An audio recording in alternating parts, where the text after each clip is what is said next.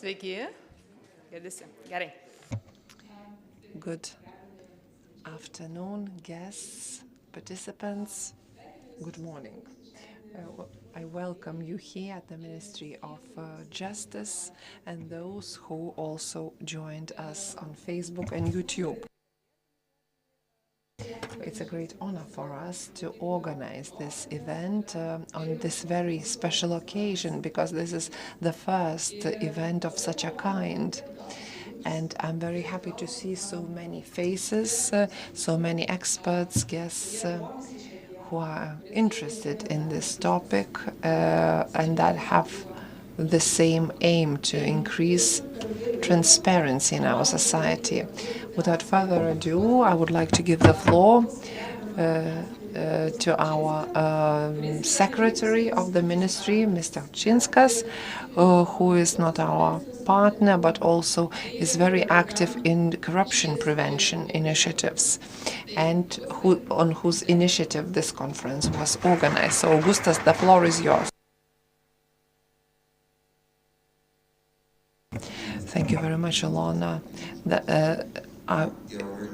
The minister had to be instead of me, but the weather sometimes changes the plans. The minister also puts great importance on this conference, and the discussions and the messages that we will bring from this conference are also very important to her. The minister said that today's event is very important for the Ministry of Justice and the government, because the priorities of this government are transparency and justice. We're trying to do that and trying to introduce different legislative changes, institutional changes, and international assessors recognize that Lithuania has done a lot in terms of making the environment transparent by involving social partners, the society, and also we're aiming for a breakthrough to introduce the transparent measures. Transparency culture influences the maturity of the society, its economy, and the governance of the state. It also ensures the interests of the society, and long-term strategic planning measures helps us to really improve and make a corruption-proof environment.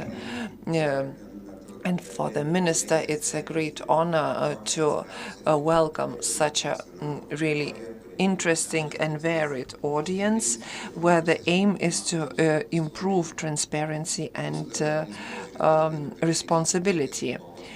Very often we are focused on fighting against corruption. This is very important, but we shouldn't limit ourselves with this aspect only. With this conference, we are trying to move from traditional fight against corruption towards a more broader perception of transparency. We should also not only speak about corruption prevention, but also about wider values that improve the situation of transparency in the society. A broader approach is an essential one with the aim to achieve changes.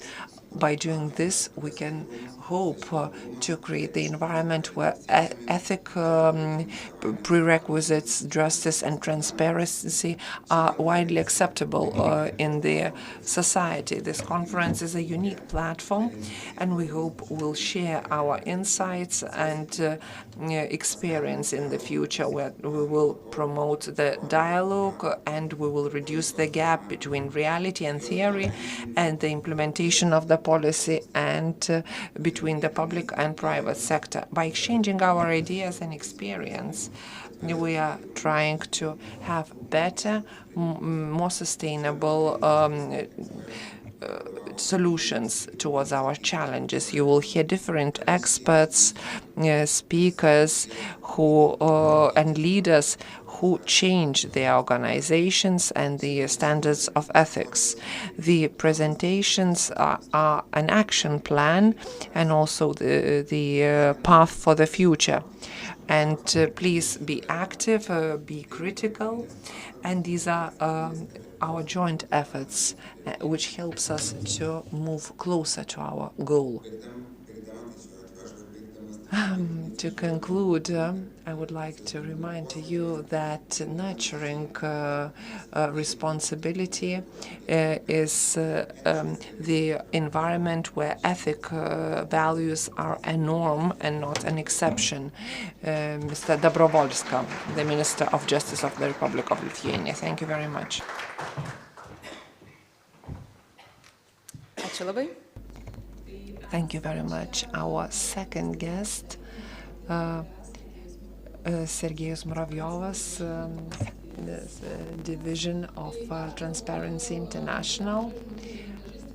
Well, there are very few people who don't know Sergejus, but Sergejus is very active in public expense monitoring, public procurement, business ethics, fighting against corruption, also information acceptability in the media.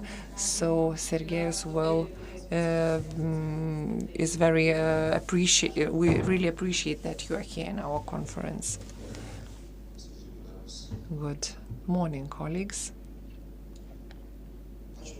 Thank you very much for inviting me here. I'm very happy to see so many people who will discuss about transparency and fight against corruption, and will aim to answer to the question what you can do.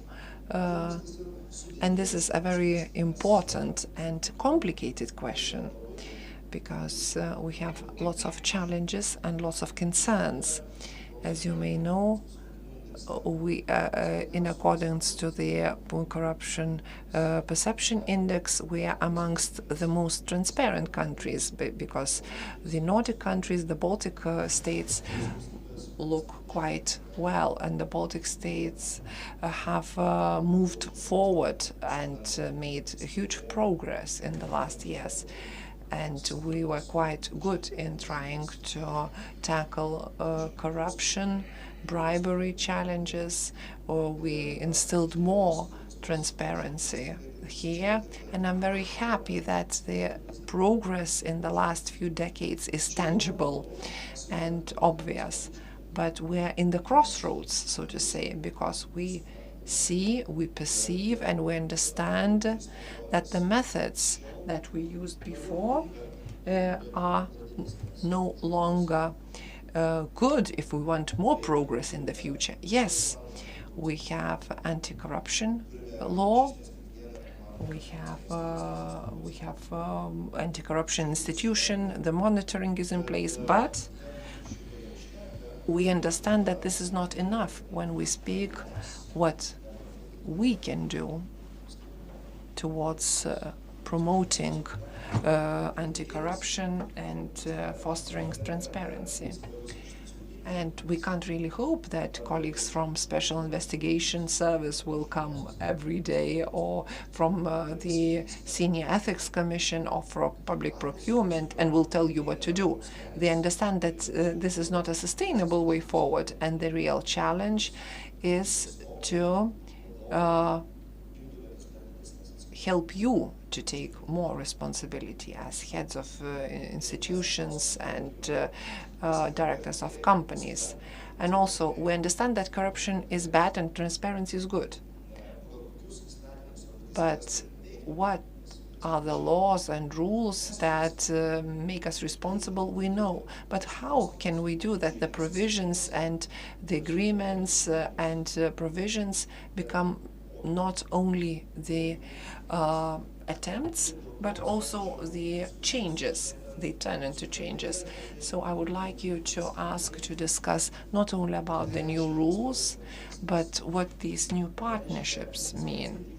What does it mean to take initiative from the inside, whether we need to change the paradigms, the ways we are working, and maybe take into account not only law or politics, but also think about behavioral science, sociology, and understand what the colleagues in the private or public sector do better than I do what can we do so we can enable our colleagues more, the colleagues responsible for anti-corruption and compliance, and to speak about good practice examples next year, because when we speak about good practice examples, it's not speaking about perfection or the rules that are given to you, but you have to think about resources in this case.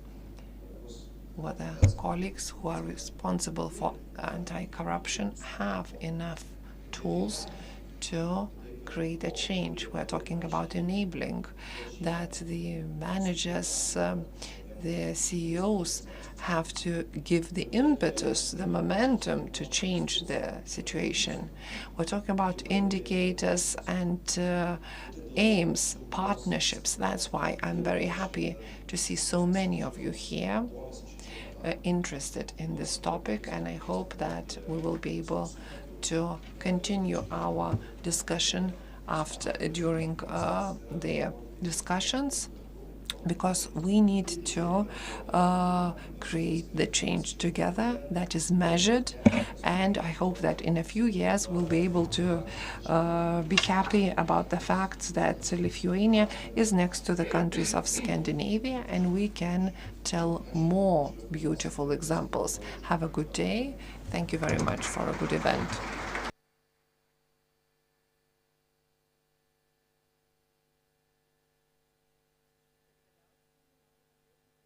And last but not least, our welcome word, Linas Pernavas from Special Investigation Service. He is the director.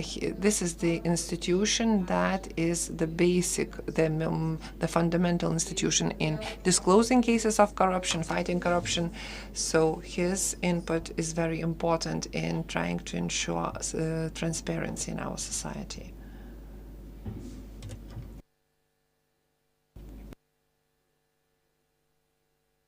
Good morning. I'm very happy to see so many of you here, and I'm happy that the topic of transparency, reduction of corruption, is something that is becoming a part of our agenda. Not always maybe the first and the most important topic of the agenda, but the fact that we are talking about that, we're discussing about that, and raising issues on certain decisions, that we have cases of corruption is already a good science, and a science that we need to change, and we will change, I think. Have we ever thought how we would live in a world without theft, without the tax evasion, without corruption? If we all were transparent, responsible,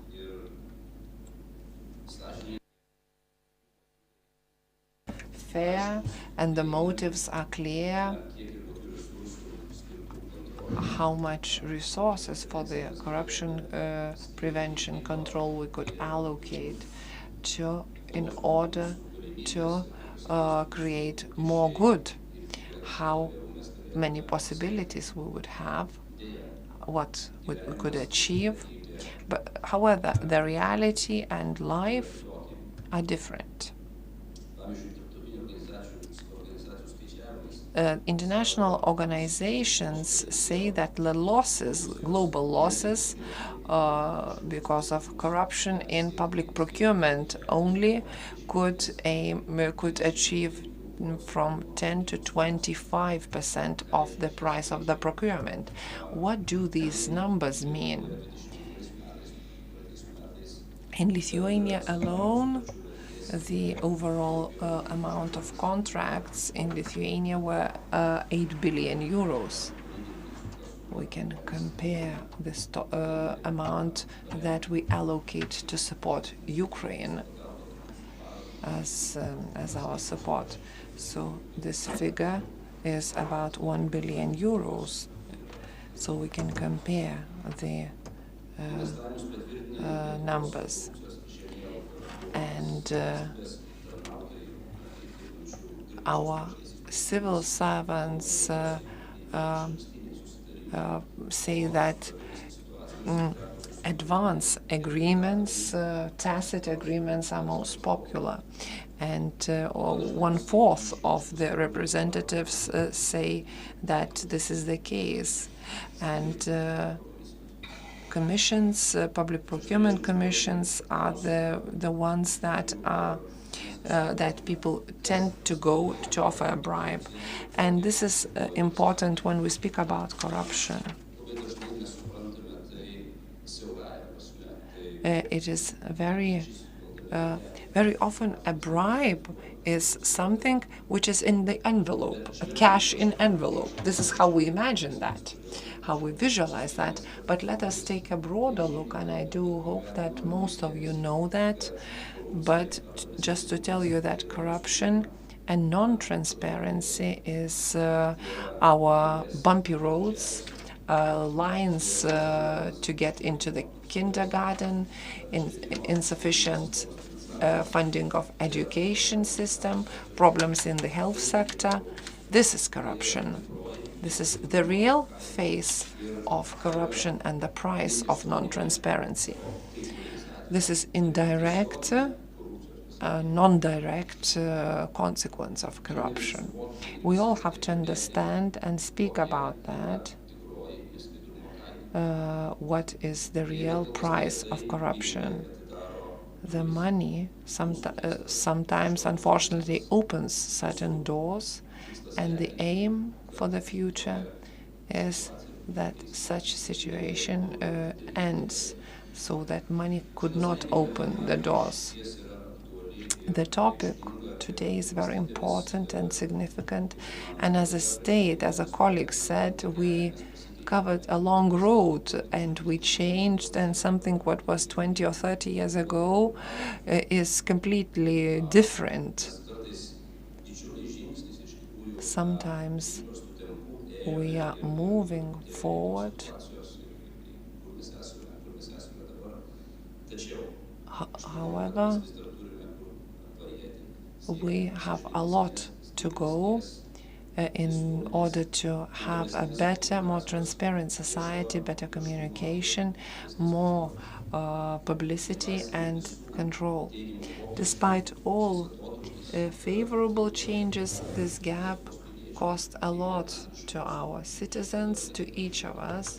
And here we're speaking not only about Lithuania, but the entire world, because corruption is a problem that is relevant to all of us.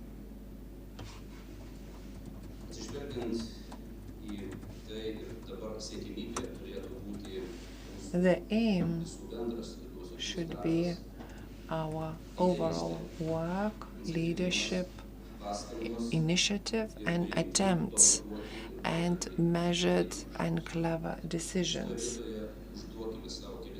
So here one can ask oneself, and maybe these could be questions for discussion, and hopefully you will find answers to them. We do agree that the solution to the problem is when you recognize it, when you admit that it exists. And the second question is where corruption prevention stands, or the shaping of anti-corruption environment, or what is the place in our agenda of that. And I'm talking about heads of institutions, about each and every one of you, and whether one can ask the shaping of anti-corruption environment is one of the most important ones in our organizations, companies, and our personal agenda, whether this is a priority and whether this is not a 9th or 29th task when somebody finds time.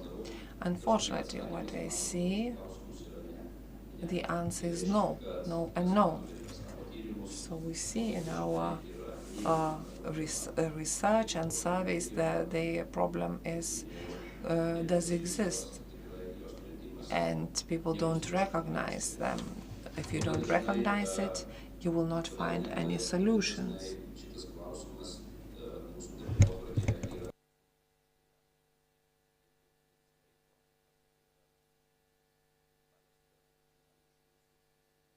And our members of staff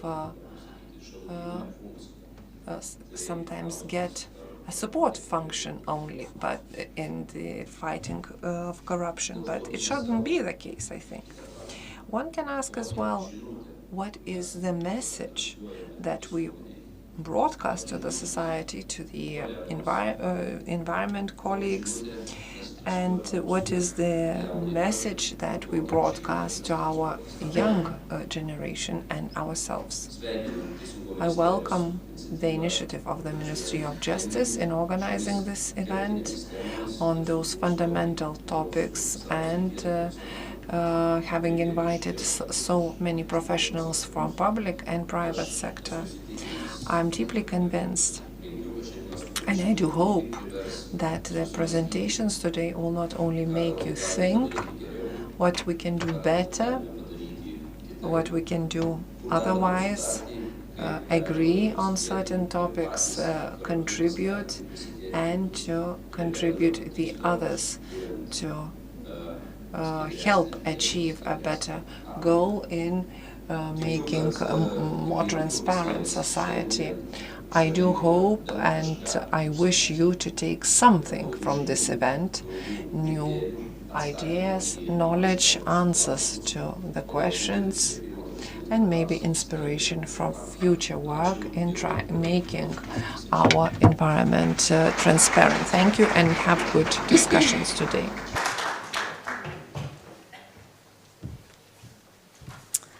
Thank you very much. Thank you for very meaningful introductory words.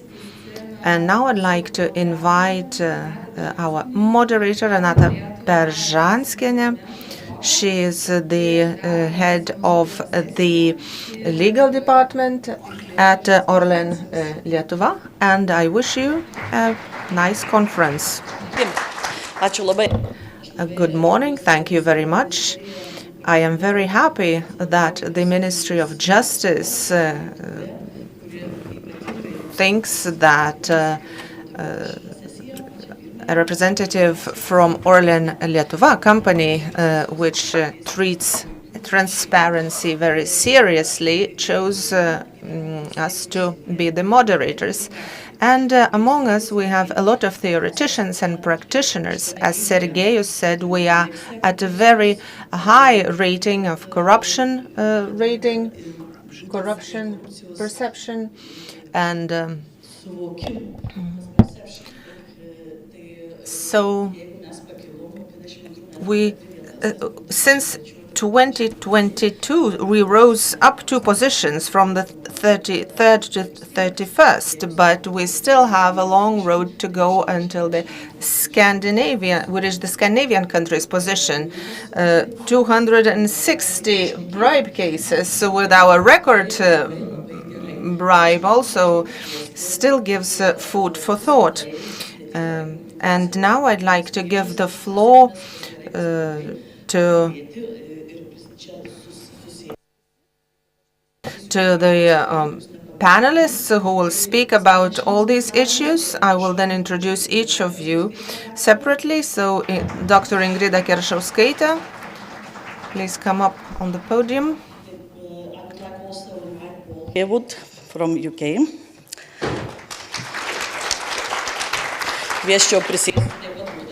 Rūta Skyrienė, very nice to see you. Karolina Mickutė.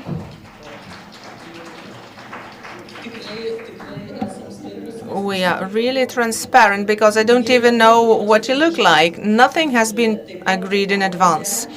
Laura Uselė, please come up on the podium. And Ričardas Sartatavičius. So, let us begin with Ingrida. Ingrida is, I'm going to introduce her briefly. She will deliver her presentation in English, but I know that those of you who don't understand English can use the interpretation services. Ingrida currently is the Director General of AIM Sustain Ltd. She is also an Associate Scholar of the Cambridge University Jesus College Intellectual Forum. She is also an affiliated lecturer in Bournemouth University from the UK. She's been working for many years in the area of fight against corruption in public and private sector.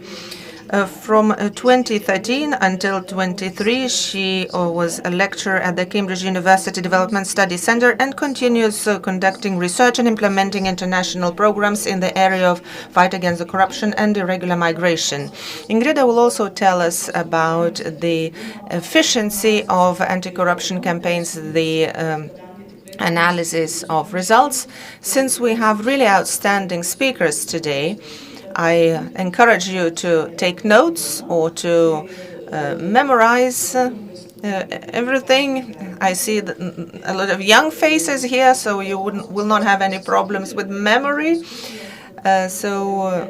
Let us allow the speakers to speak, and then let us keep our questions in mind until later. Ingrida, the floor is yours. Nu jo, čia nerodo. Tai žiūrėkit, mums čia rodo, o čia ne. Tai... dabar rodo, gerai. Aha, okei, tai čia reikia tiesiog, kad... Gerai.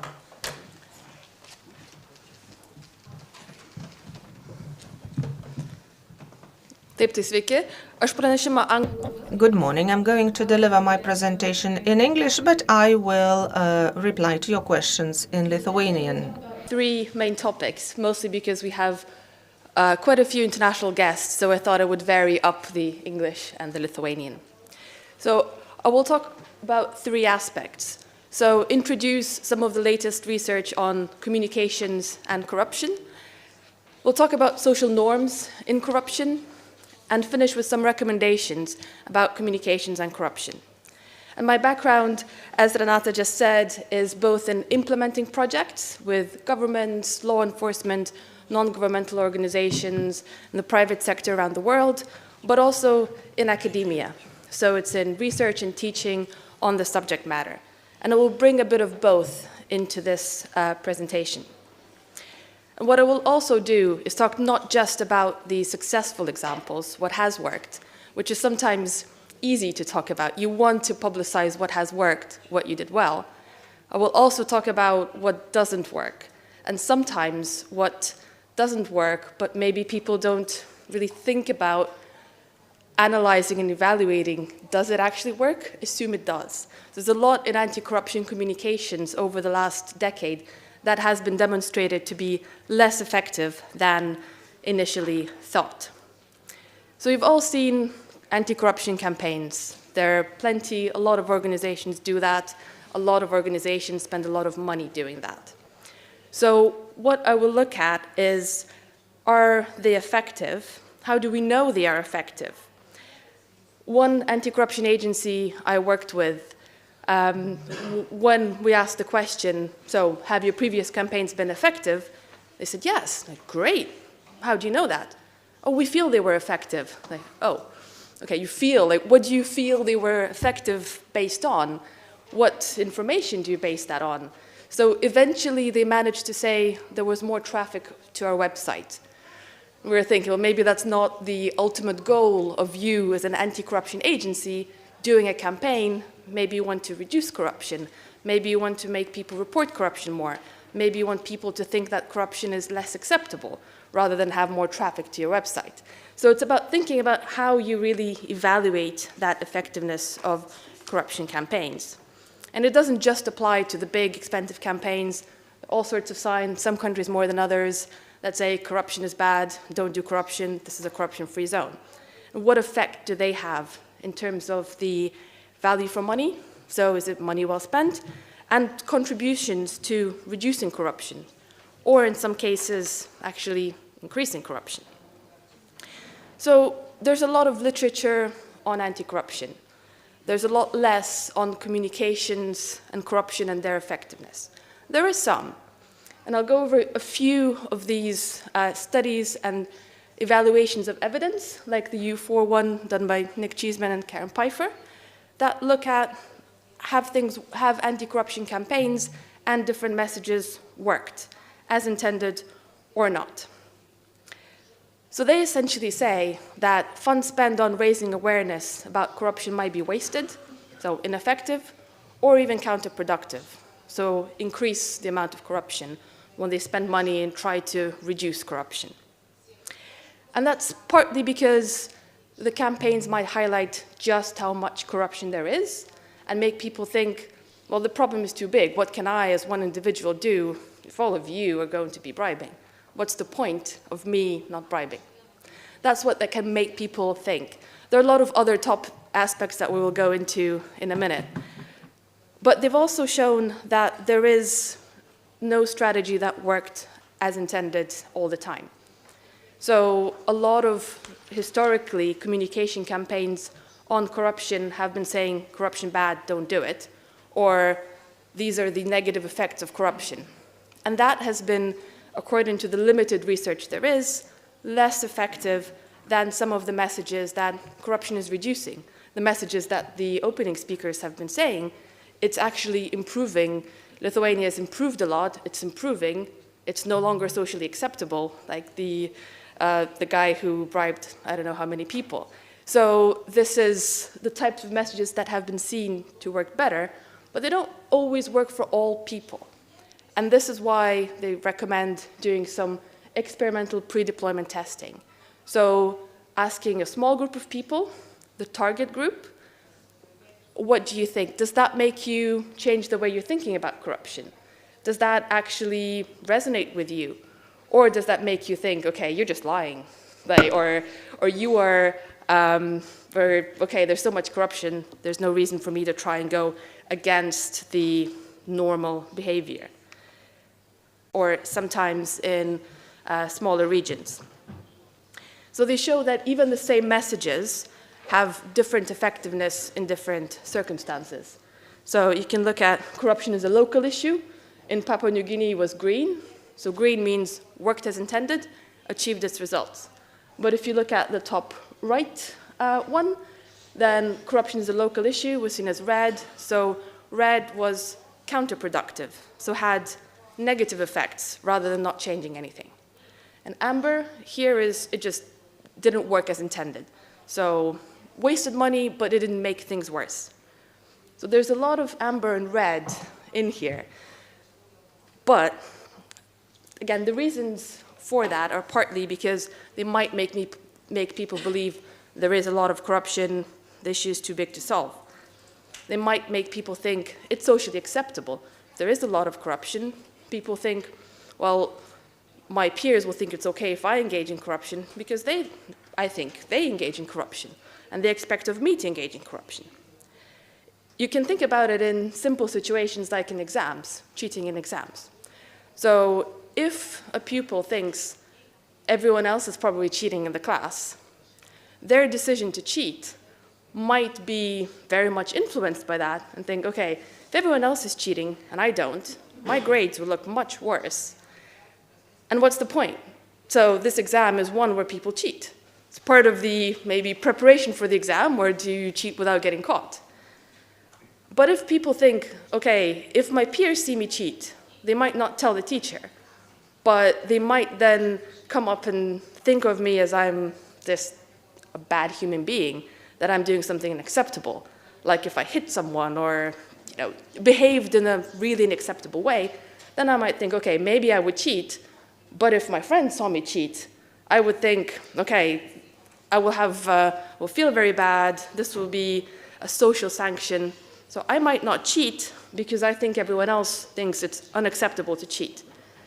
So again, this decision-making is being made within a broader context, and who the other people are that you're thinking about who are around you make a very huge impact. So who delivers the message, who actually is saying corruption is bad or corruption is a local issue or corruption is reducing here, can make a big impact.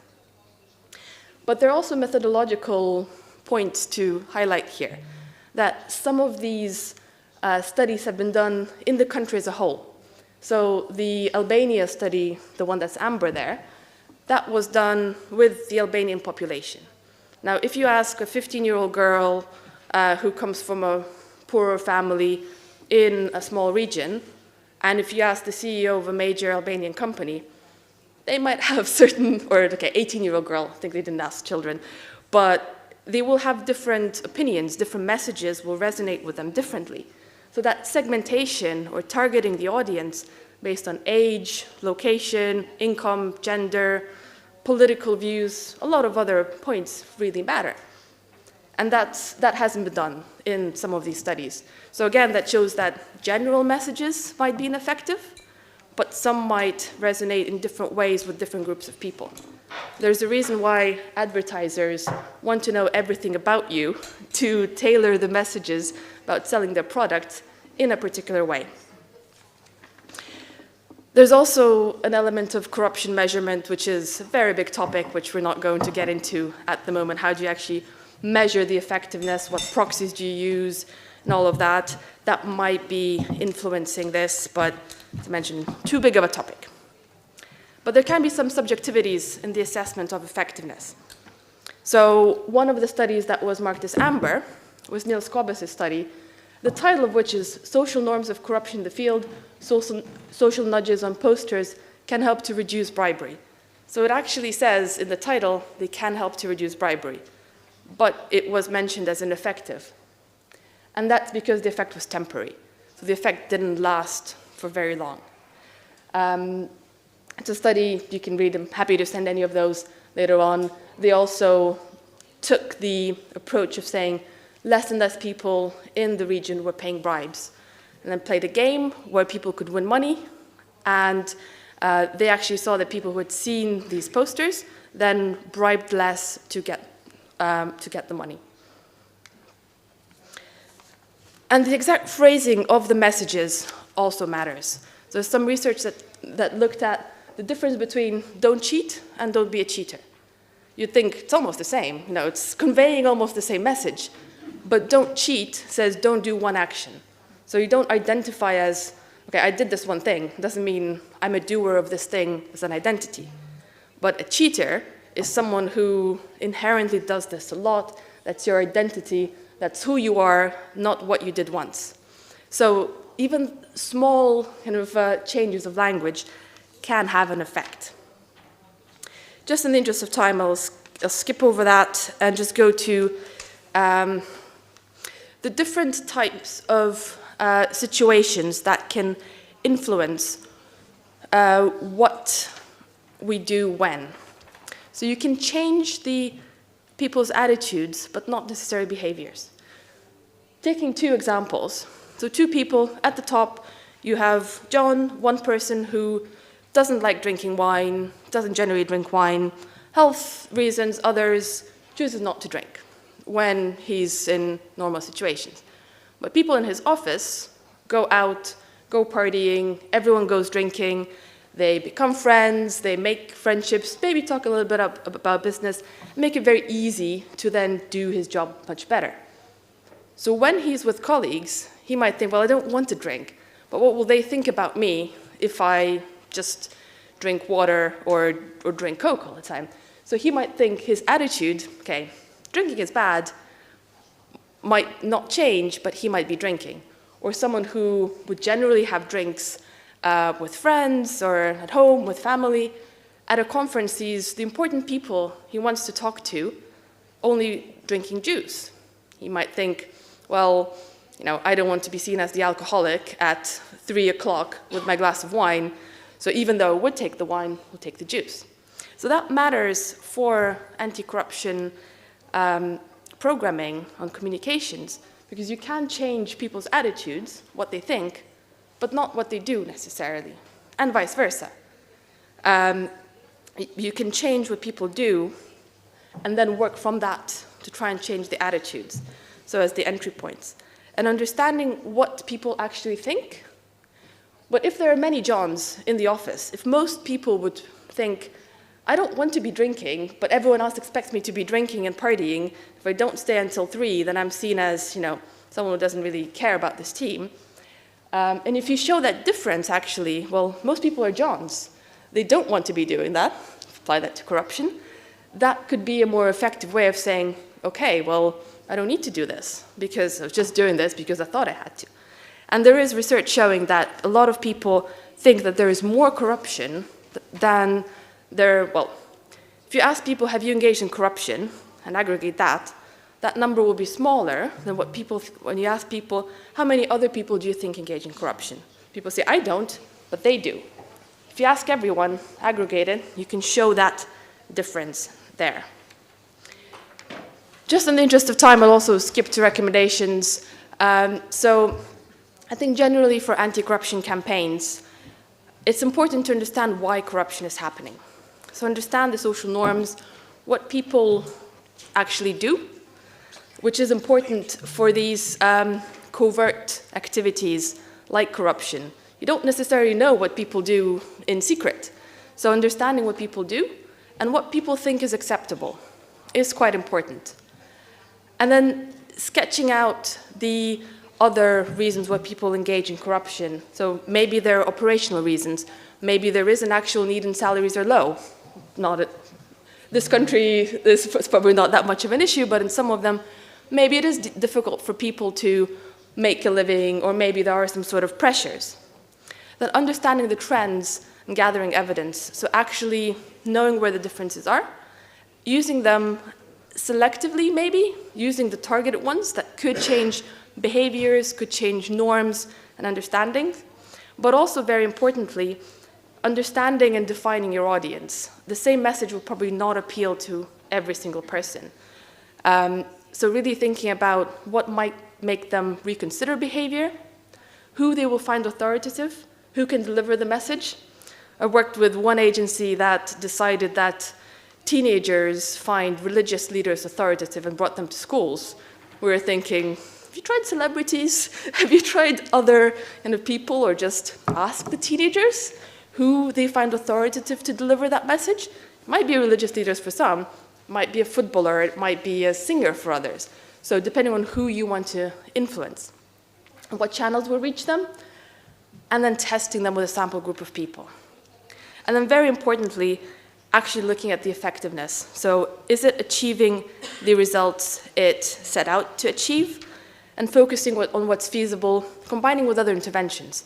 Communications alone is never going to solve big issues, but it can be an important element together with the arsenal of other interventions to use.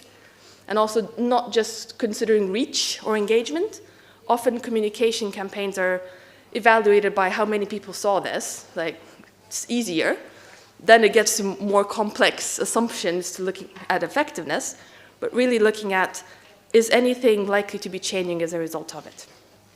So thank you very much.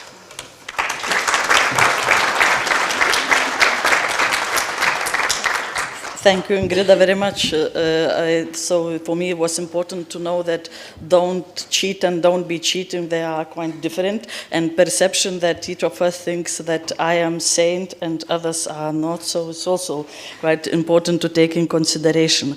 So I would like to invite also Paul, and also I will introduce Paul.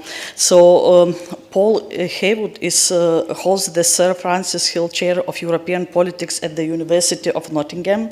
He is author or editor of 18 books and over 80 journal articles and books chapters. Professor Haywood currently leads multi-million-dollar funded program designed to identify new initiatives that can help developing countries tackle surge of corruption. And also Paul is co-founder of Curbing Corruption, resource that supports sector-based practical anti-corruption inventions. And also Paul is a trustee of Transparency International UK, where he chaired the research committee and is member of International Council. Paul's presentation will be from anti-corruption rhetorics to substantive world ideal. and he will go into the details of this public integrity and anti-corruption issues and tell why it's important for us to have knowledge about all these issues. So Paul, the floor is yours. Hmm? Okay. I think here. Takes only, yeah, it's okay. Okay. Well, thank you very much indeed. It's a real pleasure to be here, and thank you for the invitation. I'm going to give a short talk on a topic which I'm afraid is a little bit theoretical and philosophical, but I hope to indicate why it does actually matter. There's a lot of talk now about integrity and the need for integrity in public life, because integrity in public life is seen as an essential component in establishing trust between citizens and their governments. Without integrity, there is no basis for trust. But over recent decades, there's been increasing concern worldwide that standards of integrity are in decline, leading to a loss of trust. And you can look at any democratic country around the world, and you will see the same concerns about levels of trust in government falling, and a lot of concern about that being due to a lack of integrity, which in turn reflects a parallel focus on corruption as a core threat to good governance. And we've already heard this morning from several of the speakers about things like the Corruption Perceptions Index, people being concerned about levels of corruption in any given democracy. So the two concepts, corruption on the one hand, integrity on the other, are often understood as two sides of the same coin, an increase in one leading to the decline in the other. So if you have more corruption, you have less integrity. If you have more integrity, you have less corruption. So the idea then, the reason to promote integrity, the underlying assumption about having more integrity is that it will not just counter corruption, but it will also pave the way to re-establish trust. And there's a very simple and appealing logic to that position. Integrity is necessarily opposed to corruption.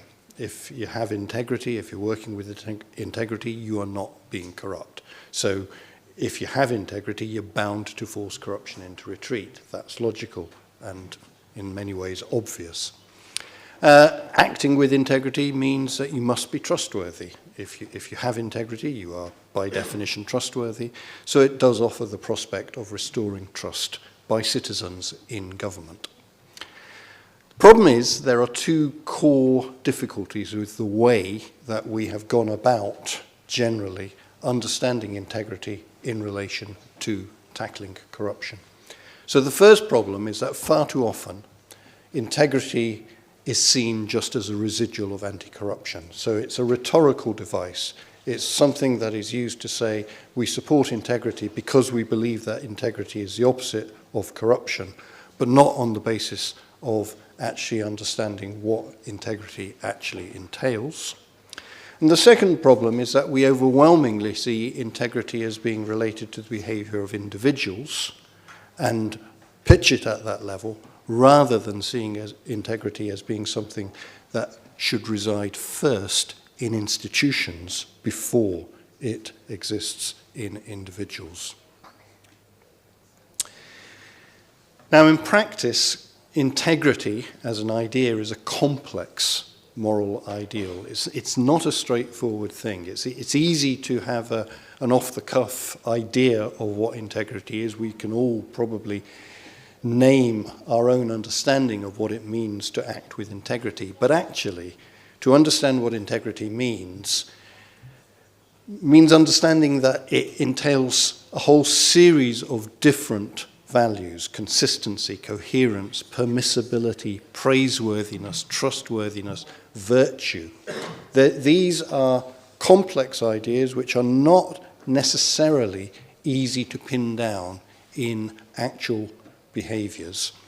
And because of the complexity of the idea, it is for that reason often associated with individuals rather than institutions. And I'm going to argue that we need to associate it first with institutions rather than with individuals if we're going to make it work to tackle corruption.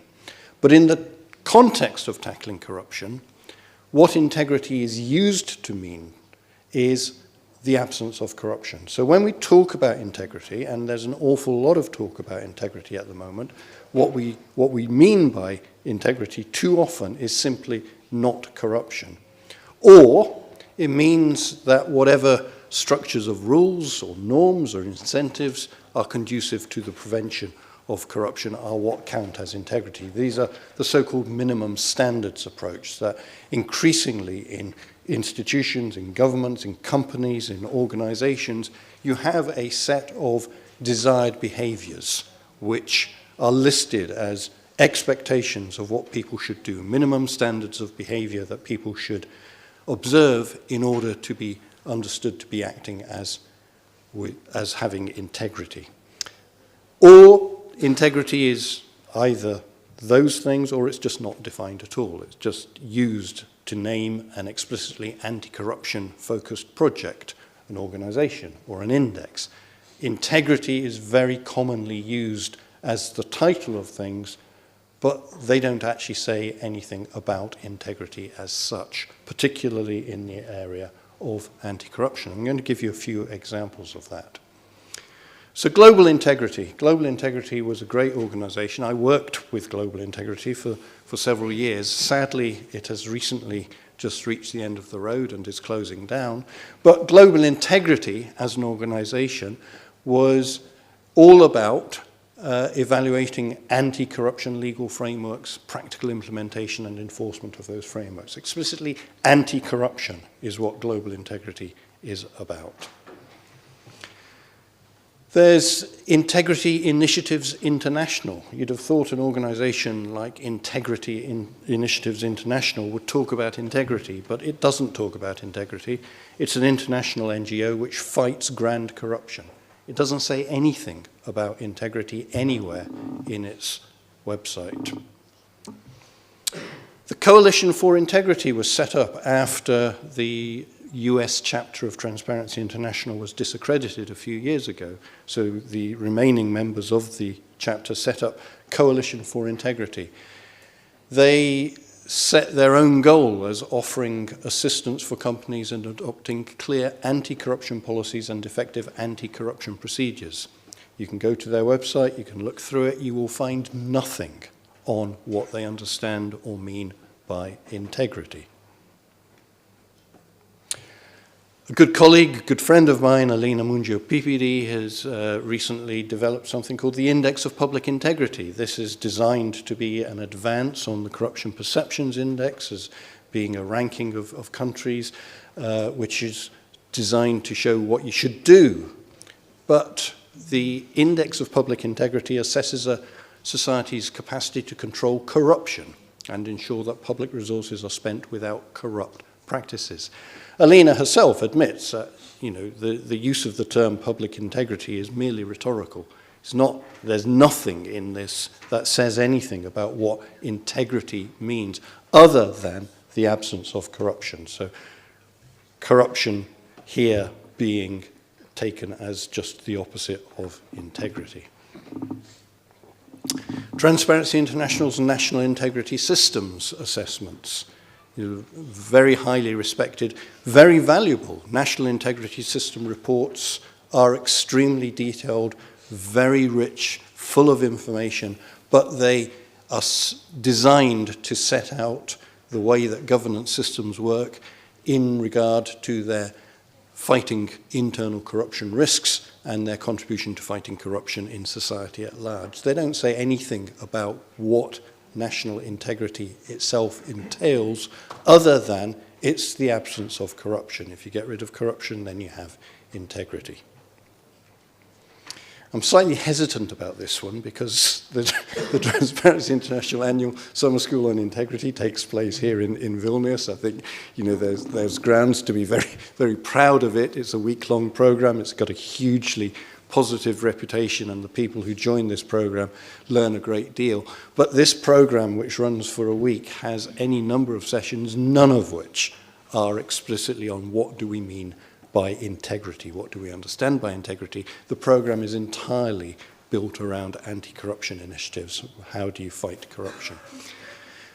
Now, the OECD, I think, is probably moving in the right direction. They have a recommendation on public integrity which does talk about changing a culture to make corruption unacceptable socially. So they're still talking in terms of anti-corruption, but they do want to move more explicitly in the direction of understanding what does integrity involve. Now, you might think, well, what does this matter? Maybe it's only people like me, academics or philosophers, who are bothered about such issues. You know, we all know integrity is a good thing, corruption's a bad thing, so why should we care if people don't actually explain what they mean by corruption? Well, I think there are a number of reasons why it really does matter. Integrity is being presented in this kind of approach as a priority to regain trust. And maybe integrity is the basis for regaining trust, but not if integrity just means the absence of corruption. Because not being corrupt does not entail being trustworthy. There's any number of ways to behave, which we will all recognize from people who are colleagues, from people that we've worked with, people that we witness at work, people who are maybe lazy, people who repeatedly turn up late to work, people who don't cover for absent colleagues, people who don't put in the kind of effort that they need to into the way that they should be producing their work. None of these people are acting corruptly. None of these people are working with integrity. The absence of corruption does not mean the presence of integrity. Promoting integrity, again, it doesn't represent any advance on existing anti-corruption measures if all we're doing is rebranding those same measures as a rhetorical device. If what we mean by integrity is everything that we've spoken about in the past as anti-corruption, but now we're calling it a pro-integrity approach, well, that's nothing to do with actually promoting integrity. It's just doing the same thing again, but calling it integrity rather than anti-corruption. And the most important reason why I think this does matter is that I think it runs the risk of discrediting an important new agenda before it's got off the ground. And that new agenda is one that aims to define what public integrity actually does mean in practice and how we can seek to develop that in public institutions. And I think it's important that we do talk about what public integrity means, how we can get there, but we mustn't simply rebrand existing old anti-corruption approaches as what public integrity is.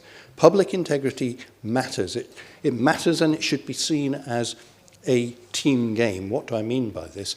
What I mean is that individual integrity needs to be linked to the moral ideal of an institution as a whole. We need to move from not what we don't want, i.e. stopping corruption, but we need to move proactively to focusing on what we do want. And that means moving away from this minimum standards logic of listing the kinds of behaviors which are acceptable in standard approaches. If we meet minimum standards, as most of us do in our day-to-day work, no matter how high those minimum standards are, there's nothing especially praiseworthy about doing that. And there's always some area, and this is where integrity really comes to be important, where the issue that we're facing has not been defined in the standards, and that's where we need to apply integrity. So that means quite often you're in a situation where your public officer or an employee in a company may have a set of requirements in their private life which are very different to their professional life. So acting ethically, justly, etc., may mean something different in your professional existence than what it does in your private existence. And that's why the focus simply on individual integrity is wrong. We need an institution-first conception of public integrity in order to set the parameters within which individual integrity takes place. So what does an institution-first definition look like? Well, I'm very sorry, this is a technical and quite involved definition, but I think it's an important one. For an institution to have integrity, it must have the robust disposition to pursue its purpose efficiently to the best of its abilities within the constraints of legitimacy, consistent with its commitments. I haven't got time to go into why that's an important definition of what institutional integrity looks like, but I'd be very happy to expand on that in questions if people would like to. And then for a public officer or somebody working in the institution to have integrity, they must have the robust disposition in the course of their public duties to support the integrity of their institution to the best of their abilities. This would represent a significant advance and a step forward on the approach to integrity, which sees it simply as a residual of anti-corruption. So the anti-corruption agenda at both a public officer and an institutional level can form part of an overall public integrity agenda, but it won't define it.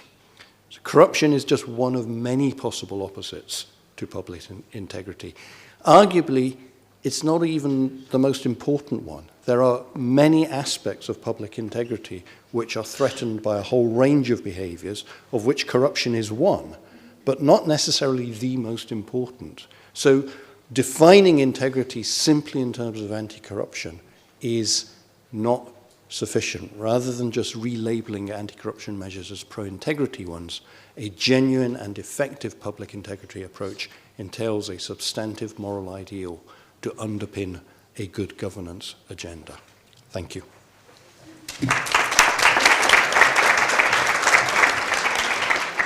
Thank you, Paul.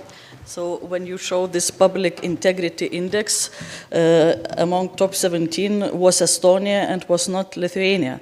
So I was wondering, as our company Orlen Lietuva works also in Baltic market, Estonia, Latvia, Lithuania, and all other markets, I thought that we are doing much better, Sergejus, than Estonians.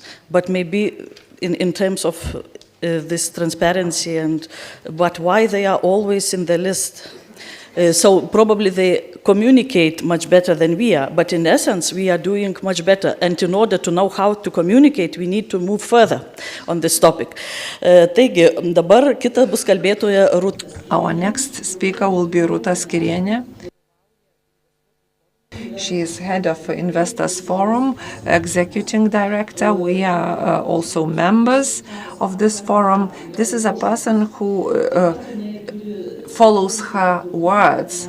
She has extensive experience in different areas, has lots of contacts, and she is responsible for improving the contacts between companies, connecting with the government. She used to be Director General in Nordea Bank, also worked for different subsidiaries. She's the person who is very socially responsible because she is really involved in this area.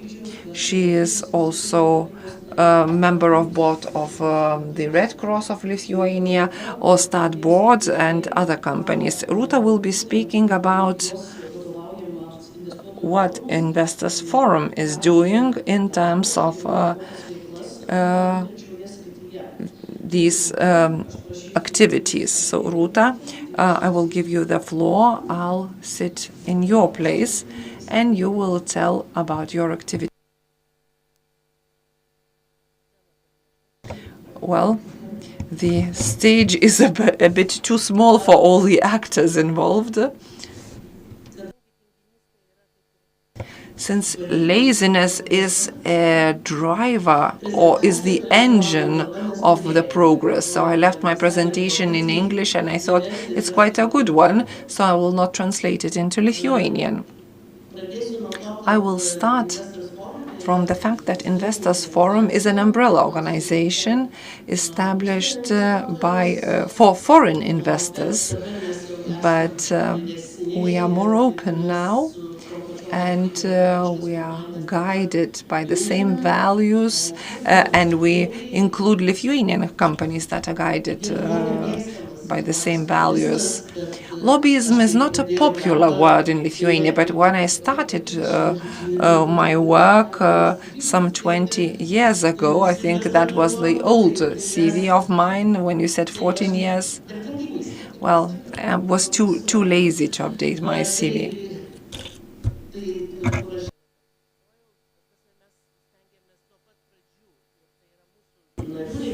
and it is a prerequisite for our members to be transparent. And despite the fact that lobbyism is not a very favorable thing, and a lobbyist is a bad person in Lithuania, we registered as working with Lithuanian institutions as lobbyists.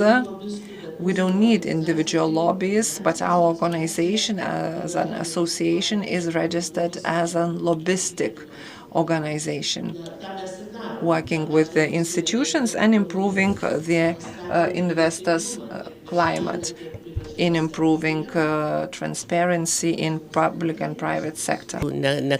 Here you see our members. We, together with other organizations, have established a transparency mark, a social label, in other words. It's called the Clear Wave. It has been registered in Lithuania and also in Latvia and Estonia. It is under the Investors Forum. It's not a separate organization.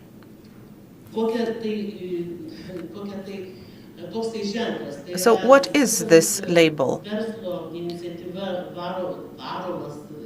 It is driven by business. Our members have the right to label their products, their letters, or their announcements with this Clear Wave label, thus demonstrating that they are transparent. It is also protected and supported by our president, Dalia Grybauskaitė, and also it unites about 80 companies and organizations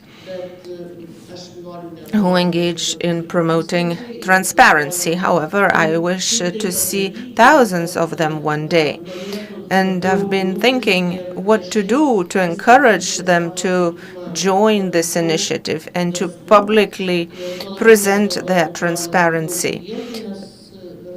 We are focusing more on local Lithuanian regional businesses so that people feel the importance and benefits of transparency more. Now we are thinking what could we do together with the government to encourage companies and businesses to join this label. Together with the Clear Wave, people started talking more about it. More and more organizations are trying to talk about transparency. For example, think about current advertising. It's mostly about socially responsible companies, their social services, etc. Transparency has become fashionable, and this is good. When we were creating the Clear Wave, we had two goals. One was to encourage businesses to work transparently, and the second one was about getting our society used to this, so that the public at large would also demand the public sector and businesses to be transparent.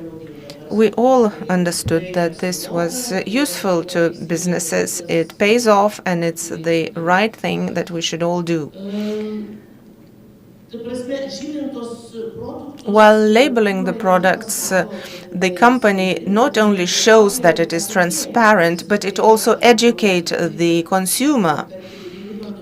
For example, in our Rimi supermarkets, all of their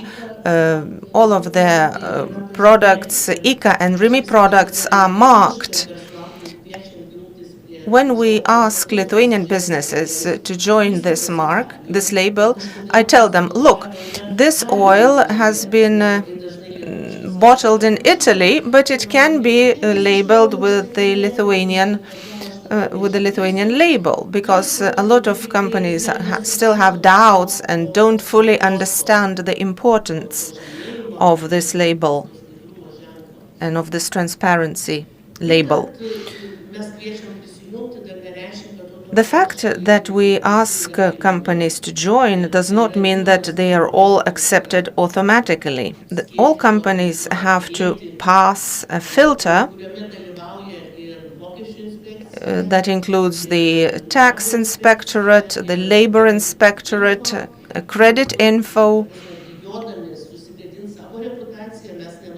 We do not want to soil our reputation, so we avoid scandals. Therefore, we try to screen the companies. Of course, they also make a pledge and commit to work transparently.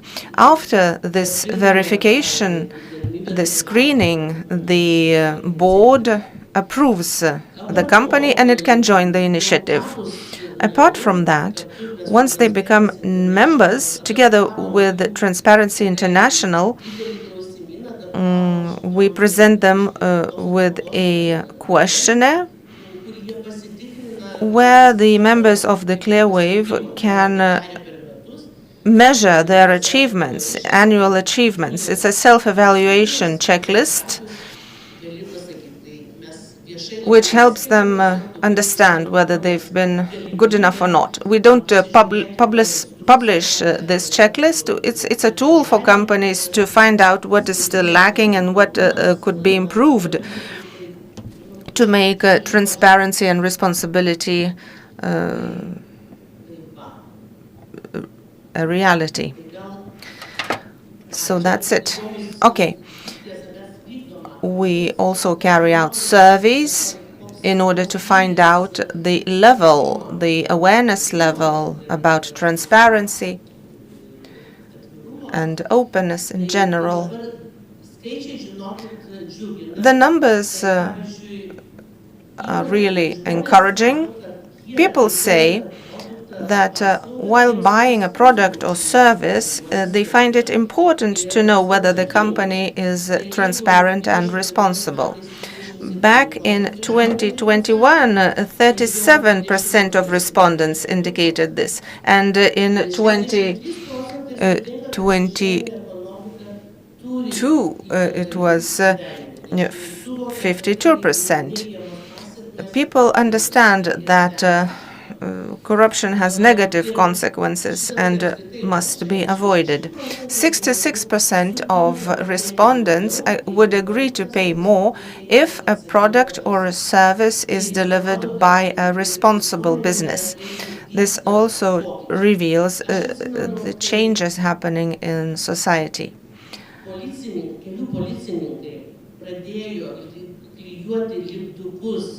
I remember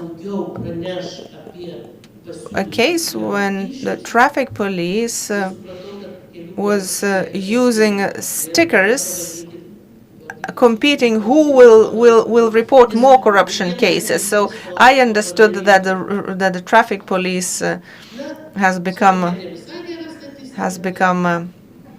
transparent. This is not very good statistics, so let me skip it. But people already understand about transparent businesses.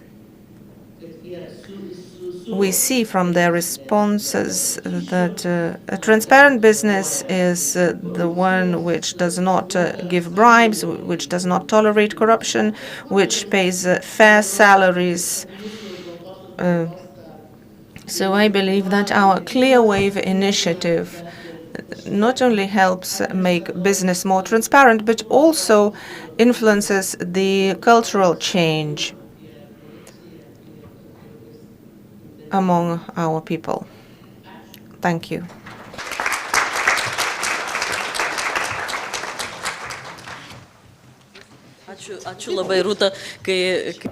Thank you, Ruta.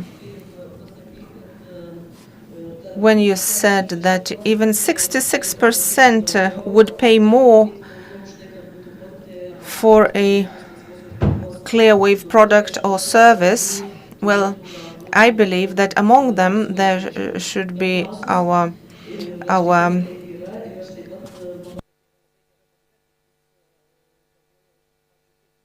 people from southern Lithuania who are known for being rather thrifty.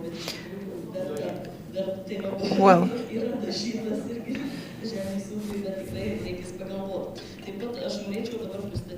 Let me now introduce our next speaker, a lawyer. I'm very happy to have a fellow lawyer in this panel. She's worked in international economic law. Karolina Mickutė is a scientific researcher in Brussels Vrije University. She's also a Vilnius University doctorate student, and she has worked for more than 6 years in the Lithuanian Free Market Institute. And Karolina will tell us about whether transparency means bilateral trust, or are rules important, or are they not? Thank you very much for introducing me. Good morning, ladies and gentlemen, colleagues. I'm very happy to be here and to be able to speak about different forms of transparency. We started very nicely from anti-corruption communication and went on to integrity, then clear wave, etc. I'm going to talk about the mirages of transparency while taking decisions. It's not only about new laws, it's also about various decisions taken by the government.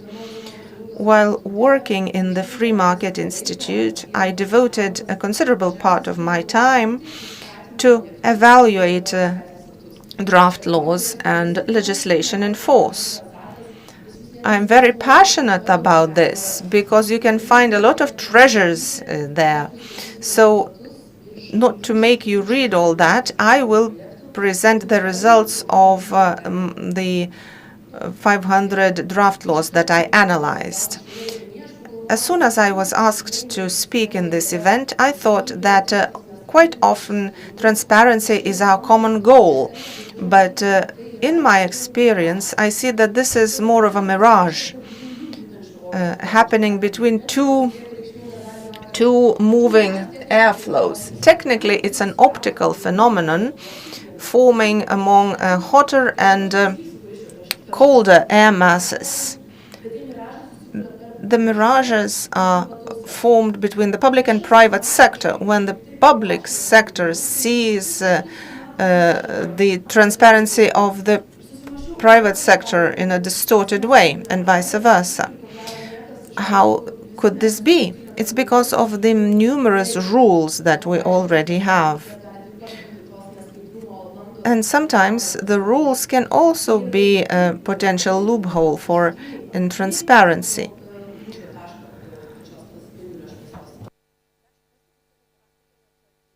In my work, I have noticed two blocks of mirages, the qualitative and quantitative. The first one is to regulate everything, hoping that this will mean more transparency. The other is to describe everything, to regulate everything so that there's no more space for interpretation, self-regulation, and ad hoc situations. The question is,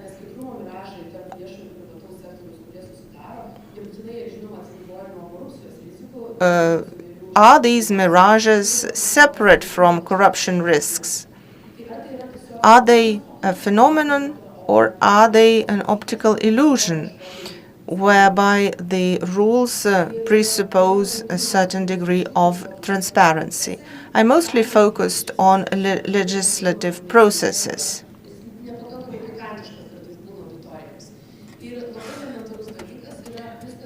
It is quite simply put in black on white. Some complain that the laws are of bad quality, etc. But we have the law on legislature laying down legislative principles. I love mathematics, and we have a simple equation. The first principle is purposefulness. A law has to be passed only when it is necessary, and there is no other way of regulation, and quite the opposite. In practice, from those 500 laws I analyzed, I see that this purposefulness is not substantiated at all. Why couldn't it be left to self-regulation or codes of ethics? Another principle, or the second part of the equation, is the principle of proportionality. I love presenting it to my students as the bullseye in darts. In order to achieve your goal, you have to throw a little bit higher. But for that, you have to describe very clearly what's the main goal of your law. In fact, I would like you to take away this message about the proportionality principle. Don't overdo it. The legislative principles imply that we always have to start with the smaller instruments and only then go to the ultimate ratio. The law is the ultimate ratio to regulate anything. Unfortunately, my analysis shows that the law is the most favorite means of regulation. And if the law doesn't work, then people pass new laws which are not necessarily very high quality. And finally, one of the most neglected aspects is that X, Y, and Z alternatives have to be evaluated, and the Z alternative is the most cost-efficient one. When we know our purpose, when we select between several alternatives, you have to choose the one that is most cost-efficient,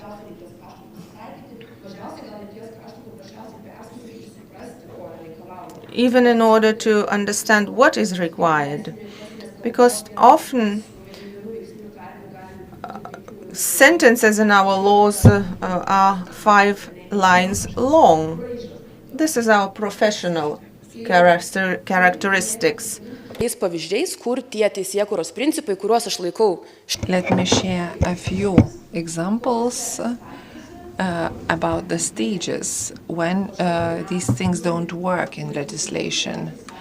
In the initiative to draft the law, and many scientists agree that in Lithuania, legalistic traditions are quite popular. And I launched roundtable discussions, also discussions with NGOs, private sector. And the first impression was that maybe this is from the Soviet time. But no, we are quite distinctive in our region in terms of the paradigm that everything has to be under the laws. And law on legislation, on drafting of legislation, say that the law has to be introduced only when nothing else is working. So this is the message that I would like to tell you, that there are lots of rules and they're not effective. And one of the most striking things is the labor code, where next to the arguments why the new edition needs to be drafted, but here I'm talking about the initiative of labor code group. Their argument was very simple, because there is no such a regulation at the moment. So whether it's good or bad, it's not clear. So of course there are lots of ideas, but the rules make us responsible as a society, as legislators, whether this is a real problem or only a painkiller from something that is aching. But no, we need to look for real problems. And in one of the 500 cases, I saw that there were other alternatives. We assessed them, and that the parties decided to agree otherwise. In many explanatory notes, it's like self-fulfilling prophecy that there is no such a law, and then only a law can fill this gap in. And the law on the fundamentals of legislation also say that the state is like implies, a certain contact and discussion in this case. But this is important in all the stages of legislation, to sit with the stakeholders and to agree what is the real problem. Maybe you just need to revoke the older law. And the problem in terms of coordinating certain law and public with the society, because we interviewed lots of NGOs and many of them have small budget. They work with socially vulnerable people that don't have the resources to sit and read the drafts, to allocate quite a lot of time in reacting, making the strategies, assessing them. And one of the options was that there was a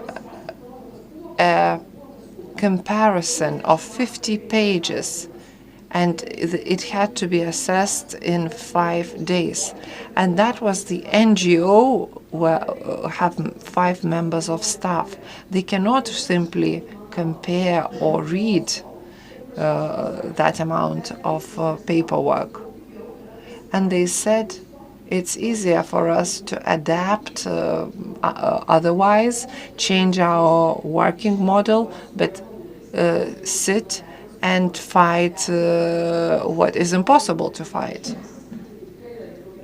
Well, sometimes the society is involved, but even there we face lots of non-transparent problems.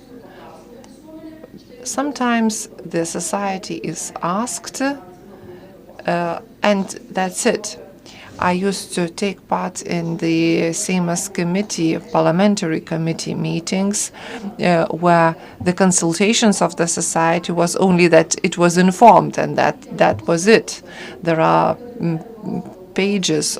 Some NGOs provide pages of comments. And, I have 5 days, and okay, I will do my best, but I will submit the comments.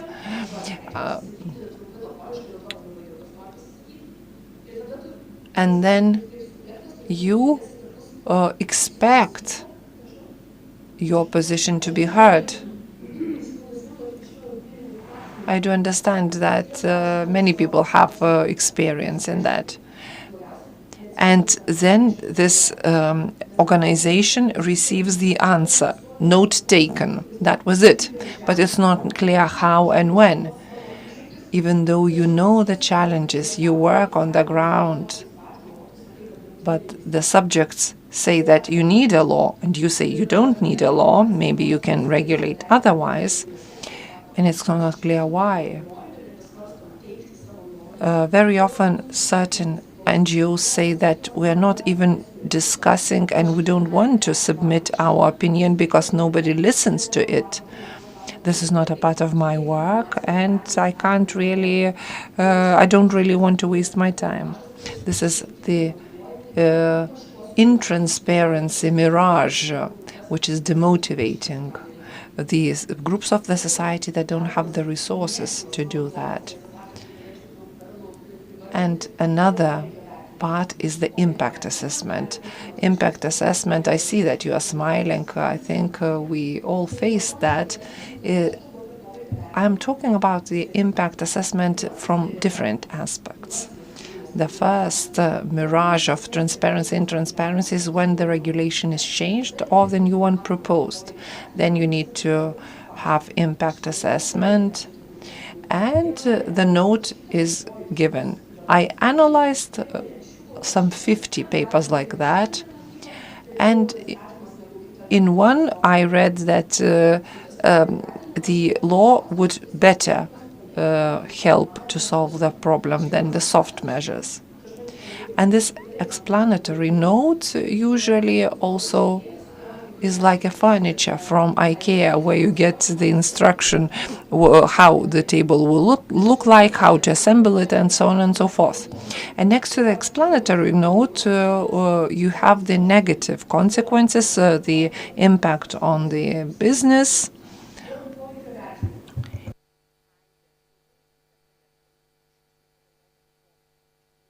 Well, sometimes in those explanatory notes, I don't see anything on impact. Why would we need the law if there is no impact?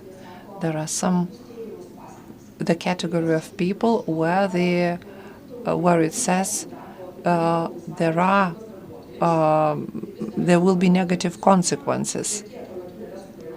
The value is not created, but the money is paid. Okay. I'm in favor of the employers and employees to agree between themselves. But only positive impact is mentioned, and no negative is mentioned.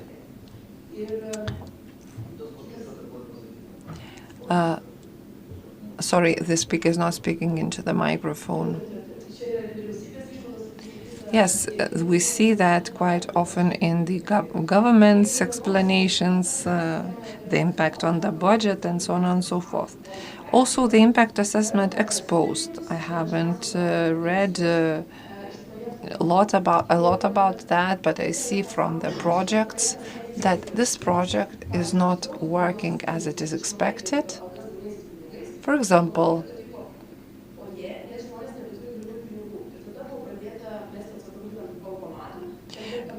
when we did not have, let's say, the problem exposed when we saw that people no longer have cash and no ATMs, so then ATMs were set up on the streets.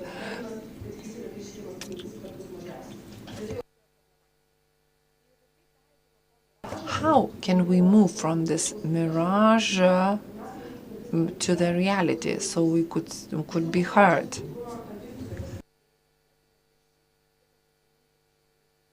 So I think the responsibility is most important, and there are lots of examples where integrity does not exist. And here I'm speaking about the actions of private sector. Some rules pre-program non-transparency, and I would end my presentation with a rhetorical question that transparency is not only adhering to the norms, but also the responsibility for transparency and non-transparency. And maybe we'll be able to discuss how to promote this responsibility from the side of politicians and private sector. Thank you very much.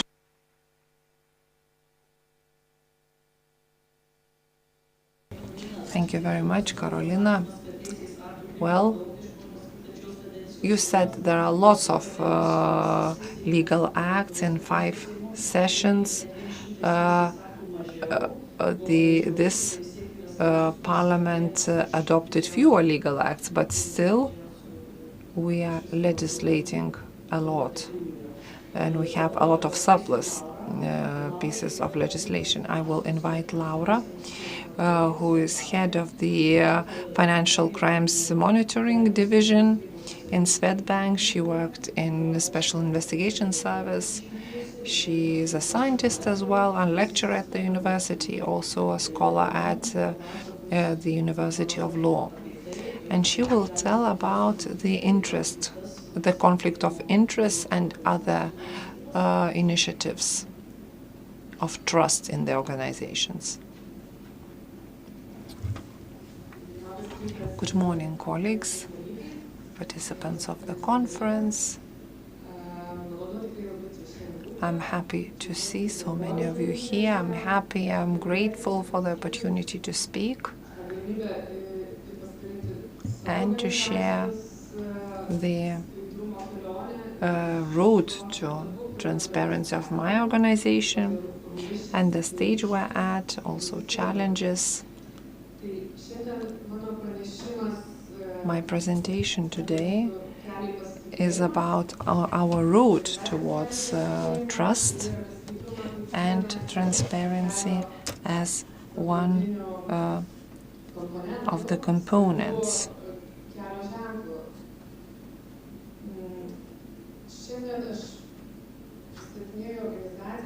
and I am presenting the organization Swedbank, the organization that has a long-term experience.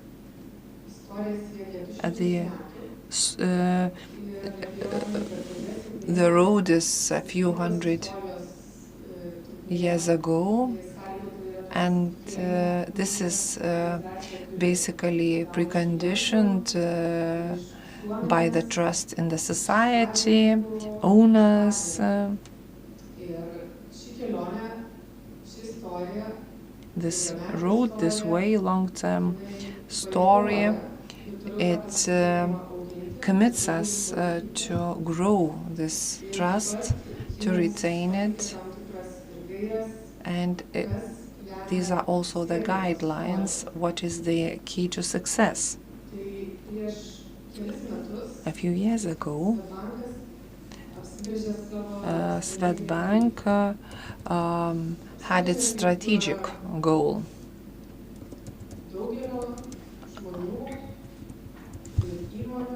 As a possibility to create better future. And such a strategic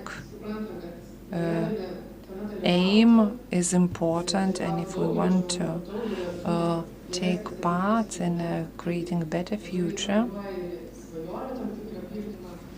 it also invokes the implementation of certain dreams and goals in order to for us to be involved in the project. We need to be trusted, and we also had to have the values to ensure the trust. And this is simplicity, caring about the other. And we believe that if the clients, the society see that what we are doing complies with the certain values, they will trust us. And transparency is necessary in order to ensure this trust. So I would like to tell you a few points, which stage of the transparency we are at, and to share a few challenges that we are focused on.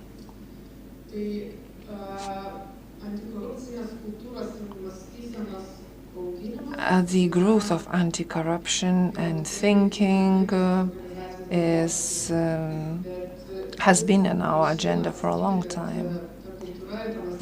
But the culture, some people say that the culture is there and we can live with it. But this is a long-term process. During this process, we have a zero tolerance to bribery, to corruption, and for some it's self-explanatory, very specific, very straightforward thing, position, but we will not leave it, and we have it next to ourselves.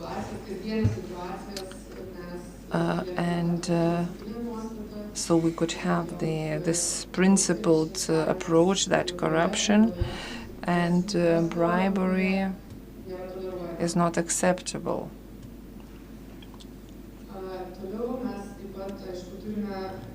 We also have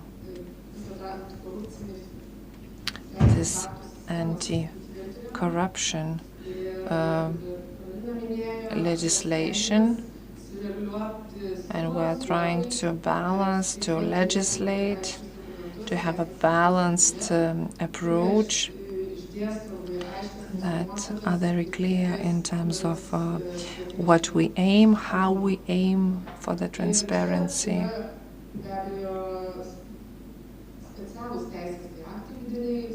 And we have special legislation aimed at fighting against corruption, from the more specific ones to clearer ones, to broader ones, but we don't want to have it as isolated activity, so that these legal acts are in all our parts where the bank is working. So we have certain actions that help us in our everyday activity, but also are challenging enough. For example, the list of forbidden activities or gifts to politicians that are like guidelines to our everyday work, starting from very clear and non-questionable things. Also inclusion into the forbidden activities, but also the activities that are in this gray zone, how to know whether I can go to lunch or have a drink. And these are the situations that are most prominent today. And the ones that staff don't think about, that this is the issue on corruption, maybe, interest coordination, and so on and so forth. The documents don't draw a very specific guidelines. There are certain guidelines, not rules, that the members of staff could self-assess their actions, whether it is in line with the transparent activities, whether it's ethical and legal.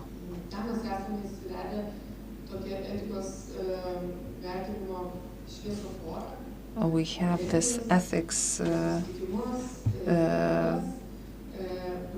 traffic light, so to say, and we are guided by this principle. We can self-assess whether this is a forbidden activity, high risk, medium risk, low risk activity, and to make a decision. However, this is the zone where you cannot regulate everything.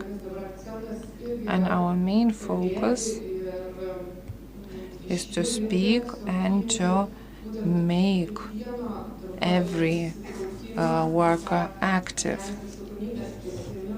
and taking this personal responsibility for transparency.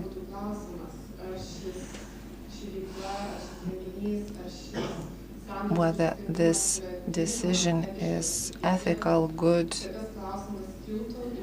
whether to be appreciated.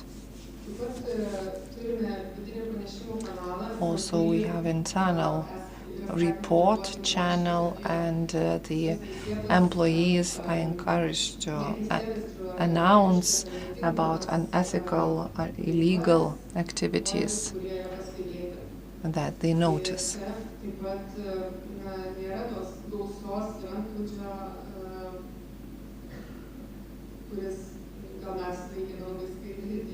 Well, we don't have a lot announcements. Maybe we are quite ethical, but our aim is to encourage the activity of employees with the aim of this overall transparency.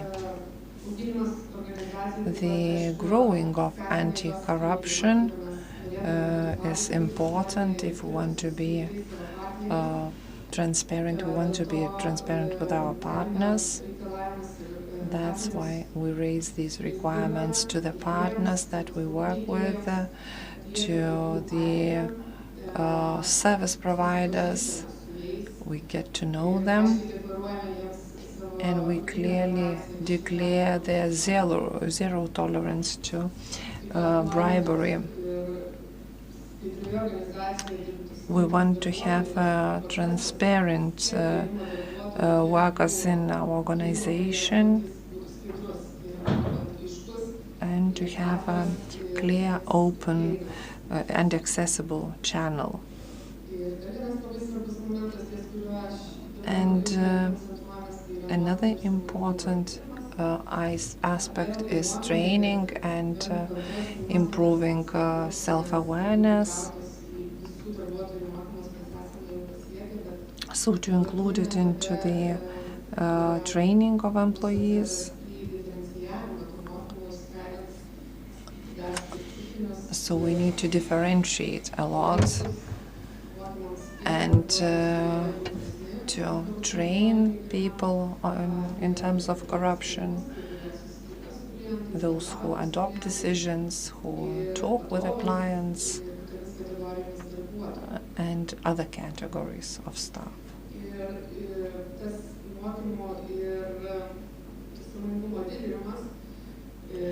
This awareness-raising training, this is the last area from practical.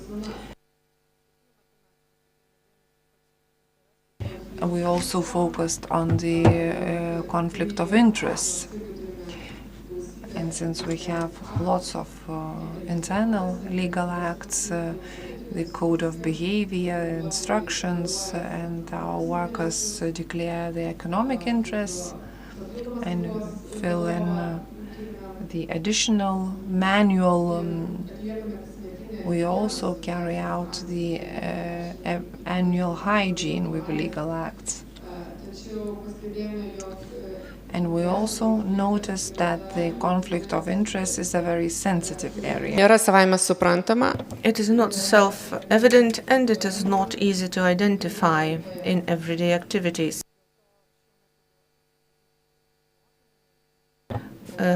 Training courses have been organized. We also communicate with the staff members of organizations in order to find out difficulties to identify such situations. And we get questions about organizational conflict of interest when they arise between different services, different units, between bank clients and different employees, also with suppliers, with business partners. And another group is about interpersonal conflicts. For example, if they can take part in political activities, can they have their own businesses?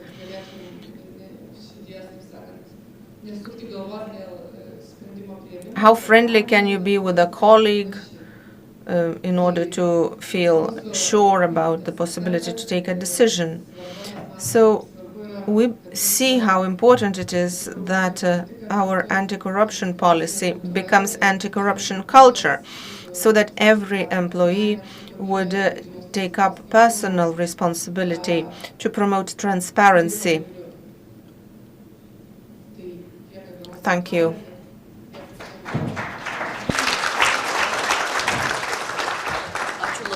Thank you very much. I, as a moderator, am instructed to finish this part at 11 o'clock so that you can have your coffee in peace.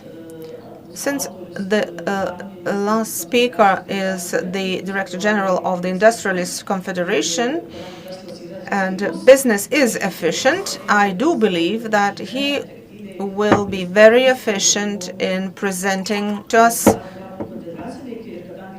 the activities of the Industrialists Confederation. Richardus is also a journalist. He worked for 13 years in the TV and various publications.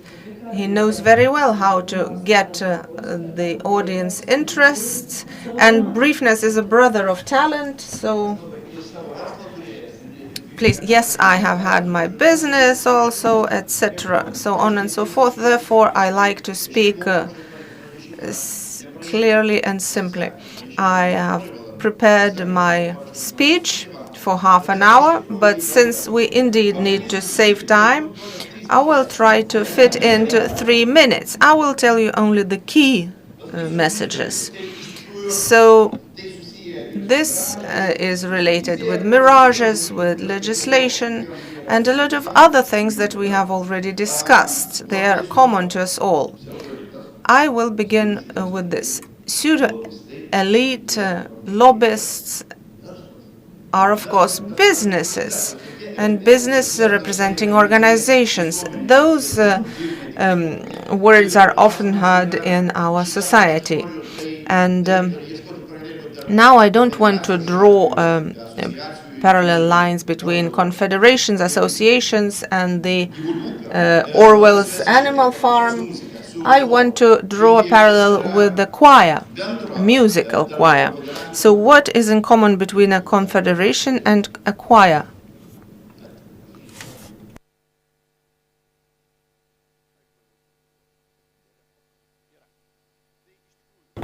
So in our confederation, we have 55 sectoral associations, 7 regional ones, more than 20 non-associated members, including some of the members present today. And this is like a big choir with a lot of voices that sounds all different, that are all different. And how can we harmonize everything to get one clear voice and one just voice when there are so many interests? We need a choir manager, a leader who could align all of these different interests, and this interest then is passed on to the government, to the parliament. So in order to achieve this, we have 11 committees on different subjects led by our vice presidents, and we have a board. So every relevant issue is considered in the committees depending on the sector, and then the question approved in the committee, discussed in the committee, goes to the board approves it, and in this way, with the common approval with my signature, it then goes to the government or other institutions. Here you see the list of our committees and their proposals to the government. And you see the stage in the middle, whether it's been discussed or not yet. The green ones are already passed and the red ones rejected for various reasons. Per year, we have about 200 proposals to the government. In order for them to be efficient, we work with them in the committees.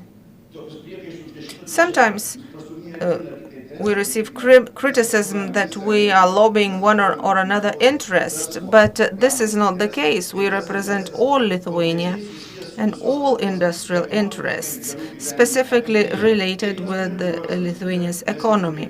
We are all building a welfare state all together by taking correct decisions and correct laws. We only lack the involvement into the legislation process and hearing the business's voice. For example, this time, at the beginning, the tax reform process, there was a task force that sat idle for 2 years, and then suddenly they came up with a tax reform without listening to us.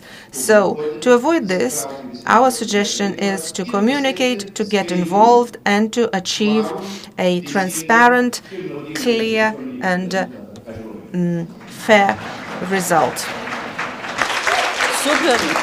Super. Tai dabar aš kaip moderatorė arba Wonderful. As a moderator, I would say that a coffee break is an inseparable part of each conference. But since you've been so quick, maybe I will allow one question from the audience. I don't know, we have to vote very transparently. Or maybe 3 questions or 7 questions. So what is your suggestion? Shall we now go Shall we now break for coffee, or shall we thank the panelists? What is your suggestion?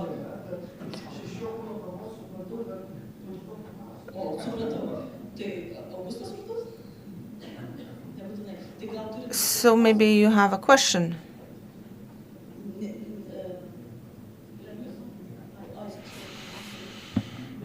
Unfortunately, when people speak not in the microphone, don't speak in the microphone, we cannot hear them. I am from the National Paying Agency, and I have a general question and a remark. So I'd like to react to Karolina's presentation. I got the impression whether you took into account the negotiating power, because that would explain a lot of the treasures that you found in your analysis. And another question has to do with transparency, and it's to do with Laura's presentation, but I'd like to ask Ingrida instead. How could we encourage employees to report cases of corruption? Maybe in your research you have found out whether financial compensation for reporting is an efficient way.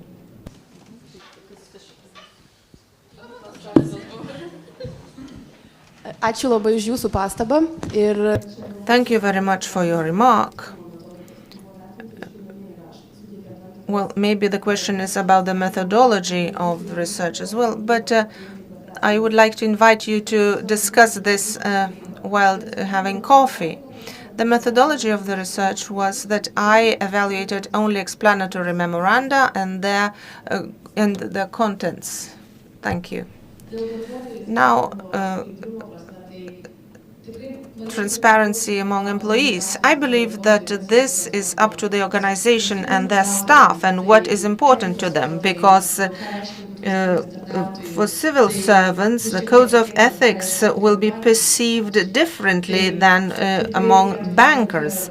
So first of all, we have to take a look at the type of the organization, the values of the organization, and we have to promote those specific values even more, and to engage in communication about identity. For example, that a civil servant is a person of high moral values and transparent person, whereas bankers, well, we discussed yesterday with other speakers that the majority of bankers don't want to be intransparent or to rob people, that they earn enough to live well and be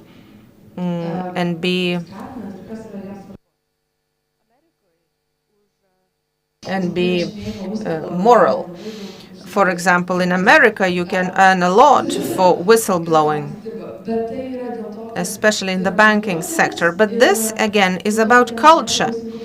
And because those people then have problems to find a new job. In America, there were debates whether, in England, I'm sorry, there were debates whether they could introduce such compensation too.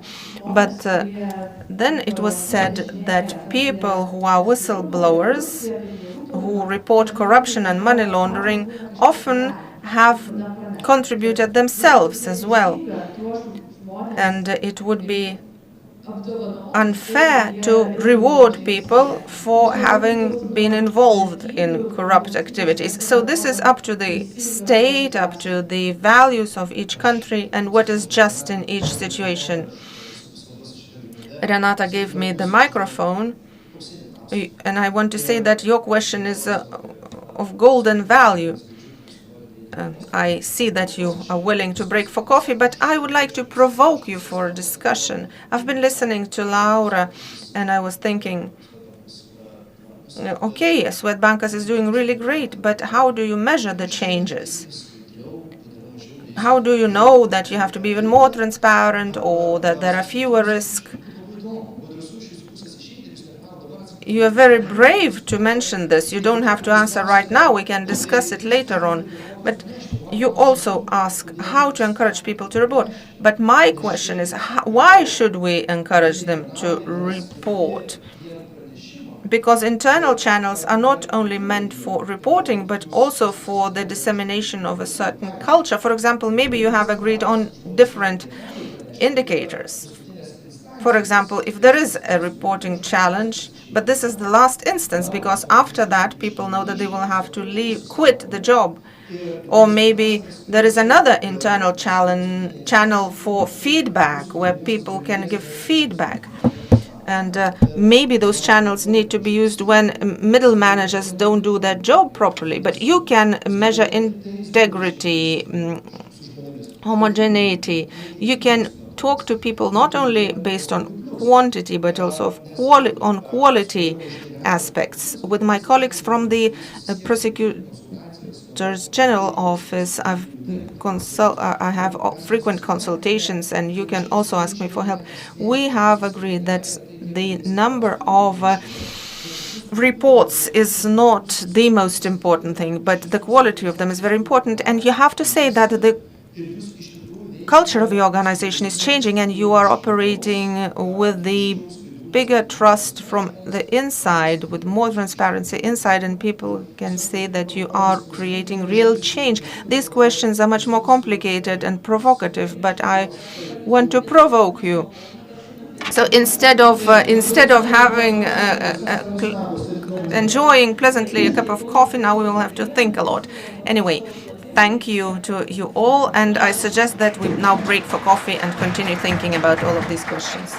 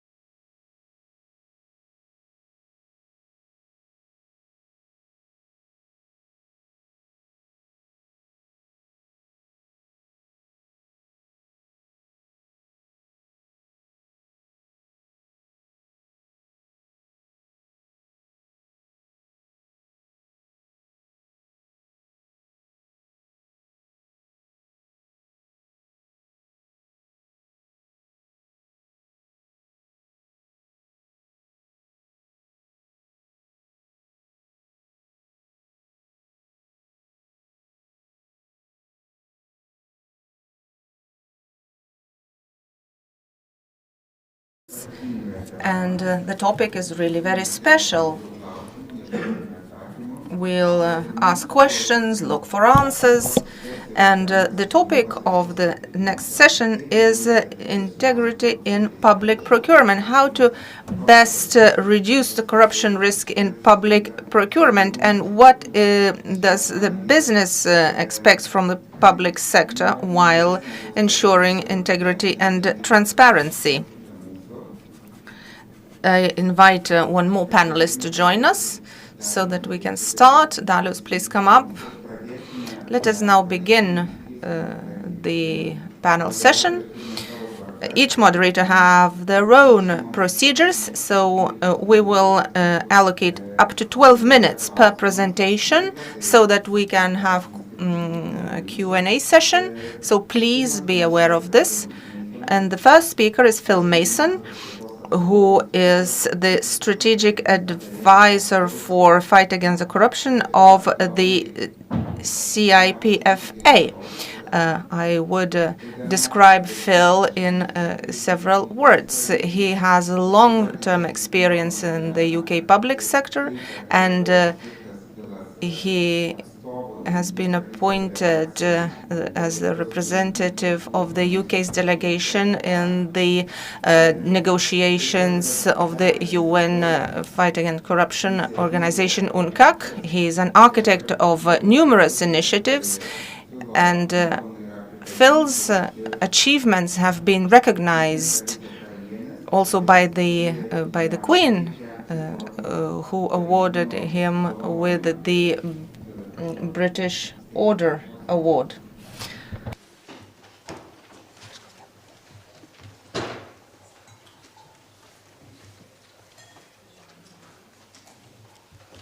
Thank you very much. I'm afraid my translation missed the amount of minutes I had. Can you 12. Perfect. I shall certainly do that.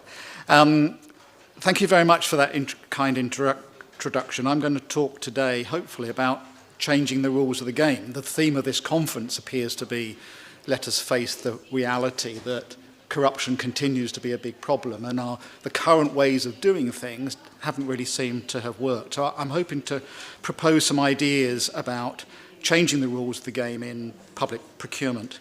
And I think the theme of your conference is a very welcome one, because I have become, since leaving government, and obviously in government I was able to do quite a lot of innovation, but you're able to innovate much more when you're outside of government. And I spent 35 years of my career in the public service in the UK. And so thinking about changing the rules of the game has become quite a bit of a passion of mine as I've moved on into my private career. All of us, I think, are after new ideas to help us fight corruption through means of what I think would suggest that don't rely on what we might call a compliance-based approach or a rule compliancy basis. In other words, moving from that traditional thinking that the solution to tackling corruption is about setting ever more strict rules. I mean, Carolina's presentation earlier, I think, has taken exactly the same sort of thought, that our kind of response tends to be create stricter rules when there's a problem, and then apply ever more efficient enforcement capacity to make sure that those rules are being followed. Now, I've worked for more than 20 years of my 35 career, more than 20 years of that was in anti-corruption in the UK Development Agency. And one thing that my UK law enforcement colleagues told me is that you will never prosecute your way out of corruption. However good criminal investigations are, and the judicial actions that follow from them, the long-term solution to corruption, experience tells me, isn't going to be through the criminal law. The criminal prosecution process is so prolonged, it's so extensively resourceful. The time it takes to achieve success is extensive, and often we will probably only catch one of every 10, 50, 100 criminals. I'm delighted to present these on behalf of CIPFA, the UK Chartered Institute of Public Finance and Accountancy, and it's the leading body in the UK that offers policy advice and thinking and training for the public sector in financial management. And I'm going to try and cover two themes today. One relates to some procedures which we can adopt, and that's the technical response. But I want to emphasize what is emerging from the earlier session, that if we've learned one thing about fighting corruption, it's that the technical response is not enough. We need to think about responses which play to the operating culture, the environment in which people actually work, how we might change those contextual factors to change behaviour, rather than simply impose stricter rules that are policed by law enforcement. And at the root of this is how we think about corruption, and I'm going to take those in reverse order. The classical approach, and I've spent all my years doing technical assistance in development, and we'll come on to that in a session later this afternoon. The classical approach in anti-corruption is to think that the problem of corruption, or the problem for solving corruption, is the lack of knowledge. That if we only helped people to understand better how they can not be corrupt, we would solve corruption. And so we provide training, we provide capacity building, we write manuals to perform procurement better. Anybody who's seen a World Bank procurement project will know the huge pile of manuals that a project leaves. Every single step in the procurement process is manualed. So you have a form for knowing how to run a tender, to evaluate a tender. And yet, at the end of all of that, and all those manuals, we were surprised that corruption still persists in many of the countries which have benefited from that reform. Basing our response on this knowledge transfer, as if corruption is rooted out simply by showing those how to involve to do the things the proper way, has over 30 years produced very, very little positive response, in my view, about corrupt practices. Because these approaches ignore the contextual setting in which the things operate. None of the World Bank projects, for example, I suspect, thought about the ways in which the people who operate these templates and manuals will actually work in practice, whether their salaries are sufficient to pay them adequately enough, the pressures they're under. All of that, I think, is far more important in many ways than the programs that produce the correct law and ever increasingly complex laws, the templates to conduct a procurement, the right structures like a tender board or a tender agency. And yet we're still faced with the concept or the prospect that corruption still exists in exactly those places. So we need to think about the problem differently. It's not as simple as just writing better, more correct rules and then training people on them. Something else needs to happen. There's also, it seems to me, from the conversations that we've had earlier, a good case to argue that from the business side, from the private sector perspective, all of this also makes sense of rethinking the rules of the game. I'm conscious of the struggles that we in the UK had over the last 20 years on our anti-bribery legislation. We had a review like Lithuania, I think, recently, with the bribery working group in OECD, which criticised our legislation. We struggled to create a new piece of legislation. But anti-corruption, anti-bribery legislation tends to set up simply a set of hurdles for companies to jump through, to comply with certain behaviours and processes. And doing it this way misses a huge potential about using the commercial levers to drive good behaviour. And I'm going to come on to some of the ideas which will demonstrate this. Working in that direction, rather than simply increasing the fear of prosecution that a company might face, when in practical reality, 95% of companies may never face that investigative priority, seems to me to be a missed opportunity that we should be trying to secure. Shifting the narrative for business from this compliance process to one which is based on the commercial incentives seems to me to be a way of thinking. And I'll give some examples here. I won't go through all of them, but those are for translation purposes, for those who aren't confident in English, I'll just raise a few of these. We know, for example, that companies that are paying bribes tend to be nearly 4% lower in terms of their growth than companies which don't pay bribes. This OECD study in one part of the world showed that companies end up spending nearly 35% of their profits disappear in bribery. Companies with a strong commitment to integrity deliver for their shareholders 7% more than companies which indulge in bribery. The irony in the last point, I think, is something which I hadn't really appreciated till I dug into this.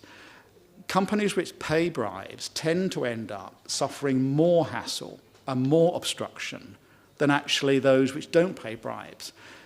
If you've signalled to a potential solicitor of bribes that you're willing to pay them, it's no surprise that they tend to find different obstacles for you to continue to jump over. So ironically, the company that thinks it's going to escape obstacles by bribing ends up being the company that ends up being most harassed by this.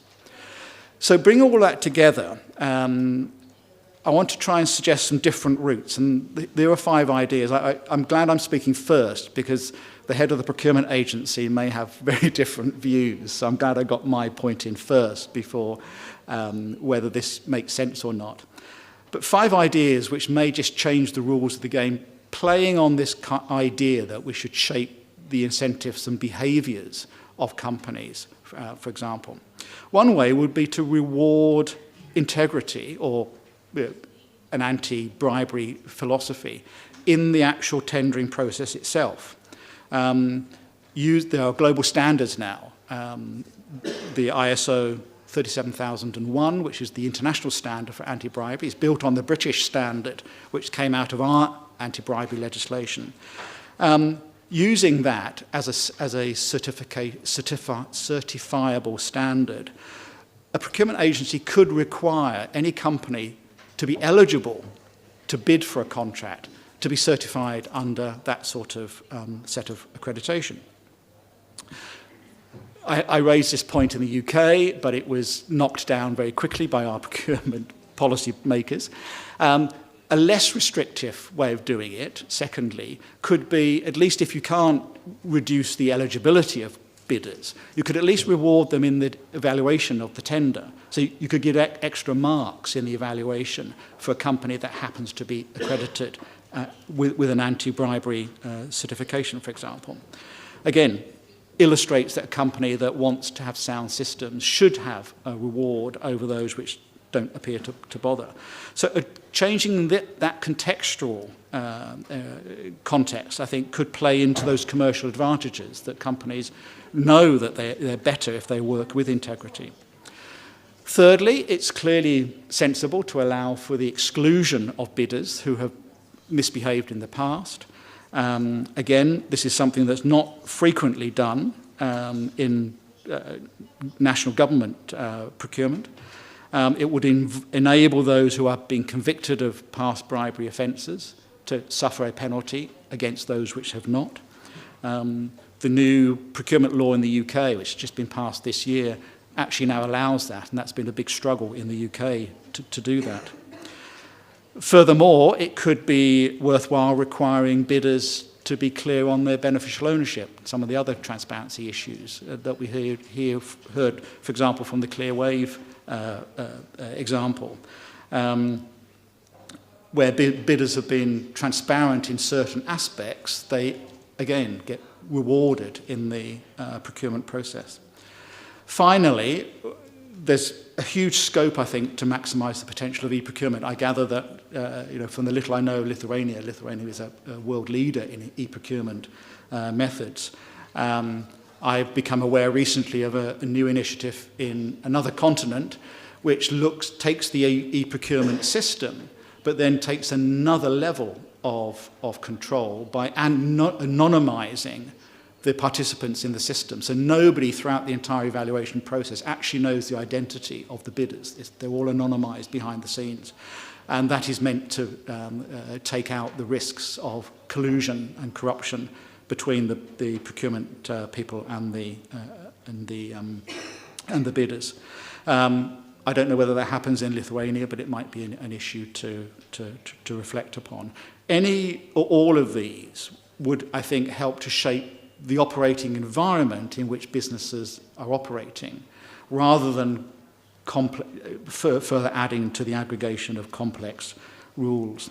I just want to end on some notes of warning, because having just extolled the virtues of e-procurement, we know that e-procurement is subject to an enormous risk, notwithstanding the powerful nature of it.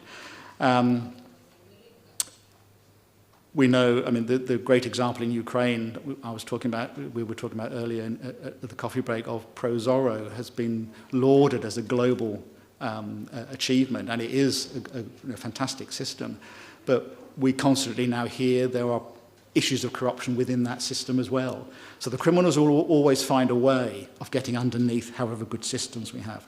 We also know that the criminals will know which focus we are adopting, and will then shift their own focus. And we're increasingly hearing that while we as controllers, if you like, focus on the tender stage, a huge amount, or a disproportionate amount of our concern is on the tendering of contracts, we don't pay much attention to the implementation of them. And increasingly it's apparent that corruption is just shifting from the tender stage to the implementation stage. So you have a very clean contract. But then suddenly when the contract is being implemented, the corruption comes back into there. So we need to watch that kind of environment in which that works. One way of addressing that, and I'd be interested in the audit session that coming later, is for there to be a kind of systematic oversight of the integrity levels in each public department in a government. And the National Audit Authority could perform that function of rating and ranking and assessing each public department's capacity on integrity in its procurement and management and its corruption risk assessments and those sorts of aspects. Could even provide a comparative kind of ranking of which departments are better at this. You could even then extend that into the allocation of public resources for those departments. So the more integrity there is in a public department, the more resources it gets in the budget discussions that follow in every example. That will be a strong incentive for departments to themselves have an incentive to think about its own integrity systems. And you could even make that ranking public, so the public could be aware of which departments are more vulnerable to corruption than others. There's a jurisdiction elsewhere in the Balkans which is thinking about this exact process. So that might be a thought. So hopefully I've made a kind of introductory case to some of the reasons for thinking differently about this. We certainly do need the technical side, but we focus so much on the stick that I think we need to think about somehow how we get the preventive systems more ingrained. But they need to be smart ones, which kind of go with the grain, as we say in English, and business that work to the concerns and incentives that businesses have. I will stop there because hopefully there'll be lots of opportunities for discussion, but thank you for your attention.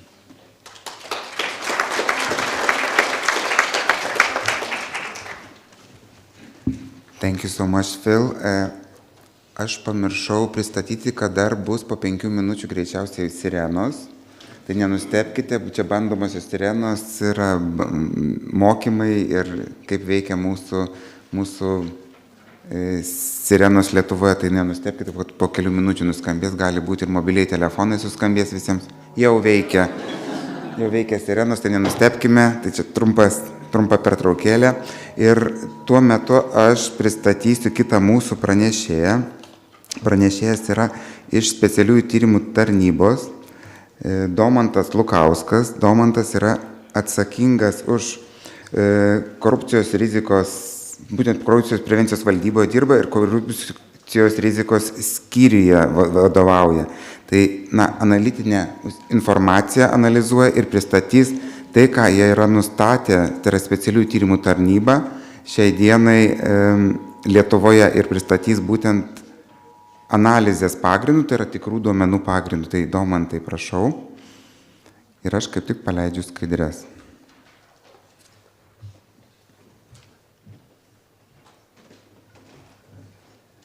So Domantas will introduce the data and the analysis of Special Investigation Service Corruption Prevention Division. Labą dieną. Labai smagu čia būt, matyti visus. Good afternoon, good morning actually. Thank you very much for the presentation.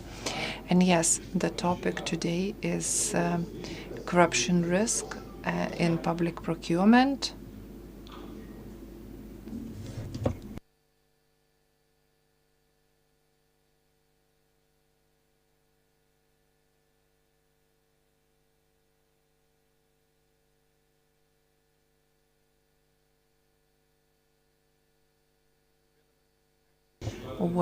While speaking, I will try to enumerate main risks of corruption, their factors.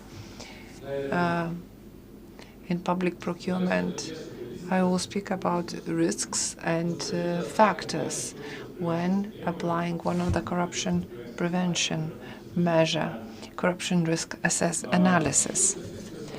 Corruption risk analysis, as I like to say, is anti-corruption audit, during which we are trying to identify in public sector corruption risk factors, risks, and to provide the suggestions how to eliminate or mitigate the risks. So just for you to imagine how we're doing and what we're doing, we are carrying out the analysis of legal acts regulating the area, and we are looking at identifying legislative gaps that could be prone to corruption. For example, also the implementation, where the risks could be, what could be malicious practices, and what factors cause the risk, and we are trying to provide practical examples. We provide the proposals, recommendations to mitigate the risks, and we carry out the monitoring of the implementation of these recommendations. In 2022, we carried out 16 corruption risk analysis, and 6 were carried out in public procurement area, and public procurement were basically the topic of 9 analysis. And that is a case in point that public procurement is a very topical issue, and we do not leave it behind. Well, I do really like the definition of risk, the possibility of a negative, non-desired result. And I looked into the risks, and we do look into classical risks, and they are quite clear. I'm not going to delve into that, or the bribery, abuse of office procedures, also the specific protection of known suppliers, illegal tacit agreements, and also recognizing the winners of procurement, the ones who provided some service. Well, we live in dynamic times, and the legal regulation change, the risks are changing, and we have new risks all the time. Well, what is also very important is risk factors. As I already said, what are these risk factors? Conditions, actions, factors that could be prerequisites for corruption, so to say, or creating the conditions for corruption to be present. Let me speak about factors. Insufficiently regulated procedures or the need for those procedures. Sometimes we see that when there are no procedures or control, one can buy what he or she does not need. And the so-called protective procurement can be launched. And during the report period, the procedure becomes simplified, and the simplifications are not announced. In practice, we face the situations then that when the procedure is simpler and the changes are carried out in the procurement at the end of the year, which shows the willingness to absorb funds, sometimes hasty procedures, and the amounts are quite huge, and the amendments or changes are not announced. So then the number of suppliers is reducing, the suppliers are not ready to get prepared, and we have established some situations when the changes in the plan basically are announced when additional procurement has already taken place, or the goods have arrived. Non-objective split of the procurement into non-efficient.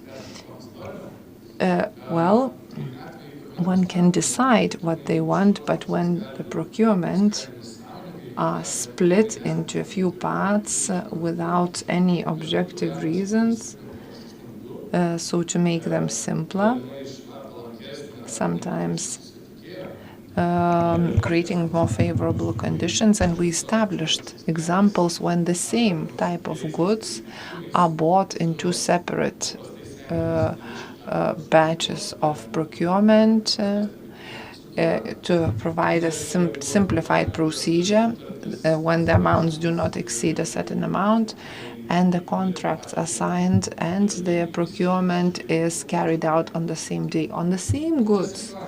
Another situation is when the procurement is not split into two separate parts or three separate parts. And we had examples when, for example, the road works, maintenance of roads, and next to them there is maintenance of pavement, lighting, bulbs, and so on and so forth. Of course, when there is such a complex procurement, there are fewer providers that could provide such service. So also this is making life more difficult for some suppliers and maybe preferring other suppliers. Also very hasty, so to say, procurement. During COVID pandemics, there were arguments that, sometimes it was really fast to buy something, and we do not question all the public procurement during those times, but also faced bad practice examples. When the fact that there is pandemic, there was a justification enough to carry out procurement. Also health care institutions, there is a pandemic, we need to do that fast, and not the disinfection or masks were bought, but the goods that were pre-planned. Or suddenly it appears that there is a need to buy these goods. For example, when you buy a medical device for urology, how can you justify that this was needed to be bought during the pandemic? Another risk factor is the functions of internal control, audit, when the procedure, that when one single person is responsible for the entire procedure, there is no control, and there is no rotation, and the suppliers are known, and especially in self-governance, there are certain examples like that. A very real example that illustrates very well the situation is after our analysis in one of the municipalities, a specialist carried out procurement from two, so to say, from the need to the contract signature, the control of goods, and respectively the amounts were not huge, but there were a lot of, so to say, procurement. And we decided to analyze certain procurement, and we saw that quite a lot of them, and the proposals and the prices were identical to the price of procurement. 100% amounts coincided, or other suppliers proposed like €1 difference. So, of course, one buying from one supplier, supplying by just carrying out procurement when just asking only. The person was, for example, in one case related to the association that the suppliers also belong to. So these suppliers would guess how much money should they spend on buying something, or put it in the proposal. No market research procedures, or they are biased or formal. Well, this is not compulsory, but this is one of the procedures that we as a service recommend to do. And in all analysis, without objective market survey or research, it's not possible to see how the supplier came into light, whether the price is objective and justified.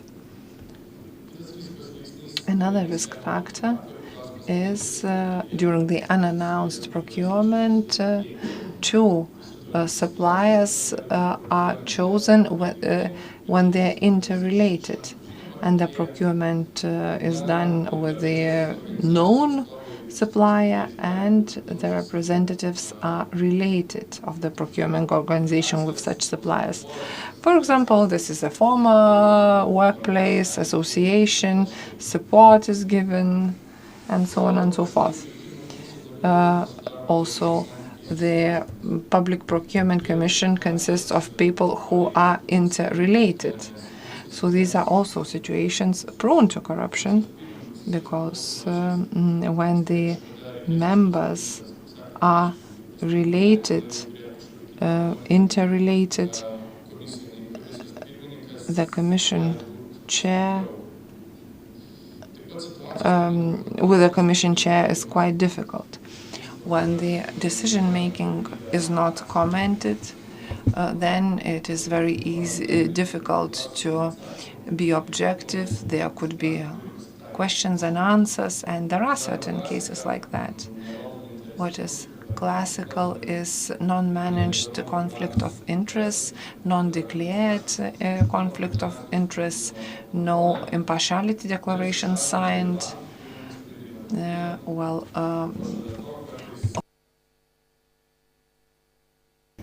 When there are conflicts of interest, but the person remains in the commission and makes a decision, also such processes, when they are not unmanaged, uncontrolled, and I mentioned examples beforehand, such a situation could mean malicious practice, as people involved in public procurement, knowing that nobody will check or monitor their actions could lead to malicious practice. Just to note that quite often in specific situations we established a combination of risk factors. If one risk factor could look like a mistake, negligence, but when you see that non-declared interest, also one supplier present, the market risk survey is not objective. So this can't be justified as an error.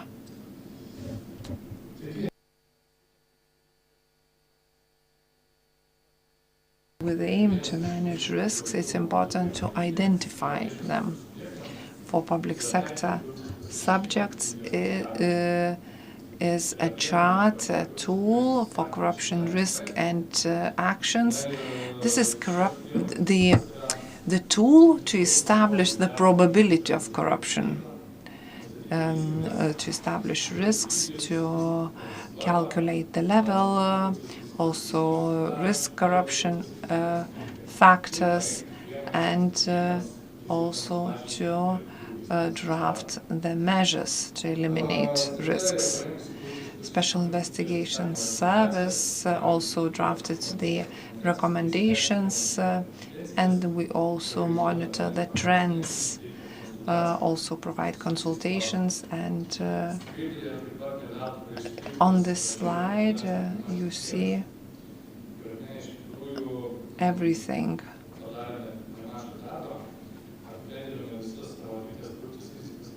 We basically summarize anti-corruption assessments, analysis, and in separate areas, during the separate stage of procedures, we submit the list of risks that could possibly help. What is risk factor, what risk factors are relevant for a certain area. And we are trying to add certain areas to it, so please get acquainted and use this tool and the annex. And taking into account what I've already said, risk factors, we have the overall proposals. It's important to mention that when we speak about public procurement, we need to have qualified members of staff, specialists, and also take into account the competences of such members of staff. So being justifying your decisions, publicizing them together with other information. And also think about the separation of functions when carrying out public procurement. It's understandable that initiation, monitoring, supervision, control function, separation, it would be difficult to do without the qualified staff.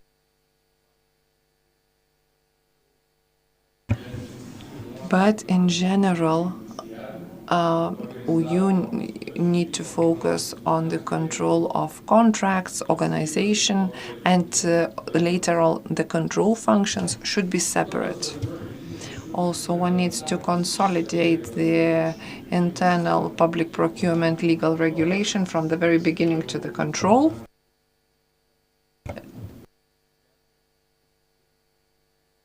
Also focus on market surveys to objectively assess market situation, to carry out procurement, and also control procedures. The 4I principle should be applied via central organization. I will end my presentation here. I do hope it was clear enough and interesting. If you have any questions, please ask. Dėkoju Domantui, iš tikrųjų, kaip ir atsako į klausimus, kad mes. Thank you, Domantas. This presentation gives a reply to the question that we have enough tools to manage the risks, but we are lacking. What are we lacking to ensure the integrity of public procurement and to ensure the principles stipulated in legislation? The next presentation will help us maybe answer to this question. And now I'd like to give the floor to Donatas Parulis, who is the director of the Parallel Medicines Import Association. He's a lawyer. He will introduce his approach. He is a lawyer, but also a lawyer of the company Lex Ano. He will take a look from the business angle and will tell us whether the state uses the power of the largest buyer on the market while it purchases medicines for €500 million. Thank you very much. Good afternoon. I am Donatas Parulis and I represent the Association of Importers and Suppliers who import medicines to Lithuania. I'm often asked what is parallel import. It's a legitimate trading tool based on the free movement of goods.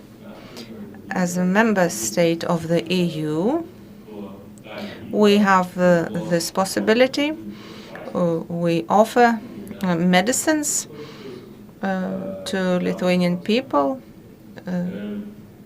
that we bring over from the EU. Let me also mention that the first parallel import authorization was issued 15 years ago. So Lithuania could really use this tool. Let me also make a confession. I'm also a lobbyist. Ruta Skiriene from the Investors Forum also said that the word lobbyism sounds scary to some. Sometimes parallel import sounds scary or suspicious to people. But lobbyism is a legitimate tool. And once I took part in a large conference where people asked about lobbyism. Was that a corruption risk or a tool to improve legislation? I am of the opinion that lobbyism and lobbyists are those who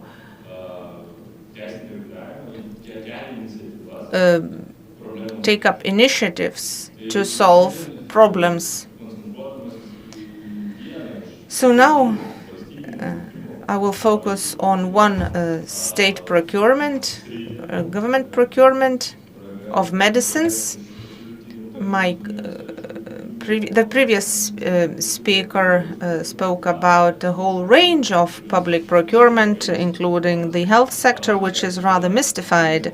The pharmaceuticals sector is very strictly regulated. So on behalf of the suppliers, we are asking whether the state, which has the highest purchasing power on the market and has €500 million, uses this power. We often hear that the health budget is growing. More and more millions and billions are allocated each year. At the same time, we hear another statement that we are all insured with the compulsory health insurance, but we hear that the funds are not enough. Ms. Mitskute used the word mirage, and here we have another mirage. The income is growing, we have more and more of it, but at the same time we don't have more services. This is another paradox. Have you ever heard how the funds will be used next year? 3.5 billion euros are allocated for next year in the health budget. But are they being used in a rational way? Does the state get the best result? Let me mention that 40% of Lithuanians already use medication, and today we have 2012 medical products in the list. And the state proceeds with the procurement of €500 million. Twice per year, suppliers submit applications, the government evaluates them, the patient's funds is the main evaluator. The government has foreseen the price limits for these medications, and twice per year the list is approved. Everything seems rather simple, and the patients should get the medicines. But what are the systemic shortcomings of such a tender? We have another principle in the EU: competition. You can reap benefits thanks to competition. In public procurement, the winner gets a prize and is awarded the contract. But in a tender for medicines, the supplier, while offering the best price, the lowest price, but the medicines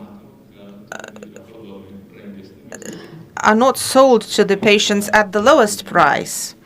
They are sold at a higher price. So we get the impression that somebody is involved here and is meddling in this. We believe that the situation should be improved. There is another element in this tender.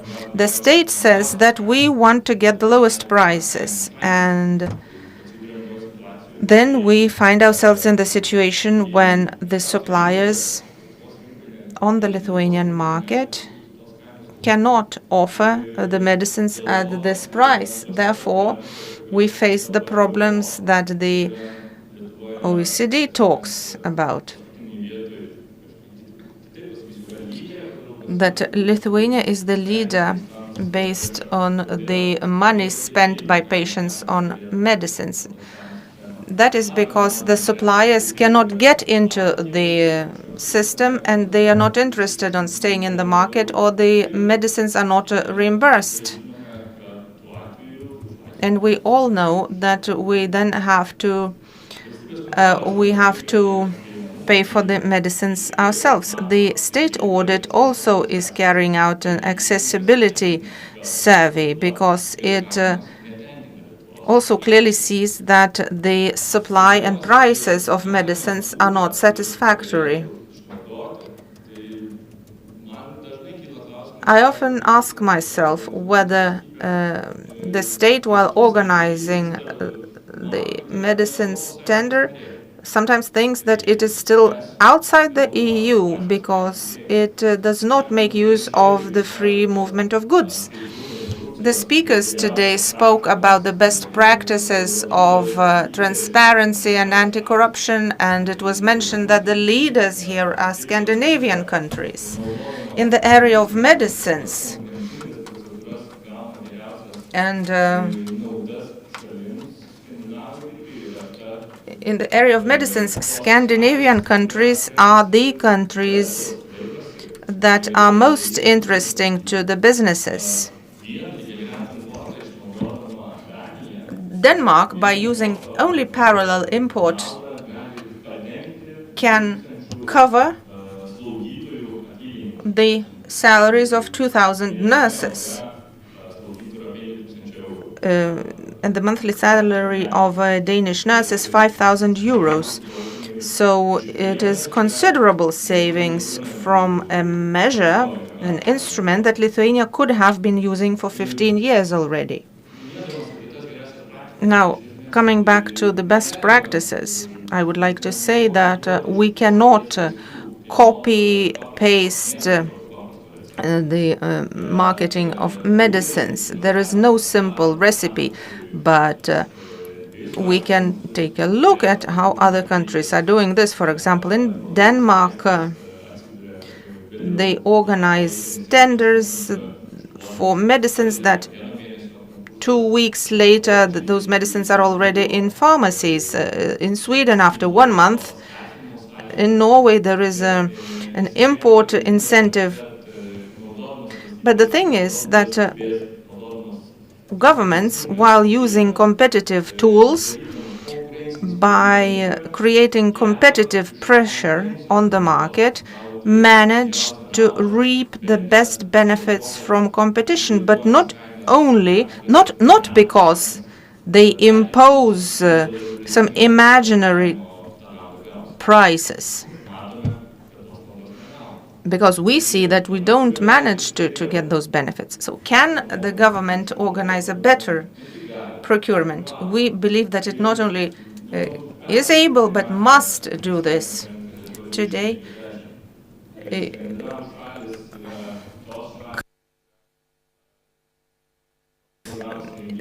you know that Scandinavian countries are organizing a program 2050. And today the speaker has also mentioned that the trust in the system, the trust in the state is one of the elements that increases the prestige of the state and the trust of the society in the state. The institutions that in one or another sector carry out their activities should not only talk about the problems. I liked one of the statements of the speaker from the Nottingham University, to do the best that they can do. And here I'd like to finish my presentation, and I would like to encourage you all to answer to the question whether we, as people who are being insured by the state compulsory health insurance, are getting the best result from the state.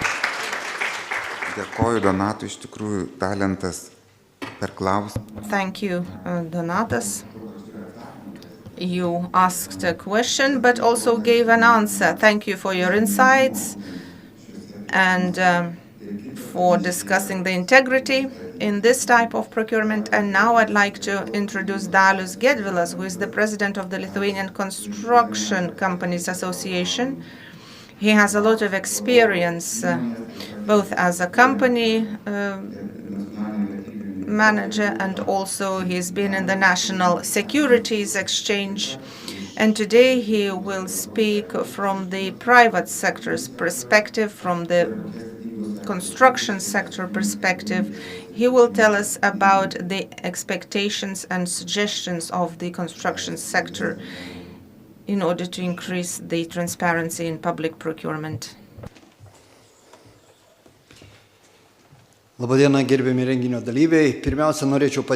Good afternoon. First of all, let me thank the organizers of this event who invited me to speak. All of you here in the room probably have had at one or another time to deal with the construction companies. I don't know if what is your impression of builders? Are they transparent, or since Soviet times are still addicted to some kind of liquor, or they don't have any problems, no problems with transparency? The construction sector is changing rapidly. Sometimes I still come across stereotypes that do not reflect the reality. Construction technologies are changing every day. There are more and more innovations.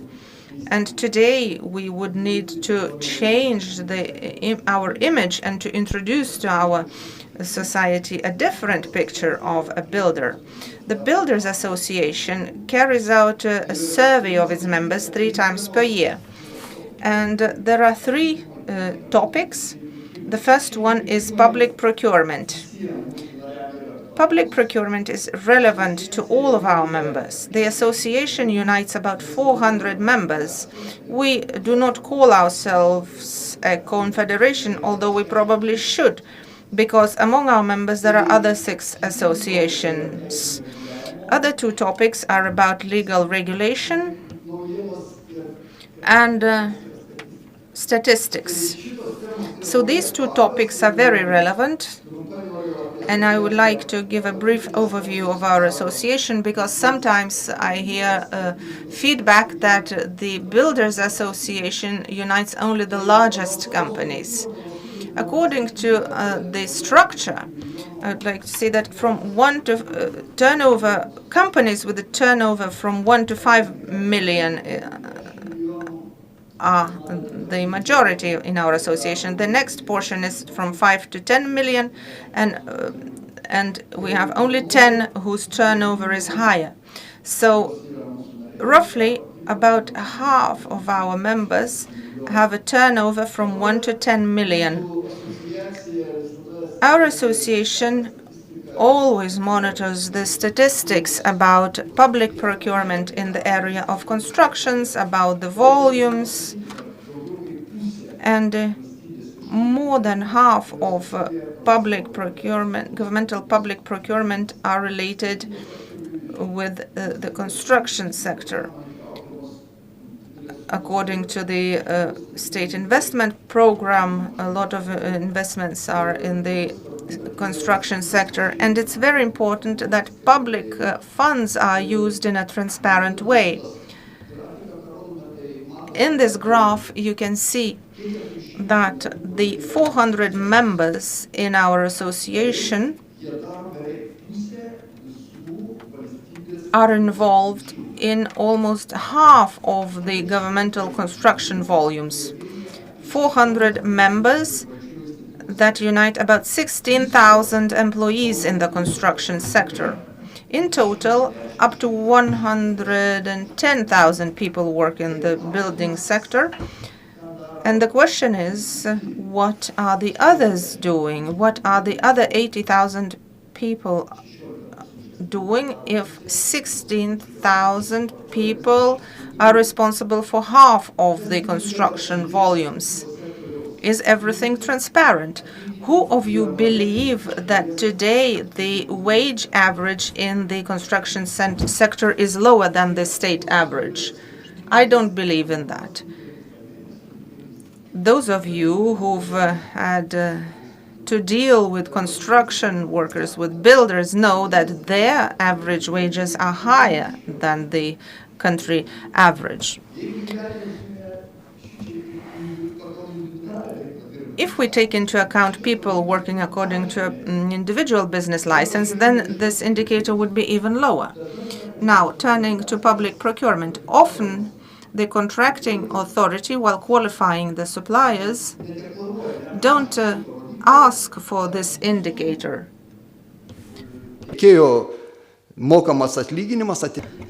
And whether the indicator complies with the average of the country.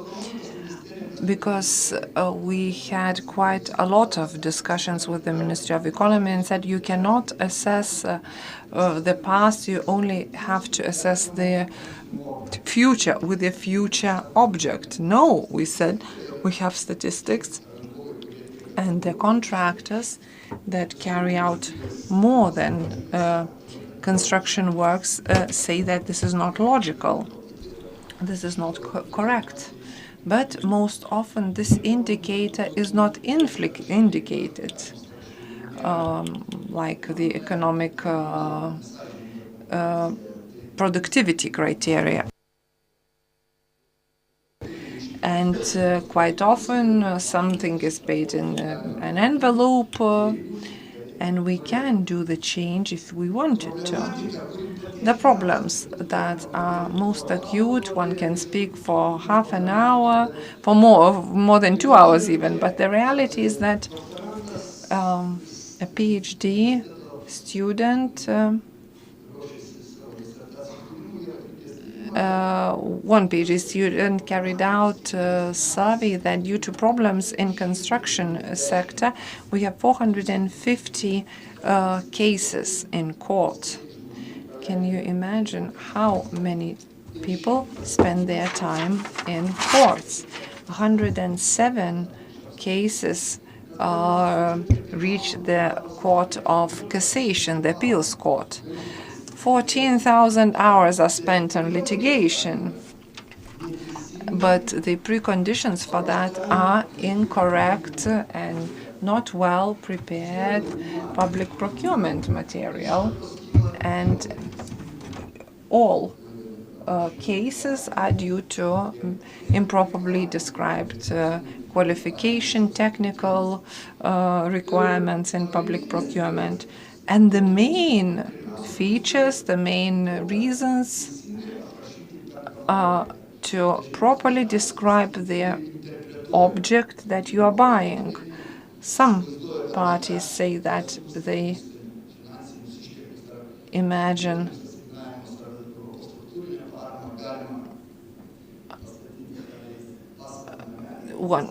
that one can build a castle with this support. Others say the budget is very modest and we can only build a small hut. So different interpretations give rise to arguments, and of course, without a project, no construction work can be implemented. And people don't rely on construction workers or maybe experts. They don't want to have the specialists to hire them,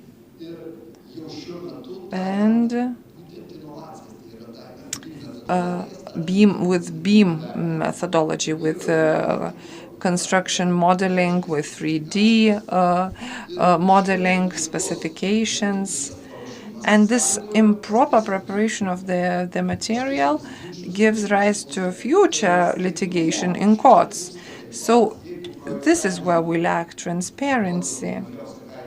If we're trying to buy something for as low of a price as possible, we have the company, favorite company. The failure is during the phase of construction. So today we have companies that win the tenders, bring the material to the procuring organization, also generates 3D model, but say, look, there is 150 mistakes. Either you stop the process or we will optimize. Very often the allocations manager tries not to lose time because they have the pre-planned situation, and they're trying to do their best and go into a compromise. So preconditions for unfair, intransparent work are there if at the beginning the actions were not transparent. Qualification check. During the last association meeting, we had a discussion with public procurement colleague together with our colleagues, and one of the contractors said, 4 times a month I submit my qualification proof, once to the construction development agency, because everybody who is involved in special purpose buildings have to submit the documents, also to the tenders. This is additional and surplus administrative burden. This is red tape. Maybe the certification should be done within one organization, and the procurement organizations that would have the knowledge should not be involved in qualification monitoring procedures. So we are offering now to have a very clear qualification process, and the procuring organizations should not be involved with that. If the register has the data that the contractor has a certificate, this is the end of the problem. And qualification criteria should not be even looked during the time of procurement. Very often, certain criteria are not measured and control is impossible. Sometimes, when the contractor brings the material from public procurement, during our meeting we read and we thought, who drafted these conditions? Let's give him or her to check how these requirements are implemented. And this is already the pre-programmed key for failure. From the technical project point of view, how you are going to deal with packaging. If, for example, the contractor does not have a drafted material, they are doomed to failure. If they can't answer to that question during the design, one should answer such questions. So we do believe that there are quite a lot of such criteria. We could actually have a register of malicious practice, and we have favorites under these criteria. As regards what we're trying to achieve, the overall aim is to build well and with high quality. So who can determine the quality of the building? From the very beginning of the design, the quality of the project, the result will be predetermined. And if the project is not good, one should not expect a sustainable building. Also, the competence of the employees. Today, people ask whether procuring organizations by the general contraction or governance service. If you are buying the contractor, general contractor, the contractors have to have the capacity to offer the subcontractors. So to end, when buying construction services, one has to apply standardized contraction criteria, and the contractor or the procurement organization should not be drafting such criteria. So public procurement service has to have the overall register, and procuring organizations should choose their criteria from the catalog. Let's say 10 criteria, and they choose out of 5. They put the weight, the leverage, and it's important to digitalize the system and to remove the human factor. Catalog, 30 criteria, let's say a combination of 7 criteria, the weight is put on one or another, and the system generates who is the winner. Then there could be a competitive negotiation. So my proposal and the proposal of my colleagues is to digitalize the system and to remove the human factor from the this area. Investment into work and safety. Contractors compete a lot, ignore the work and safety. And we believe that in this area of public procurement, one has to be sure that the works are going to be safe. There should be an estimate provided, how much it's going to be invested. and we need to focus on work and safety.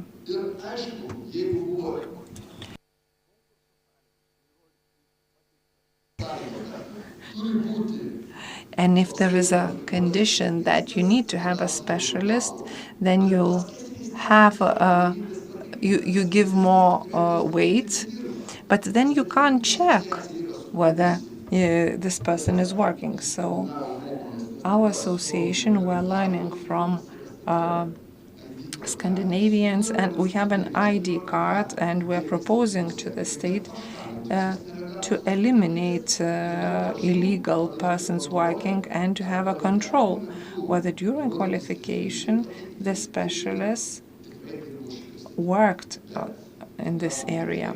However, we did not receive any approval. You can actually become a code of a constructor. You just have to have a digital signature. StatRex system does not give us the chance to do that because the competence is one of the attributes. And this would make public procurement and construction more transparent. Thank you very much. Thank you very much for the proposals. As it was mentioned, digitalization is one of the tools that helps us to answer to the question to aim for transparency in public procurement. Another speaker, Marius Dobilas from the lawyers firm Wallace, associated partner, and has a lot of experience in public procurement. So, Marius, the floor is yours.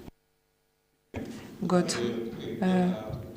afternoon. We are really short of time, but I will speak about the main things. I would like to remember a part where Mr. Phil spoke about the regulation, the formality, and which is interrelated to other what other speakers said. Formal adherence to the procedures is related to transparency.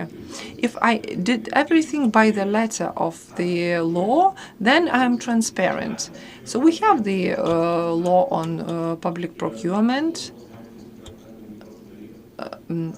which is and there are lots of court practice and case law when the courts shape the practice of public procurement. Lots of specialists don't know the nuances, and if we adhere only to formal rules, are we really adhering to justice? There are lots of cases when things are not done, not implemented. And from the procedural point of view, from the formal point of view, certain suppliers abuse sometimes the system, and we remember about technical projects and the procurement of certain works. Certain contractors have more information and they can go to tenders. Or fraudulent information, green procurement. Also, there is a standard that the supplier has had works for a certain number of zeros, for a certain price. And sometimes nobody checks whether this or another person carried out these works. The same goes for green procurement. When you buy a huge project, nobody. Some people eliminate the supplier because they don't comply with a certain minor requirement, for example, a handle of a window. So then we have to question the aim of this sector. We can be very formal but not efficient. I do remember one case with public procurement, one supplier, and they offered the Ukrainian producer good. They had to provide a document in terms of compliance that was exported to Russia. And they were eliminated because they couldn't provide such a document under current circumstances. And suddenly the winner provides the same good and everything formally was compliant. This supplier who lost in this procurement would think that everything was fine and fair and transparent. No. So what I want to say that the procedures don't ensure transparency. Transparency is dialogue and openness to the participants, with the participants of procurement. If there are certain issues, questions, then don't be formal, but be open. The supplier is asking because they don't understand the conditions. You cannot just reject on the basis that the supplier does not understand the information that you provided. And you reject one supplier and don't reject the competitor. Explain if the supplier submits the claim, the procuring organization usually this triggers a defense mechanism, so to say, the protective mechanism, and they become very formal. But we all had this, and we know that such procuring organizations are very often prone to public debates and litigation. So this also speaks about the culture of the procuring organization. This is the internal culture. If you are open, if you take into consideration the comments of the suppliers, it will help you in the long run.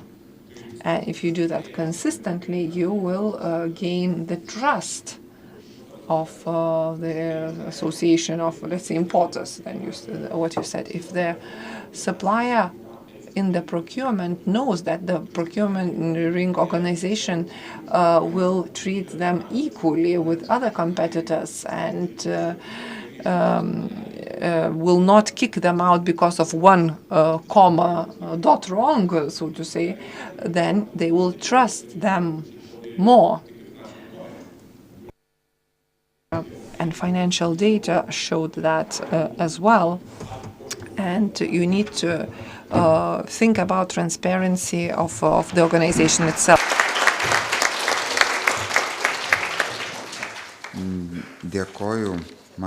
Thank you, Marius.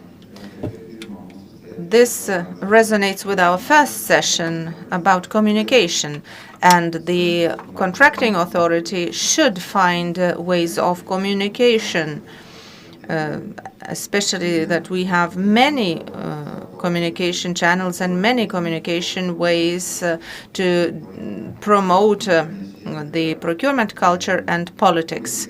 And the last speaker is a deputy head of the Public Procurement Service, Mr. Ramutis Prišmantas. He will tell us about the recommendations to increase the transparency of the public procurement process.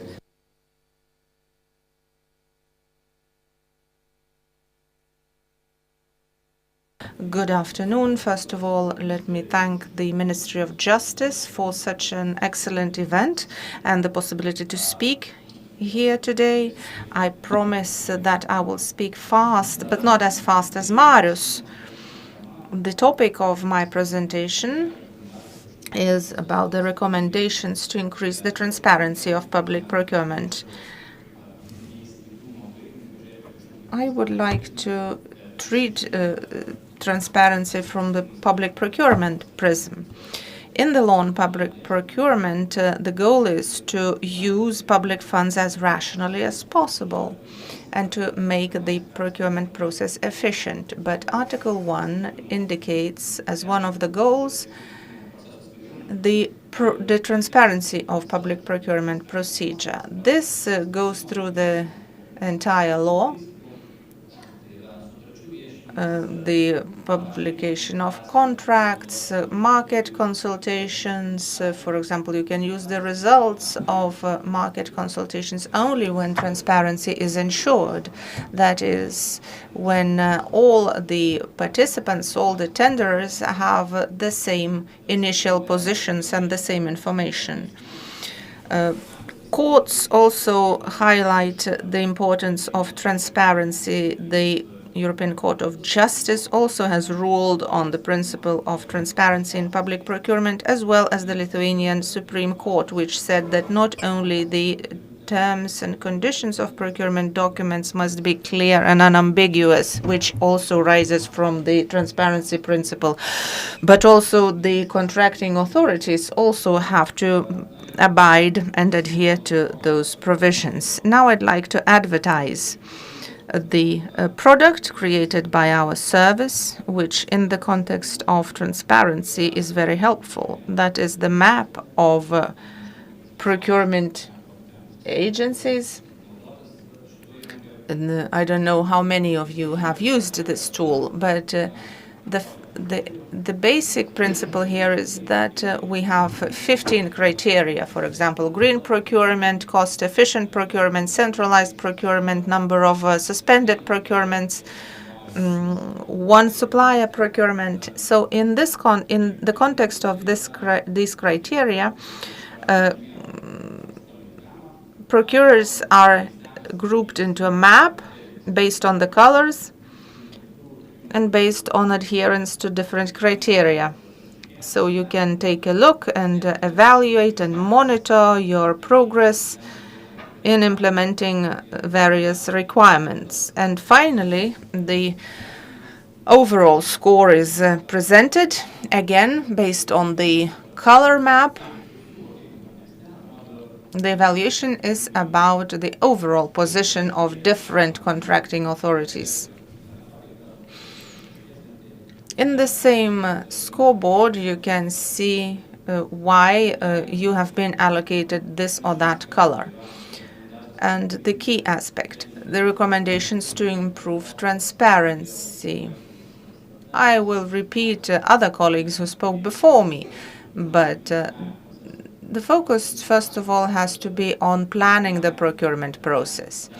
We have noticed that when we make mistakes already at the initial stage, these mistakes reappear later on and result in the absence of a contract. For example, when the funds are planned inappropriately, it turns out later on that the prices are not correct, the market has not been analyzed correctly, and you don't get a service or a product, or the documents have not been prepared, or prepared so that involuntarily you only target one potential supplier. The analysis of contract implementation is also important. We have to analyze how contracts are being implemented. Also for the sake of best practices, which we could use later on in similar procurements, and also in order to avoid mistakes. Technical specifications, market consultations. Here it is important to inform the market about your plans so that the market can prepare and evaluate whether it will be able to satisfy your demand. Colleagues from the Special Investigation Service mentioned the market service. We recommend this tool in almost every case, but in practice we notice that it is used very rarely, or its use is limited, only in order to find out the price of the item in order to plan funds, but market research can and must be used in other aspects. For example, if there are alternative products, how many alternatives there are, how many suppliers there are that would be able to satisfy your needs. You have to communicate with the market to ensure two-way communication. The more open you are, the more transparency there will be. More publicity improves the trust in the public procurement and encourages suppliers to compete and participate. You also have to indicate to the market in advance about your plans to purchase this one or another product so that the market could adapt to your needs. We have best practice examples when committees are drawn up to analyze one supplier cases. And when it turns out that there is only one application, it is analyzed whether it is worthwhile proceeding with the procurement or better to suspend it and start again. The decision to carry out an unannounced tender. This decision has to be discussed at the highest level so that the manager also is aware that the least transparent way has been chosen and why it has been chosen. Indication to the market about planned strategic procurement. Procurements are different. Some are strategically important, not only to the contracting authority, but also at the national level. Therefore, we invite you to indicate to the market about such plans and use not only traditional channels, but also public information means, social networks, YouTube channel, etc. We must understand that strategic procurement is specific in the way that sometimes one supplier will not be able to satisfy all your needs, and then they have to plan their own activities, to cooperate with somebody, to give up some other contracts maybe. Responsible use of instruments such as unreliable suppliers lists. We notice that currently the use of these tools is rather limited, but we must be aware that contracting authorities do this because of various reasons. They don't want to enter into litigation with suppliers. Sometimes they say, okay, this supplier is unreliable, but we have no choice. So there are various reasons, but please understand that in such a way you help colleagues from other contracting authorities. For example, if you have had problems with one supplier, they will most likely have them too. And information about such suppliers would help them avoid such problems.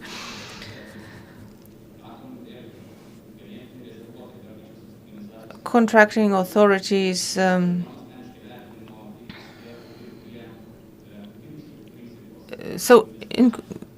contracting authorities use the tools that we have developed in a limited way.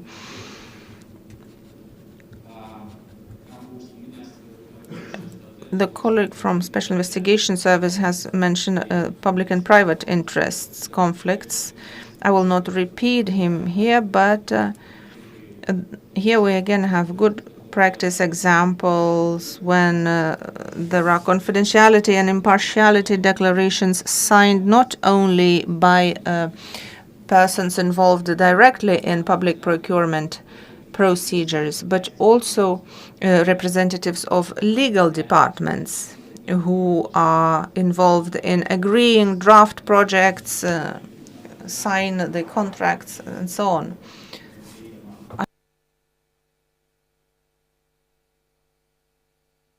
We have typical procurement templates without any hidden terms and conditions. are very useful, and also centralization is important, because sometimes there are transparency breaches, not deliberately, but because they simply copy-paste other contracting authorities' specifications, and later it turns out that in their case it is not adequate at all.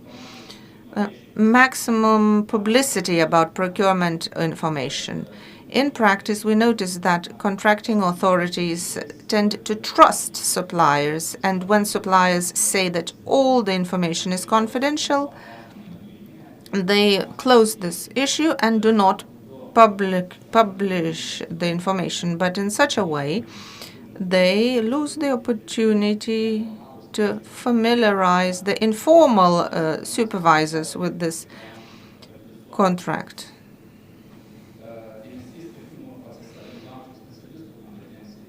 The competence of involved specialists is also important. The competence and skills must be improved and increased. We now send public procurement specialists to training courses, but the initiators also have to be trained. The people responsible for the implementation of contracts should be trained. The use of typical public procurement contracts. Now we have a template for works contracts, and shortly our service will approve also goods and services templates, and I do encourage contracting authorities to use these templates. Specific annual performance indicators for specific employees should be identified so that they are competent enough and work well enough to identify various shortcomings. And in all contracting authorities, there should be zero tolerance to corruption. This has a positive impact on transparency and at the same time increases the trust of society and suppliers in the process. If suppliers know that the process is transparent, they would be more willing to compete in public procurement. Thank you.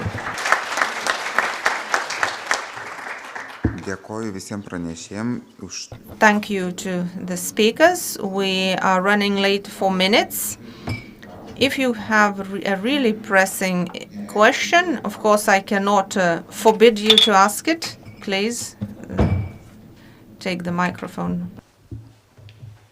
O aš tuo metu, kol neša mikrofoną, tai iš tikrųjų galiu pažymėti, kad sesijos klausimai. The questions of the session have been answered, although Phil's presentation was the first, but it sort of summarized all the following presentations. It gave us the recipes about what would help us increase the transparency. Trade Union Confederation. I would like to ask the public procurement representative. The situation is that the state encourages us to be transparent through public procurement because the main principle is that of the lowest price. So in constructions, the winners are those who pay builders in envelopes or very low salaries. So the salaries are unrealistically low in the construction sector. Thus, the state loses the potential taxes. This is a considerable amount. Is the state really the winner with this type of public procurement? So we have been involved in the deliberations on public procurement guidelines, and the proposal is that if, as you say, it is impossible to change this lowest price requirement because it's a European Union requirement, but I believe that we believe that the social aspect has to be involved too.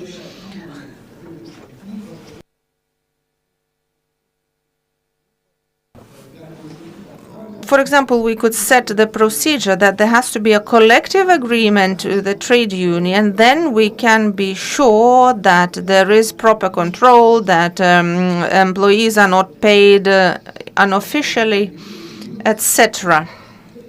So what is your question? So we suggested that, by the way, the European Union also asks for this. We suggest making publicly known not only the unreliable suppliers, but also those who do not pay salaries, because it is namely the construction sector and the drivers that are most often not paid. For example, if the companies behave so, they should be excluded for several years from public procurement. So the question is about illegal work and public procurement. Well, what is your opinion? Do you intend to comply with this corruption in the construction sector? Well, the public procurement sector encourages to use more economic efficiency criteria, not the lowest price.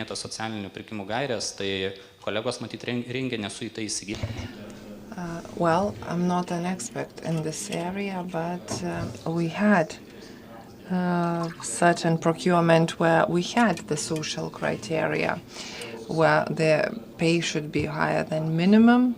But here the problem is due to the control of the contract monitoring when you established, but you can't really carry out the control.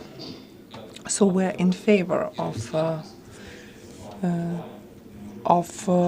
that, and according to the law, 70% of the procurement should carry out in accordance to economic efficiency criteria.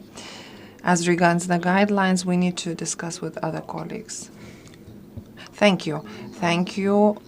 I don't see the hands, so let us conclude our second session and let us meet at 14:30 in our third session.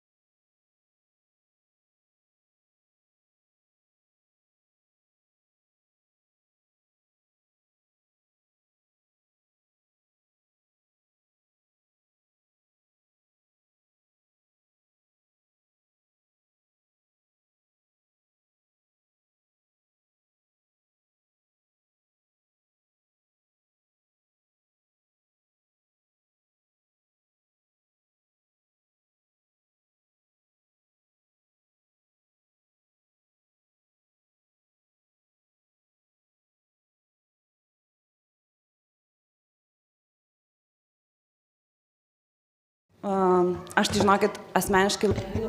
afternoon. I personally am very happy. This is a wake-up call for us. I'm really extremely happy to see so many of you here. And before this session, I heard that many said that we're looking forward to this third session. I will introduce it. In the first one, we spoke about communication, transparency, publicity. In this session, we will speak about what helps, what tools we need in order to not fighting, but maybe preventing corruption, manifestations of corruption in public and private sector. I am in favor of these tools because I've been working with them for a long time, and these are really extensive experiences, different, and I wish you good presentations, good work. You save your questions for later until the end of the session, and we will discuss during the coffee break maybe, if not during the session. Well, we'll start from the presentation from someone who, to my mind, came during the biggest European banking crisis. All the tools, measures were directed to managing this crisis.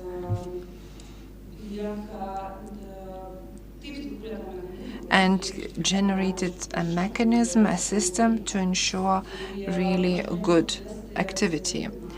Well, it's my honor to invite Dr. Mark Turkington to present his view and to speak how accountability how accountability is important in ensuring the integrity and also the transparency of public and private sector. The presentation will be in English, so if you really need, please, the headsets.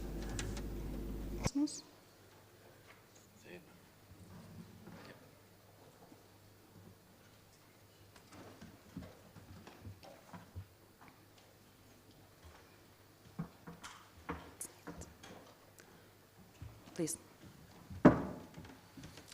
Thank you, Inga, and thanks to the Ministry of Justice, Augustus, for inviting me along to talk today, and congratulations to you for making it back after lunch. I know that's always a bit of a challenge on these things. So I'm going to be talking about a number of things. I won't cover too much on integrity and corruption. There was a lot said on that this morning, and there'll be more this afternoon. I will talk about people and systemic risk, two of the areas that I think are more important. And while we're on the subject of accountability, I'm really going to be looking at how we police accountability. So the use in particular of audit and our audit tools to assist us in that, and some of the symptoms that we can provide.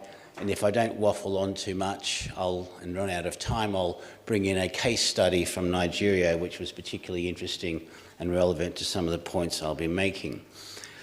So integrity and corruption, it's really about people doing things we don't want them to do, or us providing them with the opportunity, with the gaps in our systems and controls where they can do things that we don't want them to do. So I break that down to the people risk and the system risk, and I'll be talking about both of those right now. So people risk is really about who we employ, how we vet the people that we have, and then the people that we work with. So whether it's our suppliers or our customers or third-party people within our supply chain, procurement chain, or finance chain. And coming from the private sector, for me, the finance chain, how money flows through these systems, that is quite critical, and whose fingerprints are on the money and where it goes to and what it does when it gets there. I also think that the expectations that we set when we're dealing with our people, and that's not just internally but externally to the organisation, are quite critical. If you don't tell people what your expectations of their behaviour is, then it's quite easy for them to get that wrong. If it's not clear, and Ingrida talked a bit about that communication message this morning, if it's not clear, then people will inevitably do what they think is right, whether it's right or not. And of course, the examples we set. I've worked with organisations both within them and working with them as a partner, where they say one thing and they do another, and that when they do another, it's generally because the leadership of the organisation aren't following their own expectations. I won't go into any political examples. I was going to use some political examples, but I thought not when I'm working with the Ministry of Justice today. Okay, the thing about these though is that each of these critical things for our people can be measured, and the importance of this measurement is something I'll touch on at the end. Our systemic risk, the first thing we need to understand when we're setting up these systems is, do we actually understand the risk that we face from corruption? Whether it's in our value streams, whether it's in the products and services that we offer, whether it's in the people we do business with, do we have a clear picture of what it is we're trying to control? And if we do we apply those controls in such a way that they are targeted on the risk? Quite often you'll find when you go and talk to somebody, they'll say, oh yeah, we do these things, whatever those control things are, but you aren't necessarily confident that they've mapped those controls against a specific risk. Why are you doing that? How do you know it's effective? These are the sorts of things that people often miss. They simply follow a template perhaps, or they're doing something because they've been told it's a good idea. Do the controls that they put in place provide an end-to-end coverage? If you take, for example, a finance chain where you start with the people who might be on a tender process for a procurement initiative, the operations of that procurement initiative, and then the financial operations of it, do your controls cover all aspects of that, or have you simply put in some vendor scrutiny, some operational scrutiny, and some financial accounting scrutiny in isolation of each other? That becomes quite important in a minute. And do you maintain and update the systems that you put in place, and have you adequately resourced them? And the resource question becomes quite relevant when you think about some of the mechanisms that we put in place, but we don't have the people adequately trained to do the work that we expect them to do. And once again, we can and should be measuring each of these to update ourselves on whether the controls we've put in place are actually effective or not. Once you've created your environment, your control environment for the risks that you think you face, is your data accurate and available? And quite often what I've found when I've gone into organisations, the data sits in pockets in different systems, and those systems don't talk to each other. So when you come in from an audit perspective to try and understand whether what you thought was happening is actually happening, you can't get access to data that describes the full chain. You think about a supply chain or a customer provision chain, everything that happens from the moment you meet that customer, from when the customer walks out the door with a $100 million loan, do you have adequate records of every single transaction that's happened there? And often the answer is no, we have bits and pieces of it and we have to put it together. Do you feed all of this through to the appropriate governance and reporting structure? Is somebody overseeing everything that is going on? And is that oversight body independent? Okay, symptoms for audit. When things go wrong, these are the sorts of things that the audit teams that I've worked with are generally looking for. The first one is the audit team itself is not independent. I once worked on a large mining finance project where the audit team that was appointed actually worked for the director of mining operations, and they were told that the vendor management and procurement side were outside of the scope of the audit. That was an alarm bell for everybody. And they were also told that the financial management was outside of their scope. So the audit was just going to be looking after mining operations. Of course, as the bank responsible for providing the finance, we were a bit concerned about that. And we changed it. When you have the money, you can make up the rules.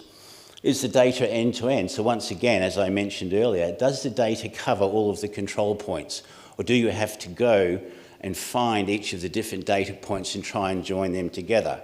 There's nothing worse for an audit team to have to sit down and piece together disparate bits of data. And that's an alarm bell for any good auditor when they look at it and say, well, you're not giving me the full picture. And in some cases, an audit team will be told, this is sensitive data and we won't be giving it to you. That's another alarm bell. Other controls that have been set up adequately addressing the risk that somebody has identified. So it's easier to say, we screen our employees, so we have a good idea of who we're working with. Do you also screen your vendors? Do you screen all the third parties involved in your supply chain? Do you know who is involved at every step of the way for each of the financial transactions? Is the control framework led from the top? Auditors, generally in the private sector, so the bank that I used to work with and the bank before that, the audit team reported directly to the CEO, the group CEO. There was an external auditor appointed and they reported to the chair of the risk committee for the board. So at the very senior level of the organisation was where audit reported to. They didn't report to anybody in between, which is their way of maintaining independence. Is the control framework measured separately? Often it's tempting to measure the adequacy of your risk controls as part of your business as usual operations. That's a warning sign for an auditor because it means that there's not somebody independently sitting and looking at your risk controls. It's generally somebody inside the operation who's looking at the adequacy of the control framework, but that's equivalent to what I call marking your own homework. Hope that translates well. Are the controls tested and are they operating as designed? Have they been resourced adequately? Often I will find that they have they've got one of everything. You go into a large program or a large supply chain operation and you'll see they've got one of everything, but they don't have the people to adequately manage all of those. So even if they were working effectively, they wouldn't be able to do anything about it. And governance and oversight is of primary importance. Is the information on control operation flowing to the right people? And do they have the right decision-making authority to do something about it? This report, Professor Jackie Harvey from Northumbria University, they were invited by Nigeria to look at their corruption, their anti-corruption controls. And what they wrote a report in 2021, which I was involved in the review and drafting of. And what they found was that, a bit like I described, they had one of everything. They had the right agencies in place. There was no shortage of information available within the public sector on these corruption controls, but that they weren't linked together. In some cases, and this might sound odd, talking to a government ministry, some cases the government agencies competed with each other. It wasn't clear who was responsible for what. And as a consequence, you either had agencies competing for the same resources or there were gaps between the accountabilities. And that was where things were able to happen outside of the oversight of some of the people who were supposed to be fixing it. There was also a lack of resources, so while they may have had some of the control framework in place, they didn't have the right and appropriate resources. And in what they found in some places where there was a deliberate circumvention of some of those controls, either in an attempt to get more resources for that government agency or for other nefarious regions. And we're talking about, in some cases, the difference between a country level and a regional level control framework where the regions were often competing against the central authority. So those who were assigned to prevent the corruption often found themselves frustrated by their own systems that they'd put in place. And generally it came down to that collaboration, coordination, cohesiveness that they lacked. And I'll end there and we will get to questions at the end. Yes, thank you.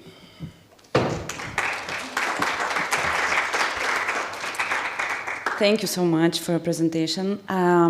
Ačiū labai už prezentaciją. Thank you very much for your presentation, and I want to avail this opportunity to discuss this presentation, basically. I heard a lot. We have lots of things, lots of organizations.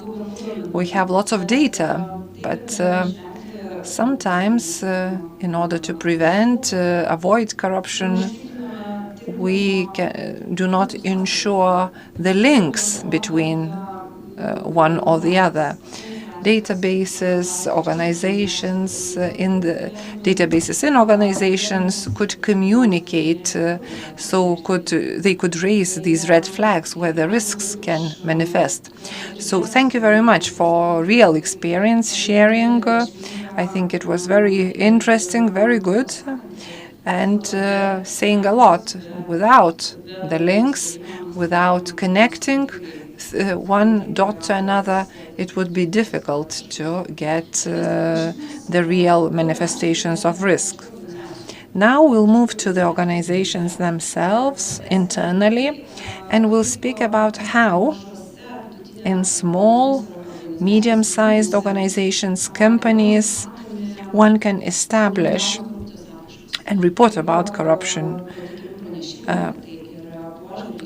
The approach, the challenges, and the incentives to report on corruption. Now I would like to give the floor to Ekaterina Lisova to present her experience, not only when working with small and medium-sized enterprises, but also as a representative of the media to overview this issue.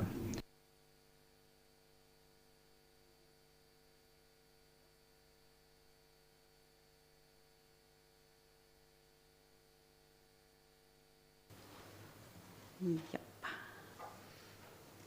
That's right. Thank you so much. It is a pleasure to be here, and thank you so much to the organizers, to the Ministry of Justice, for inviting SAIP and me to speak at this very important forum today. So this is where, this is where it should start. This is where the private and public sector meets to discuss concerned issues, and that's where the solutions can be developed. So, in the 7 minutes that I have, I'm not going to go into technical aspects of accounting and auditing as part of anti-corruption compliance programming that companies, the small and medium-sized enterprises, can be doing in various countries. And so what I will do, I will touch on that, but in the context of broader integrity efforts where SMEs can participate. But I will do a couple of caveats so that it's clear where I'm coming from, where this perspective is coming from. Let me, in the agenda, so I will speak very quickly about what are the objectives of this presentation, what I would like you to take away from it. Then we look at just my organization, SAIP, where I work, Center for International Private Enterprise, and how it evolved in the last 40 years since its establishment. Why I'm talking about SMEs? Because at this point, as far as I remember, we're not talking specifically about various steps. We're talking about associations of construction, we're talking about banks, but we're not mentioning other parts of the private sector. So I will also mention 2 ways of looking in which SMEs and other companies, larger companies, can actually promote integrity in the society. Then also we'll look at what triggers compliance and integrity SMEs and what hinders it, in order to understand what role the actual accounting and audit can play in supporting that. And who are those accountants that we're talking about? Who are those auditors? What they know, what they're looking at when they work with SMEs. The problem of informality, we cannot avoid this issue, and incentives, a potential solution. It looks like a long list. I will go through it very quickly. So SIPMA organization was established 40 years ago. It's one of the core institute of the National Endowment for Democracy, and it was established by President Reagan just to support the democratic development around the world. The mission is we are working with emerging countries around the world. We have programs in over 80 countries around the world. And in Europe, Eurasia region, I'm responsible for programming of business integrity programs and anti-corruption compliance programs in Europe, Eurasia. We're not generally working with the EU countries. So these are countries that are aspiring members of the EU or not that yet there. So for that reason, what I'm trying to tell you is that, again, to tell you what we've seen in working with many companies around the region, what the issues are, what the integrity challenges that they suffer, and what can be done to resolve those so they can be much more effective in promoting integrity in their societies. So when SIPE was established, primarily what is this, the democratic, how you support the democratic participation through the private sector. Private sector has not even been seen as someone who can be contributing to democracy. It's the bad guys. They are the supplying side of corruption. They are the ones who give bribes, right? They're the ones. So how can you work with them? You try to police them and enforce and punish them, if anything. So, but of course, a lot has changed with the Foreign Corrupt Practices Act in the US from 1977, with this global anti-corruption enforcement in the last 20 years. You know how much is going on with extrajudicial enforcement, and so on. And of course, with the increasing perception that the private sector companies are not there just for making profit. They're actually the social agents. They can contribute to public goods, and that their anti-corruption efforts can be as much as important as the civil society organizations and anyone else. And given that so many people are involved in private sector, especially small and medium-sized enterprises, ignoring that large number of people being employed in the private sector would be a mistake. If a government, a society wants to be successful in addressing corruption and raising the standards of integrity broader in the society, they need to work with small and medium-sized enterprises. Yes, with a low capacity, yes, with certain lacking tools and approaches, but this is absolutely essential. And that will be one of the takeaways from, I hope, from my presentation. And so when we first started working, we're working on just organizing companies into some kind of, the business associations, and trying to make sure that the voice of companies is heard, their concerns about corruption they have to deal, but no one was talking about it because no one knew how to articulate that. And so in the last about 10, 15 years, that's what we actually started growing in anti-corruption compliance and business integrity direction of our work, especially with sustainability indexes, with ESG, environmental, social, governance standards. It all became really, really prominent. So key takeaways, what I wanted to mention is that the SMEs, they have to be brought into the national integrity efforts. Well, how to bring them in, that's something I mentioned. Yeah, but by ignoring them, the solution won't be complete. So offer incentives, identify what is missing, what would make them something that the colleagues before me speaking about, right? When the technical solutions are not enough. So the accountants may not work there. They may find the technical solutions of doing the accounting proper or the audits proper. They can find guidelines and standards. That's not a problem. The government can issue recommendations and explanations and directives. The problem is that the CEO tells them, these are two books. This is one and this is another. This is what we'll show these guys and this is what we'll keep ourselves.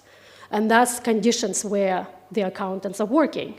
So then how to make sure that these conditions are reduced and the ones that are actually benefit the ethical players are in place. That's the real problem. Again, it applies primarily to emerging markets, but even in the EU countries, we'll see there are still lingering issues from former times where the business as usual still sometimes prevail.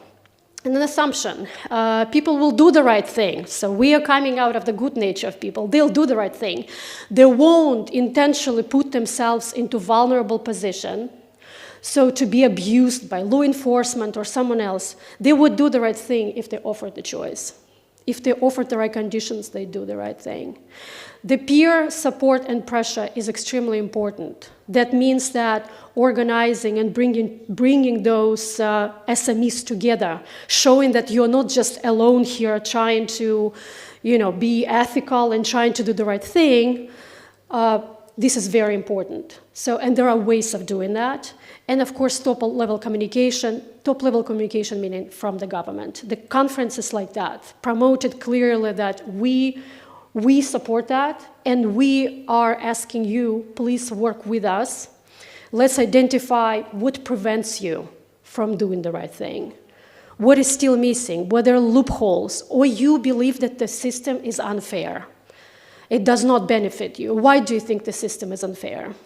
Well, let's fix it. Because fairness is the key component in corruption, in anti-corruption.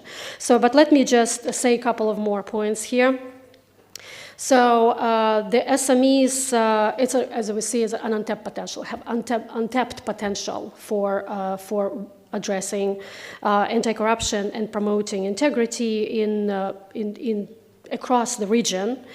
And private and public sector integrity are intertwined, of course. So usually what we hear from private sector players, from SMEs in the region, they say, well, why should I do the right thing if they are not doing their part?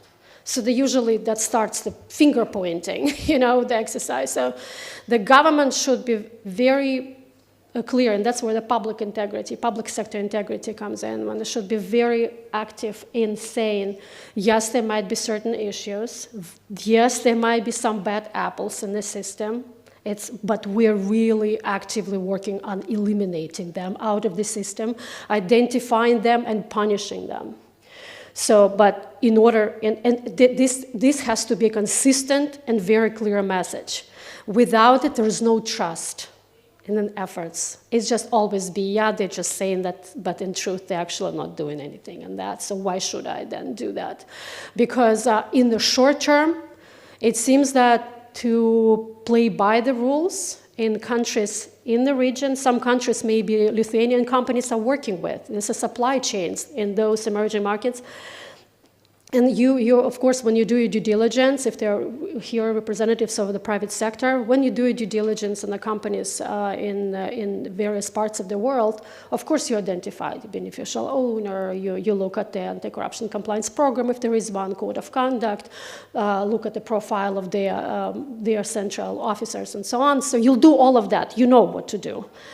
However, you have to understand that these people might be working in certain conditions where, in certain conditions where in the short term, playing by the rules does not pay off.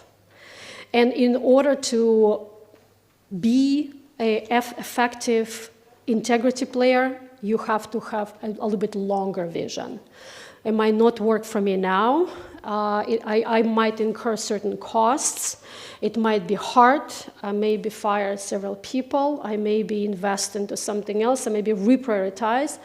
But it's worth it in the longer term. I will build my integrity system strong. I will reduce my vulnerability. And I'll have all those benefits of being an ethical company where I'm not going to get into any trouble with law enforcement. I will establish strong international partnerships. I'll get access to credit. I will hire talented people because, talented younger people, they don't want to be associated with shady companies because it will stay in their CV forever in the internet. So that all of these components matter. And the CEOs that are forward-looking, they consider that. This case should be repeated over and over and over until it sinks in that this is a right thing to do. There is no way back. With increasing transparency, with information being online and different tools, it's harder and harder to hide crime, to hide corruption and fraud. It will come out sooner or later. And the CPA, they're looking at cases 10 years from now, 8 years, and they can still come and bite the company, right? And the final point, just 2 final points. So on accounting and audits, so specifically about the title of this session. But as someone said earlier today, we don't see this as it's a technical issue.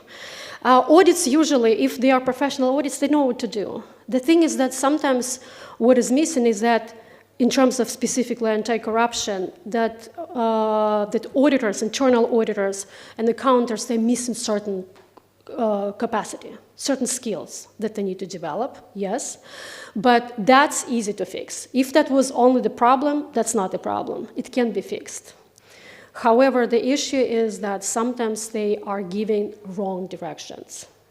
And that's where the problem is, the problem arises. And we are working with business associations and companies on trying to make sure that their leaders, the business leaders, their CEOs, do not give these directions to their accountants, to do double booking, to hide fraud in certain documents, and so on. So that's what solved the issue. And in terms of solutions, I will just list some. We also identify them, and they apply for many countries in the region. For one, for example, in Ukraine, we just issued a big report on Ukraine, on private sector participation in integrity of reconstruction, and some of the solutions apply here, I mean, in Lithuania and in other countries of the region. So here, let me just go through the list. Top-level communication about the need for integrity, something that the value of this conference. Fostering integrity from just anti-corruption to building the culture, right? It has to be built into every decision-making. That shouldn't be a choice to do something wrong. It just should become a norm. Second, specific regulatory incentive and awards. Again, this is something that my colleague earlier today in the session, I think in the first session or second session, was talking about, the incentives, the commercial incentives. Third, yes, enforcement. Sometimes enforcement should, and increase enforcement and clear enforcement, it should understand. If you're out of line, then it will, but not to focusing on policing. Policing will come as a last resort situation, right? Because there is no possible resources to go after everyone. So building incentives is the key. Whistleblower, we also talked earlier today about it, but whistleblower reports are the key sources for targeted investigations. I used to work for the World Bank Integrity Vice Presidency, Washington, D.C., and the majority, 80% of all investigations came from what we got in the confidential line reporting, not from audits. Audits were only accounted for 10%. So really, when people see something, they say something, working with people, making them comfortable to report, knowing how to report, that's the key. Peer pressure. Build those networks that, well, if you are out of line, then your competitors will report you. They should know where to report, or to work together to fight for better business environment through strong advocacy for better business environment where ethics is not being punished, because currently in ethics societies it's being actually punished, even though everyone is saying the opposite, but in real life it's not beneficial in the short term.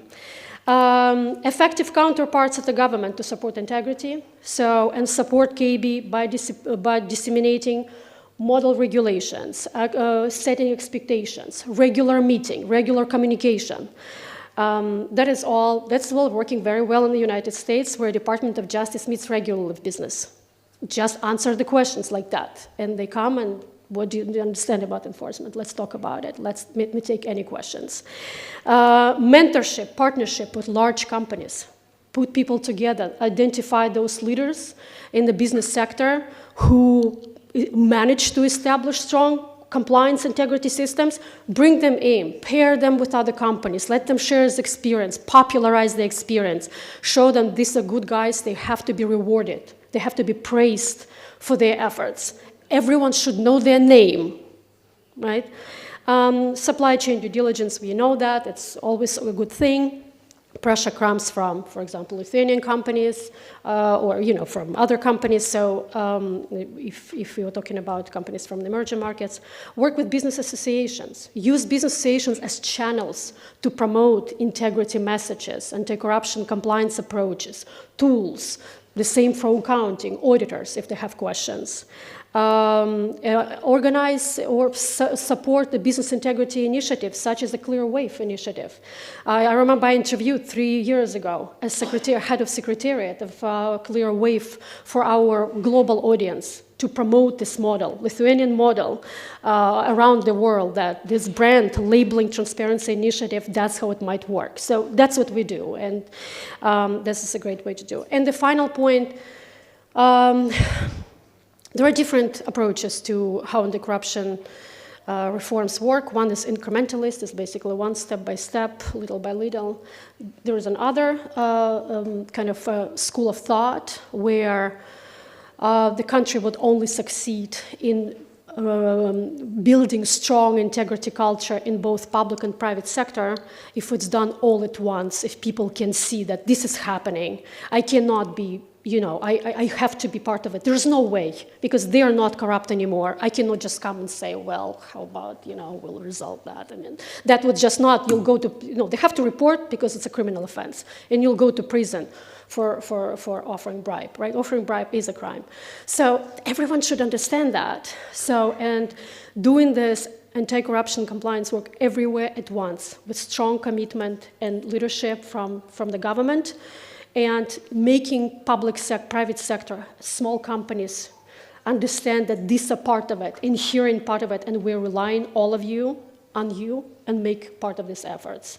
That should all in combination work in promoting it. But of course, it takes years. So thank you so much for opportunity to share this.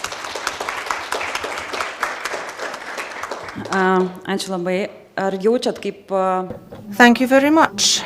Can you feel how, with each experience, we are moving from technical to cultural aspects towards promoting the culture of trust, which is pertinent to the public and private and SME sector.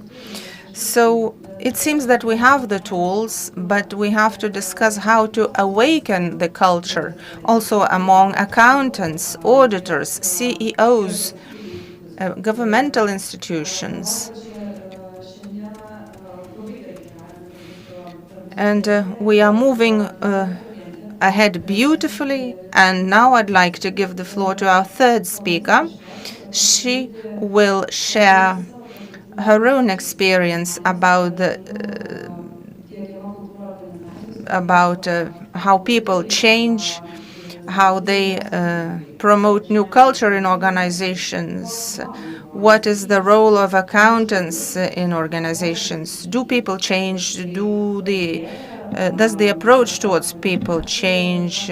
How people increase their qualifications? And what are the criteria from the environment? What environmental and contextual challenges affect them? I'd like to ask Laura Ho to come up on the podium. She will tell us about how a professional accountant should behave, what is his role in business and public sector in the area of anti-corruption. Thank you. I'm just trying to help you with some issues, technical. Taip, aš jungiu skaidres. Ačiū, floor is yours. Lovely, thank you very much. And thank you very much to the Ministry of Justice for inviting me to come along today to speak to you all. It's a privilege to be here, so thank you very much for your hospitality. So my name's Laura Huff. I'm the Director of Trust and Ethics at the ICAW. So just before I get going with the meat of the presentation, I'll just tell you a bit about the organisation I work for. So we're a professional accountancy body that was established in 1880 under a royal charter in the UK to serve the public interest. We work with governments, regulators and businesses to further the interests of our members and to work in the public interest as well, very importantly. We've got more than 160,000 chartered accountant members in over 146 countries around the world. And they really work in all kinds of different organizations, be they public, private, accountancy firms, banks, not-for-profit sector, SMEs, so really spread across all kinds of different parts of the economy. And I think that's really critical in terms of the role they can bring for furthering integrity and helping anti-corruption efforts in the organizations in which they work. So over the next few minutes, hopefully I'll stick to my 7 minutes or 10 minutes, I wanted to really focus on the importance of ethics. Also to think about the roles of professional accountants can play in the different organizations in terms of anti-corruption, and to stress as well the importance of collaboration.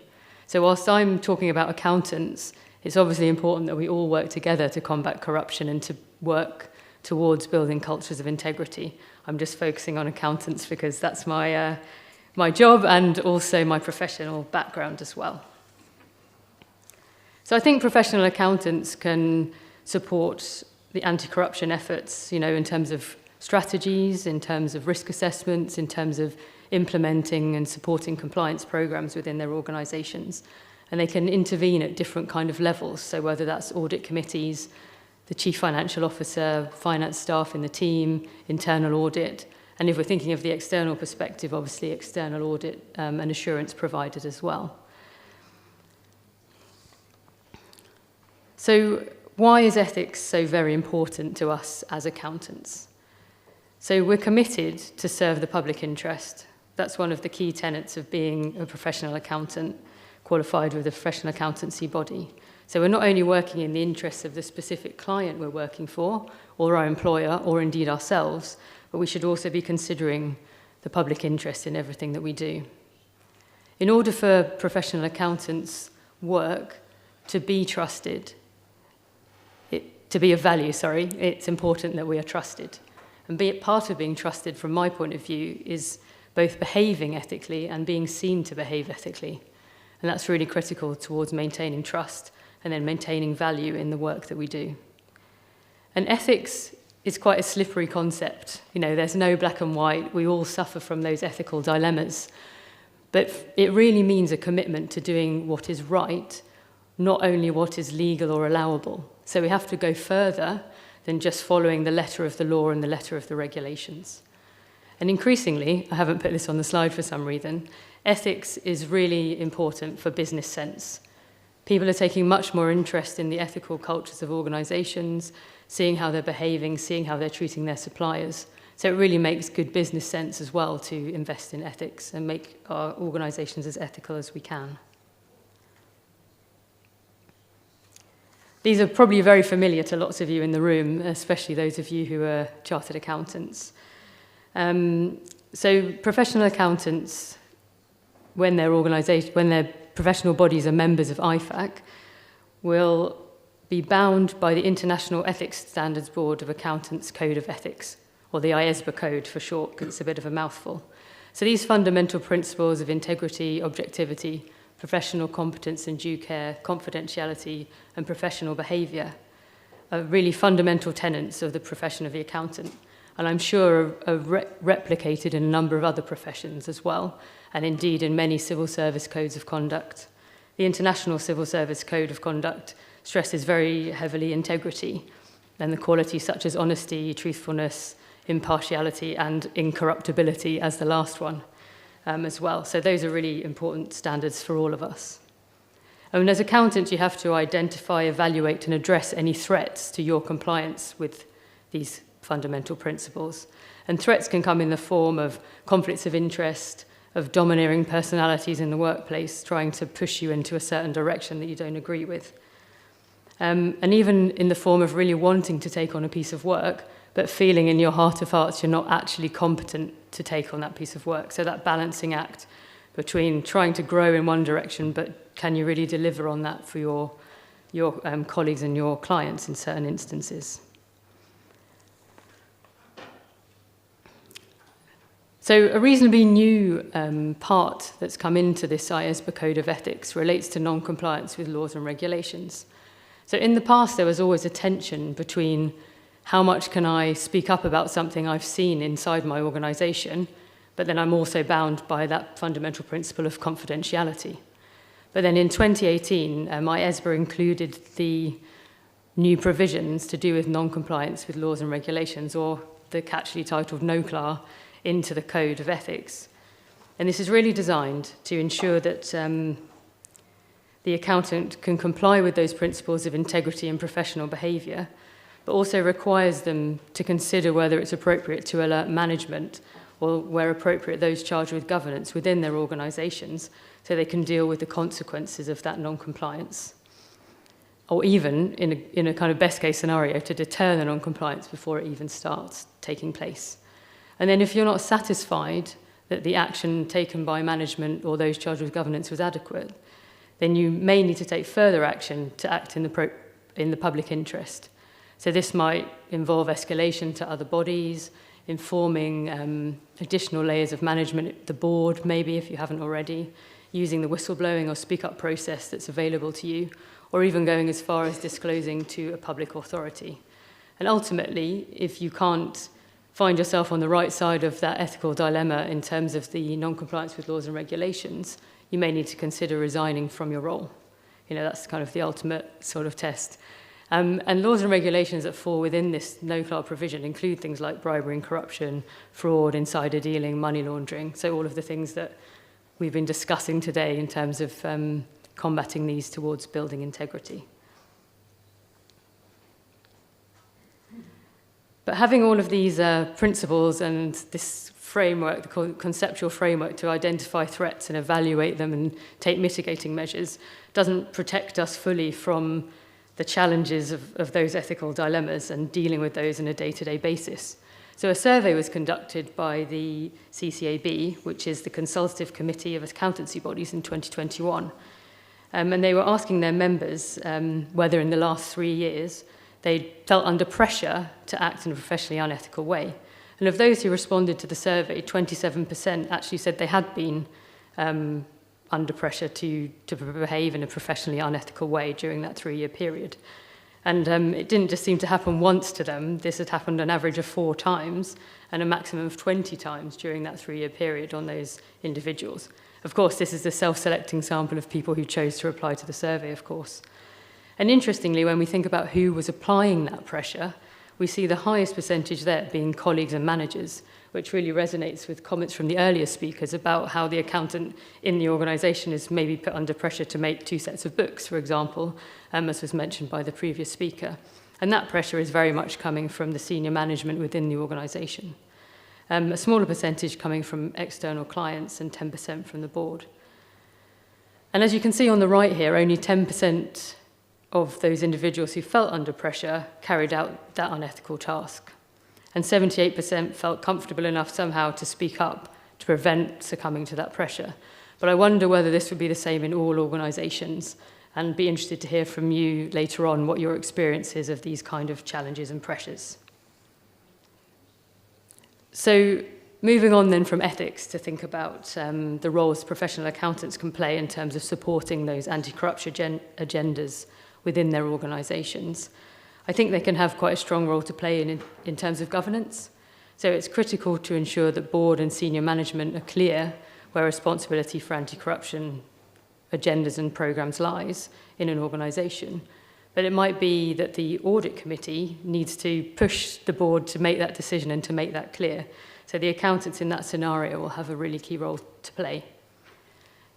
Given the earlier discussion around the roles and responsibilities of professional accountants under the Code of Ethics, they also have a responsibility to role model that ethical behaviour for their colleagues, whether those are more junior accountants or others in the business.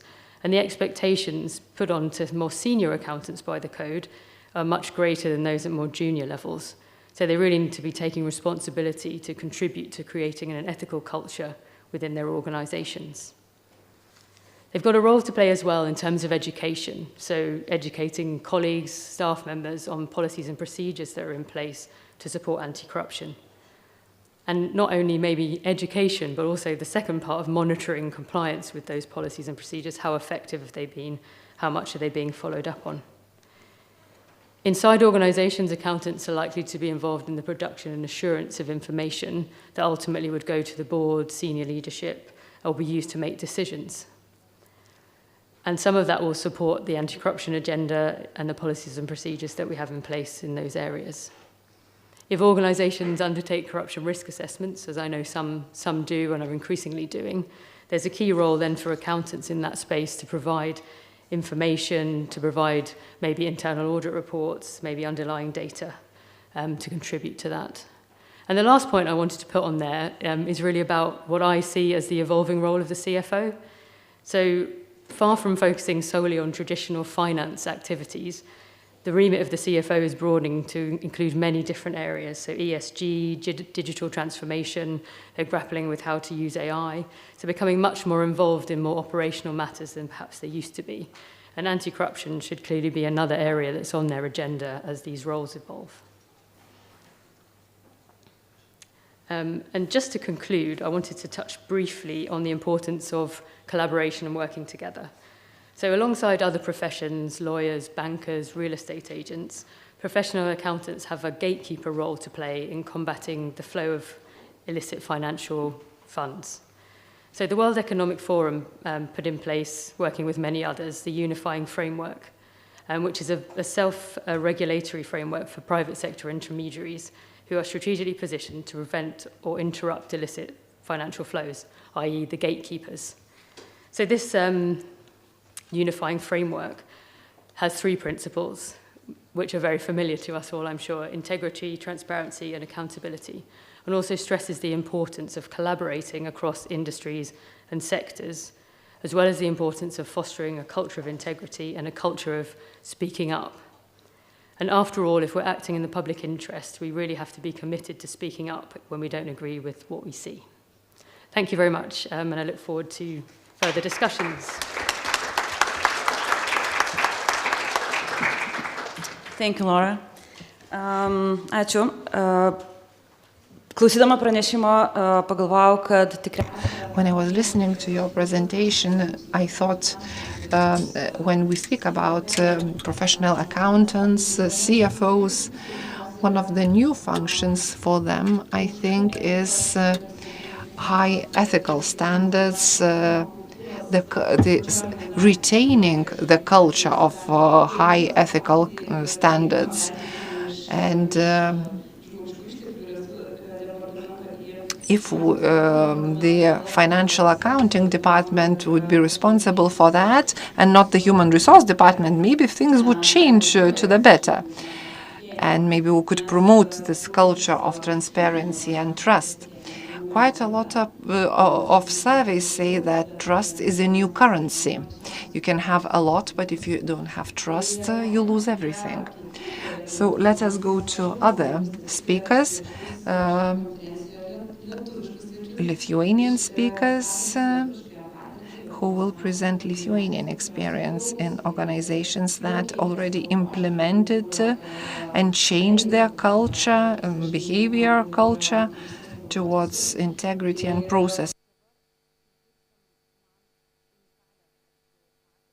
We'll hear about unique experience, how General Jonas Žemaitis War Academy or Military Academy decided to invite non-military principals and to adopt a different approach, managerial principles, and change their approach to culture and processes.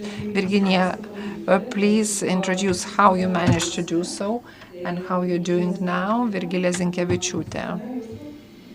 The floor is yours.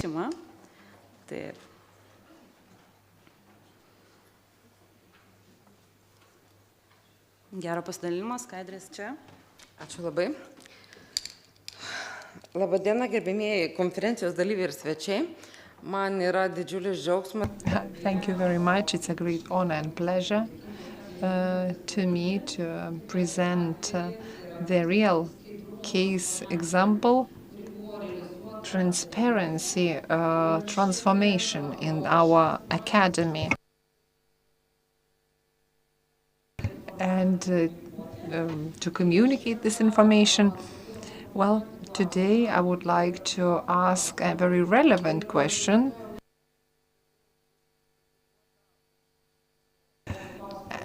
And maybe the audience will blame me for raising such a question, whether the activity can be ensured without the chaos of descriptions of rules. Our example is from the military academy of Jonas Žemaitis. The transformation started when I started working as an advisor on quality issues. And I had one task: do everything, so the auditors are at peace, so they are okay with their work.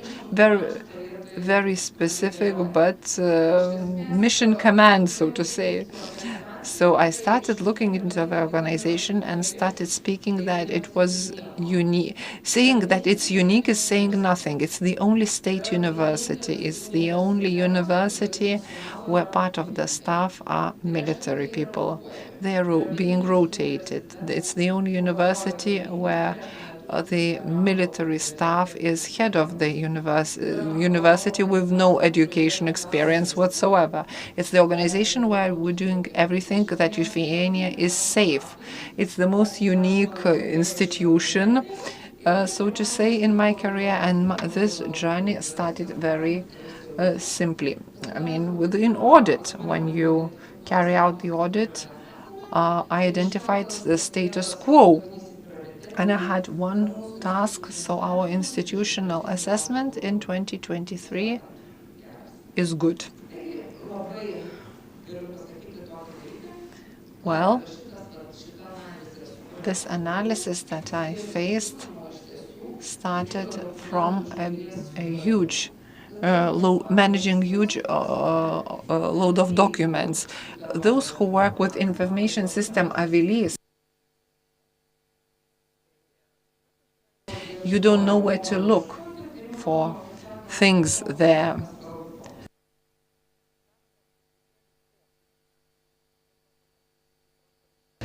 And it's a chaotic system. Okay, let's move to processes. And I said that to the statutory organization that did not like moving from papers to processes. Culturally, that was not acceptable to them. I liked the instruments, that they like one-page strategy. You don't need to read books and papers. You see one page, you move towards organization efficiency. And the management decided to change. You needed to have the management system. Nothing was working that was working globally. So functionally, it was not good for us. Only processes did not work for us because it was a statutory organization, and we decided somehow a transformation that was encompassing everything. And at the moment, I had about 100 people already, different types of people, and I said that these organizations will not do anything on their own. Just they have to have the staff. We decided to check twice what we are doing and move forward. And I also received the green light from international experts. They said that things are moving towards a good direction. And the point is that that the system was clear enough for them. And for you just to see and feel the atmosphere of the project, these are a few pictures how we started. These are initiative group days 1 and 2, when civilians and the military staff decided to to understand what this blonde lady in front of them really want from them. What is an academy it was clear to them. We need to inspire and to educate Lithuanian military who are going to fight for Lithuania. But the question is whether it's really transparent. The process means that we put all our efforts towards process. Everything was about the process. We had an interim report. There was COVID at the time. You see, the room is huge, and we asked one question: what would we lose if we take one of the processes away? Would there be a gap, a lag? So we have to be, all the processes have to be interrelated to produce a result. So the process is the overall mission to make a final product. We also understood that the procedural management system does not alter the managed object, but simply changes the way of management. I took 4 standards here and 1 requirement for the activity of higher education institutions. And the requirements of these standards and served as a basis to create this procedural management system. And I asked myself where to put it. It cannot be fitted into the management system Avilis. So I took the internal rules of procedure. Probably you know that in organization it usually takes 2 pages. I took the naming circle because NATO documents are recognized there. And I put all the management system in the coding. The new general, when he comes, he always reads only the top documents and everybody else reads the lower levels. Everything depends on the information flows. This is our key macro map. Then we're going down according to the typical ISO structure, describing the process. All the processes and activities are visualized with a very transparent algorithmic logic based on the PDCA. And in one visualization, you can see everything: actions, the responsible person, information. And this gives an opportunity to make the activities more transparent, to make it more optimized, to say what is right and what is wrong, etc. So, in fact, all of our procedures, unless they are external procedures, have been turned into processes. That's how all the lower levels look like, the 3rd and the 4th levels of implementation, and the processes as a whole. We analyzed and found answers to all the questions: 5W, 1H. Everything is in one slide. All the problem solutions, all the interconnectivity, all the instructions, and all the forms. All that was left was programming. Unfortunately, military infrastructure was not helpful there. And this system continues to be managed manually. When we were developing this system, we got the new law on internal audit. Thank God it is the easy version of standard 31000. So I just had to test the adaptivity to change of the new system. We formulated policies at the top level and we put the mechanism into the system. So if we have changes, we will be able to update the system. Now, what are the results achieved? The results are like this. This grand project in such a situation, such an organization was implemented in several years. We saved a lot of taxpayers' money by working ourselves. We enabled process owners. We made all the activities transparent. We created a unique model. We even improved the naming terminology, and we have a lot of possibilities provided by this system. And time will show whether we have been successful or not. So time will show. And to answer to the question whether we can have activities without the chaos of procedures, yes, it can, if the organization does not overburdens itself with double documents, which I still see in other organizations. If they don't prepare dual and additional rules of procedure.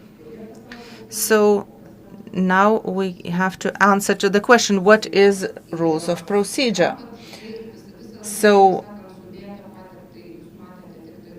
you saw all of this only because the Lithuanian Quality Management Association has asked me to share all the time. And I kept sharing, and I saw that some of you were photographing and filming.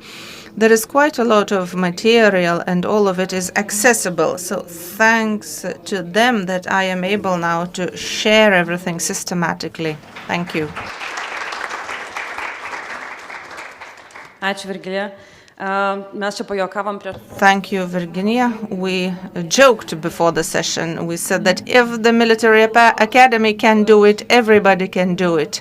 Not because it's a strange organization, but everybody understands that it's a special structure. It's not civilians, and that there are loads of requirements and procedures, and they are responsible for us, and they must know and be able to do everything internally and also to assist us. I wish you every success, Virgilia, in the future, and in order for the future to be bright, I believe that we have to create an adequate environment.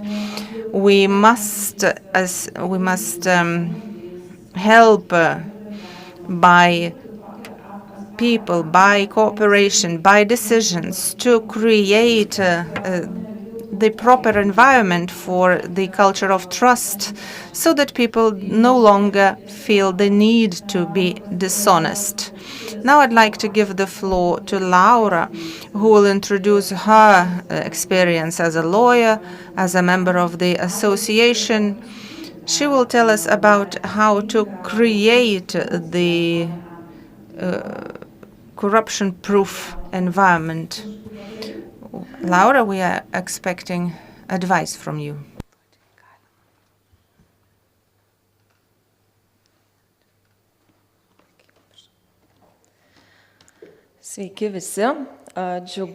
Good afternoon. I'm very happy to see you still here, still attentive. I thank the Ministry of Justice.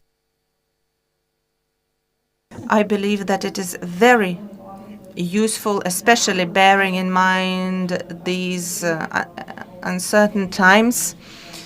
We must bear this topic always in mind, and it should be normal to talk about it all the time. And we have to have this reminder in our heads, because it is only thus that we will achieve the culture and realize that it's not any innovation, but it's our everyday life, that we have to be honest in business, in life, and everywhere else. Only then will we achieve our goals. I have arrived at a conclusion that corruption-proof business, honest business, is also attractive to clients, to suppliers, to financial institutions, and other institutions, including monitoring and control institutions. Indeed, all of these aspects make businesses more competitive.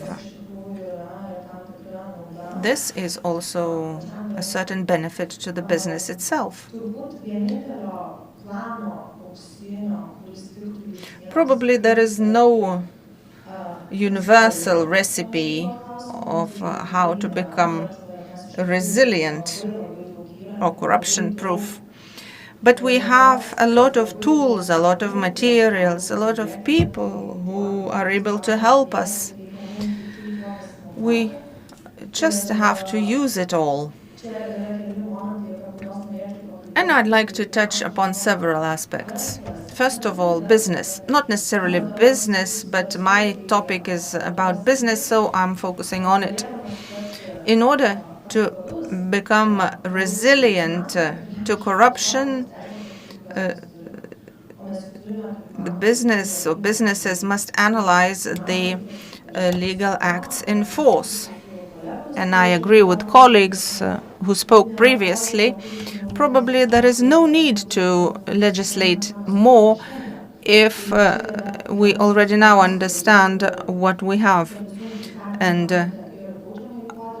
among all the laws, you see the criminal code as well. It foresees 5 criminal acts related with corruption that are criminally liable. It includes not only criminal liability, but also a penalty could be imposed. Corruption does not know any borders, and back in 1997, though there was a convention adopted by the OSCE and other international and national legal acts, and upon analyzing them all, we will do a favor to ourselves. I'm very happy that I'm delivering my speech a bit later, because the Clear Wave, as well as other associations and organizations, have been mentioned. Their representatives have spoken. And I'm not going to tell you anything new, but just I want to remind you that we recommend following the good example. During the presentation, it was also mentioned that the environment we're in is also very important. If we are in the environment that is educating us, that is giving us new ideas, they are fair and honest, we want to join them. So membership in associations provides us with a lot of benefits, and serves as a reminder that fight against the corruption is not about posting on social media or writing an article. It's everyday work. It's an everyday fight. And at the beginning of the session, a speaker said very rightly that corruption is not a bubble.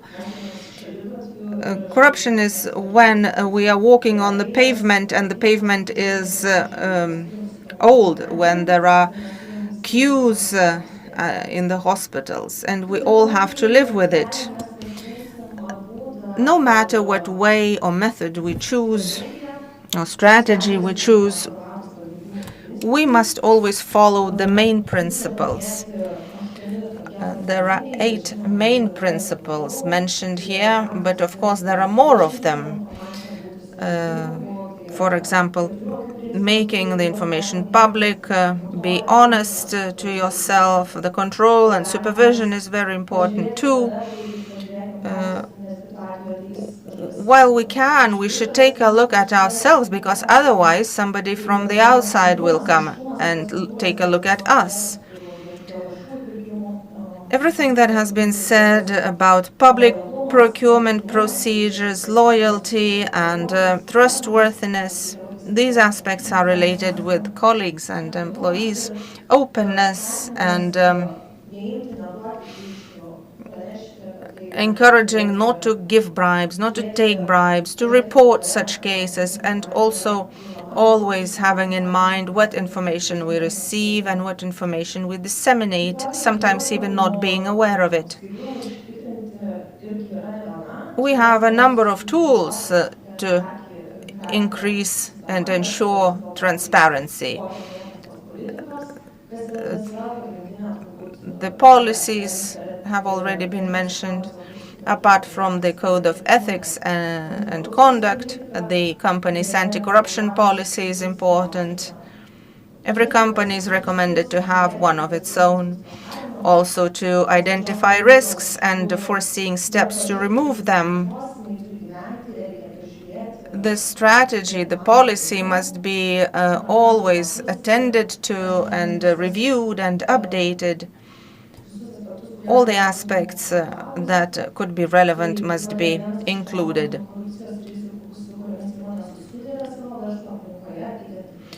Also, it is very important to identify all the corruption risks that the company faces in its daily activities.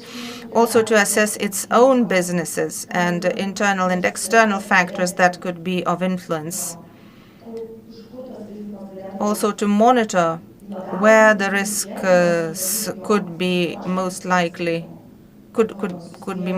coming. Could they be maybe related with charity, with lobbyist situations? Another important aspect is the zero tolerance of staff to corruption. This could be achieved in a simple way. An anonymous survey could be organized. It's not difficult to draw up a questionnaire. There are many examples online. For this, you should also clarify certain concepts in the criminal code. Also, efforts should be made to ensure that these questionnaires are completed at least by 70%, because then we could see the real result. As I said, visions, goals, and targets and opportunities should be outlined in visions and missions. The policy of conflict of interests should be defined. Staff should be explained about the relevant concepts, because you should not presume that everybody understands everything. This is very important. It is the duty of the employer in business to make it clear to the employees when they should address their manager. Also, employees' awareness of anti-corruption activities should be increased. For this purpose, training courses should be organized, but they should be organized regularly. This should serve as a regular reminder about the things that we're talking about every day. Another important aspect is related to those whom we are about to recruit. There are two measures here. One measure would demand additional costs, for example, to carry out a psychological test to see how much a person is inclined to commit one or another offense. But for that, you should have adequate staff, or else you could contact the previous employer, or to look for publicly available information, to read articles about the possible suspicions in terms of the newly recruited person. Lobbyism policies and charity policies have to be made public and be very clear. Internal information channels are also very important. And now we've been talking about the law on whistleblowers. Confidentiality must be ensured. It should be made very clear how the information should be submitted, either by email or verbally or by other means. The whistleblower should also be informed about the progress of the case. And also there has to be a specific person appointed in the institution. The company should have a special person fulfilling these functions. current and new partners should also be screened. We recommend screening new partners.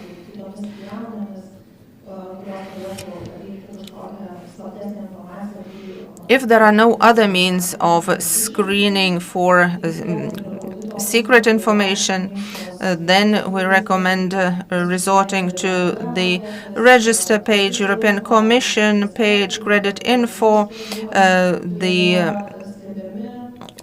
the decisions by the courts that are publicly available, posts in LinkedIn, media statements. So you should collect all the possible information and screen the business partner. Of course, you should not forget screening periodically the current business partners at least once per year to see whether the situation has not changed. Anti-corruption maturity assessment. We need to assess whether we have enough politicians, whether our members of staff are informed enough about concepts, laws, and as well as having those policies, and so they should work in practice. Accountability, transparency cannot be imagined without publication.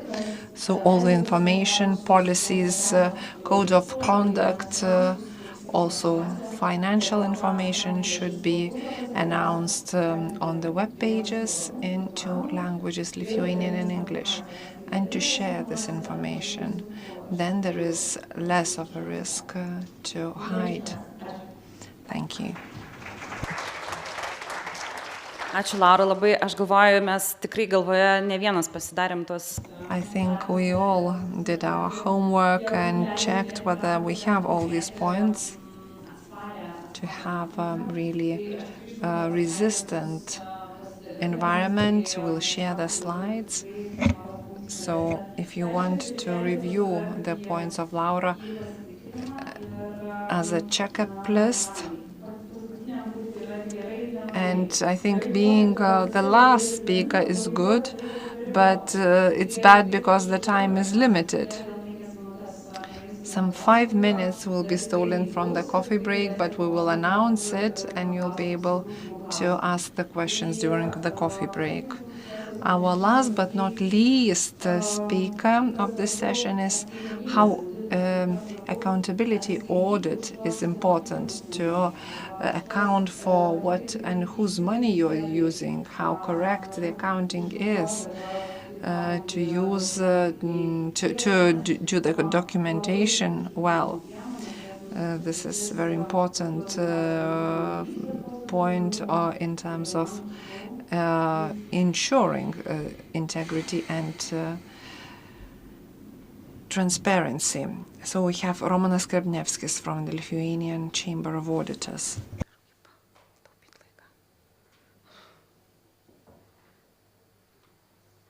Prašau, jūs skaidras? Sveiki visi. Malonu Jums Lietuvos auditų rūmų vardu pristatyti. Good afternoon, and it's a pleasure for me to speak about independent audit and its importance. When we speak about transparency, we should speak in a few directions, like whether we as a society or as people are transparent. There would be less rules if we are transparent. Another direction is a systemic one, which foresees that every puzzle, every system, every item in a system has to do as much as possible in order to nurture the system. And for that, independent audit is important. I'm talking about financial audit, financial statement audit. A few aspects. One of the aspects is compulsory audit or legislative basis. When we speak about such an audit, Here we mean that the audit has to be compulsory for companies that comply with certain indicators. So here we define what company is important to the society and what not. An audit is a very strong control measure that improves and promotes transparency and integrity, but it comes at a cost. And then when we speak about financial audit, we speak about regulation.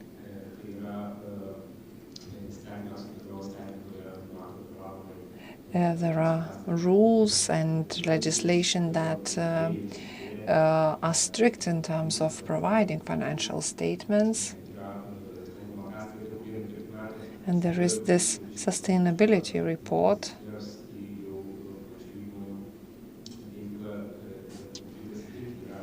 and audit is a part that will be related to the check. So compulsory audit and legislation. The second part of the puzzle is audit as prevention. When there is a certain commitment or something that is that you are bound to, so it is a preventive measure. And also the expectations of the society are important. There are different surveys in terms of what the society is expecting.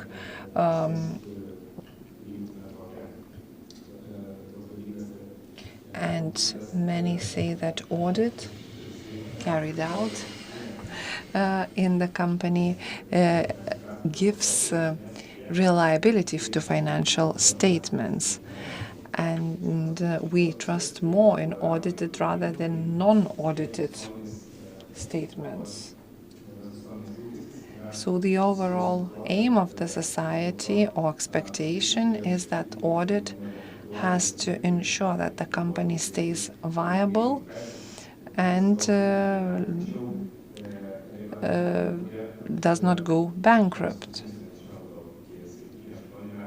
In the last 7-8 years, to the extent that audit is related and the standards are becoming stricter, and the audit comes in place in order to ensure compliance. Very briefly, just to see the overall view, what is the influence of audit in Lithuania in the last 5 years? 5,500 of audits are carried out annually. Compulsory audit is carried out in some 3,000 cases.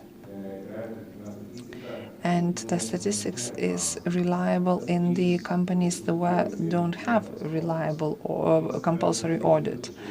Well, the growth is consistent, but the audit that is not compulsory, it remains some 15–19%. 800 companies. So these are the companies that voluntarily, on a voluntary basis, order audit. So the trends are improving, but this also is a case in point that the company relates that to certain costs. And if companies are not willing to spend if it's not compulsory. It also speaks about what we want as a society to put an additional burden or to get assurance. So this separation, I think, is quite okay, and one would not need additional costs, but small organizations should go via promoting added value through independent audits. And just to add one must remember that when we speak about audit, we speak about two sides of a coin. We have companies, their financial statement audit, also provision of information, and we as auditors, when we perform the supervision function, and we need to be transparent. If we're not transparent, the control mechanisms are not going to be efficient. And very briefly, I analyzed a few aspects. Standards regulating our work is the Code of Ethics, which regulates what we're doing, how we're doing things. We also have monitoring together with the Lithuanian Chamber of Auditors that supervise the work of auditors that carry out the audit of that is not of a public interest. Internal culture in audit companies is very important. I think it's number one. In our company, we also try to match the internal culture with what we do in order to ensure that people who are working for us understand that integrity and transparency is number one. As my experience shows, when talking about statistics, I looked into my company and the statistics. If we as an organization, if we are focused on transparency and integrity, then we have more clients.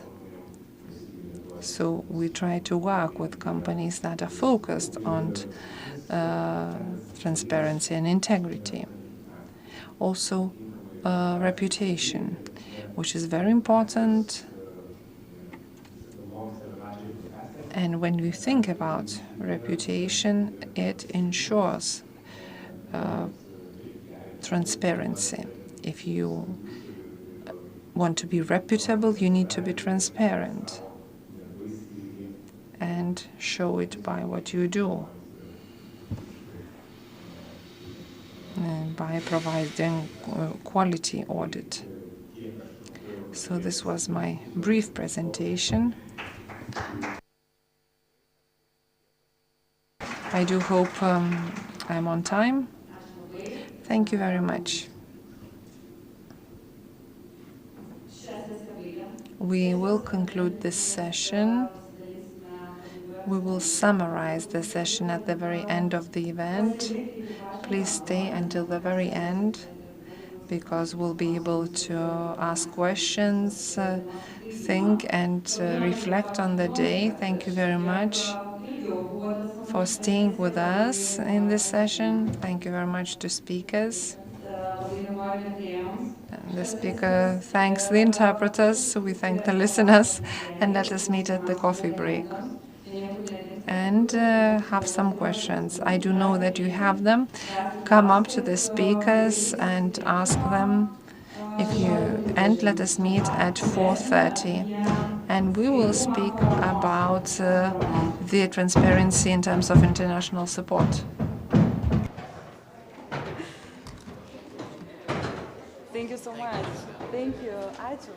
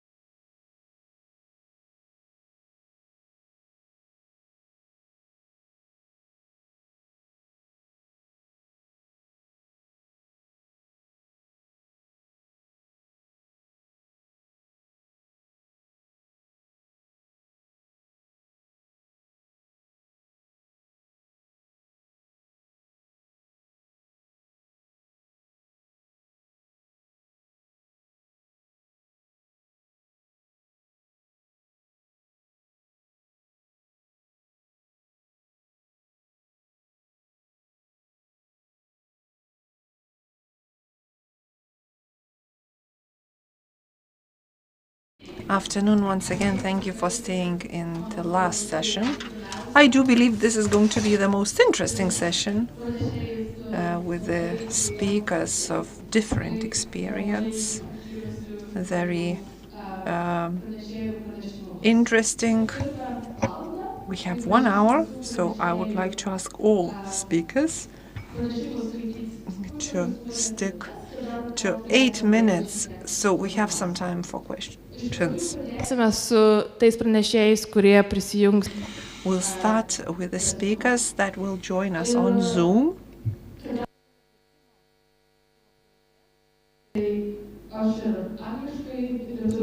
The Zoom will have no interpretation.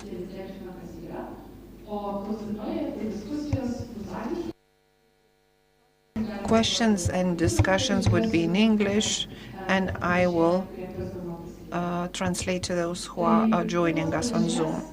The first speaker, Manfred Niemand.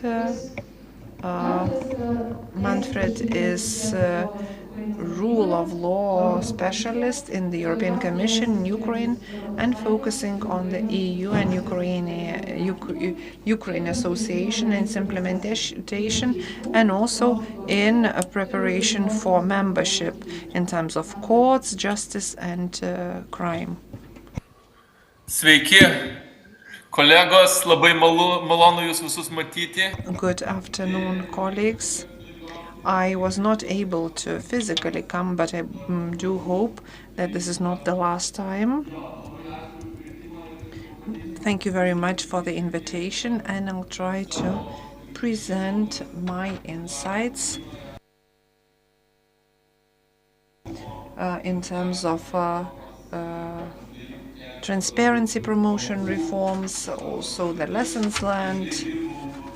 I worked in Western Balkans, in Southern Caucasus countries, so I'll try to share my experience. Let me start from Ukraine.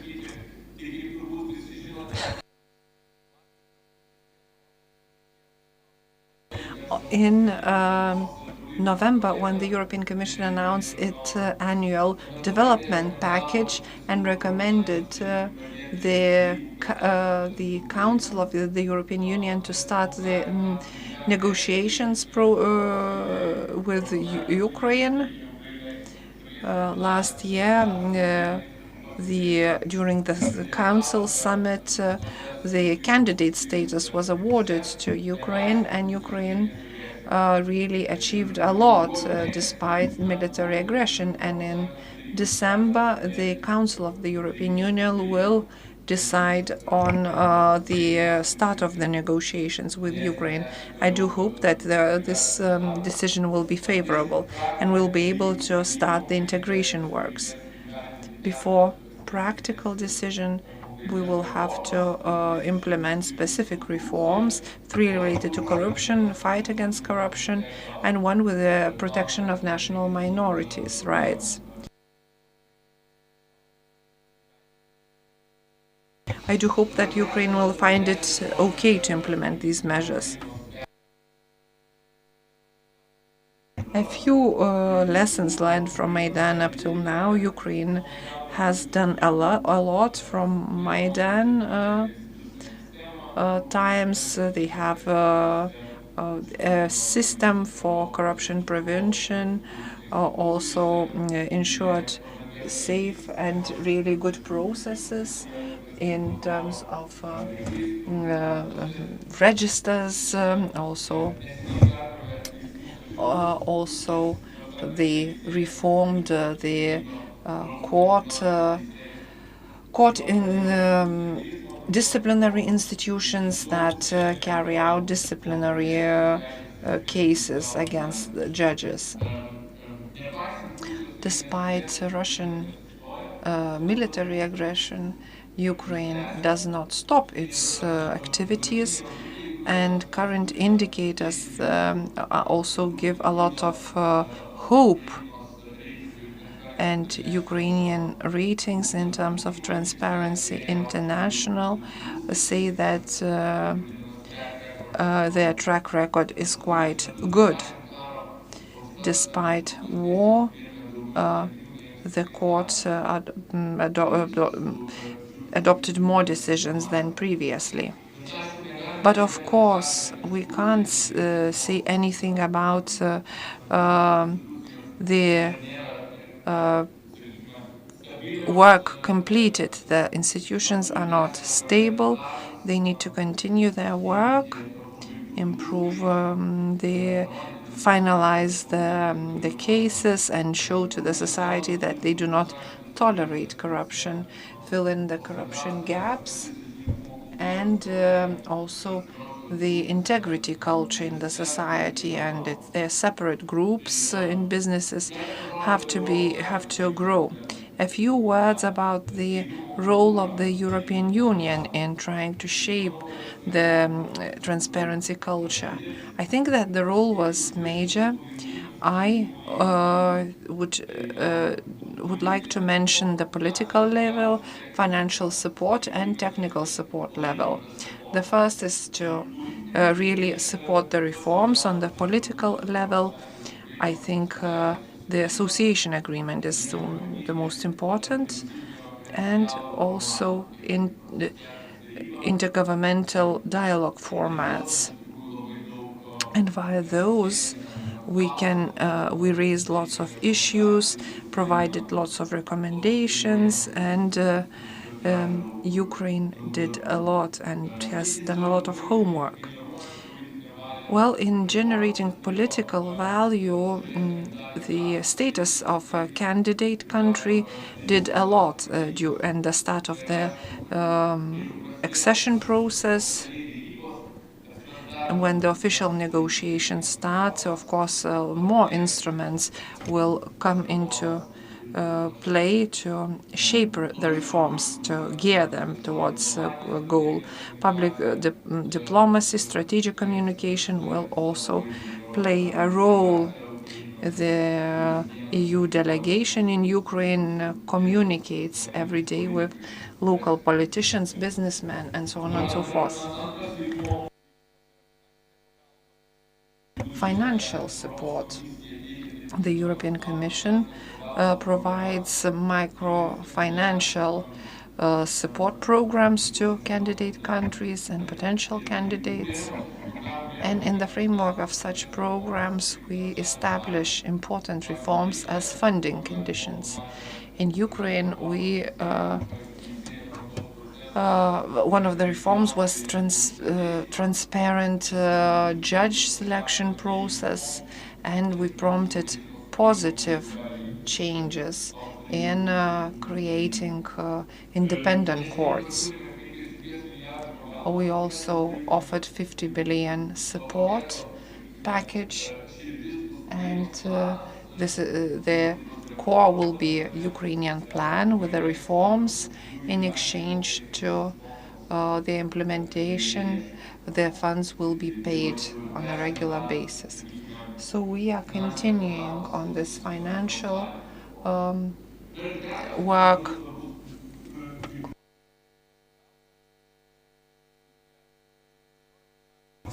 And from 2016, we are carrying out a very important anti-corruption initiative.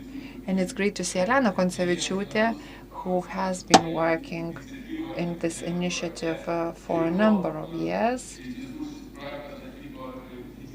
This project was very important in terms of creating and shaping the Ukrainian anti-corruption system after Maidan and supporting investigative journalism and civic society that do a lot in terms of corruption monitoring and shaping of public opinion.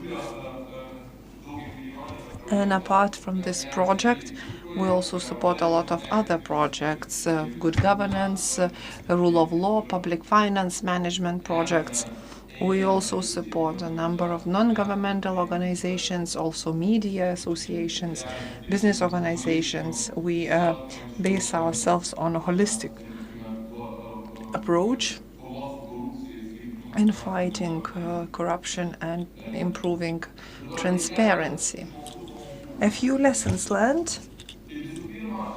First of all, it's clear for all of us that encouraging transparency, we need a lot of elements, and the international donor support is only one chain in the process. It is an important enabling chain, but not the only one.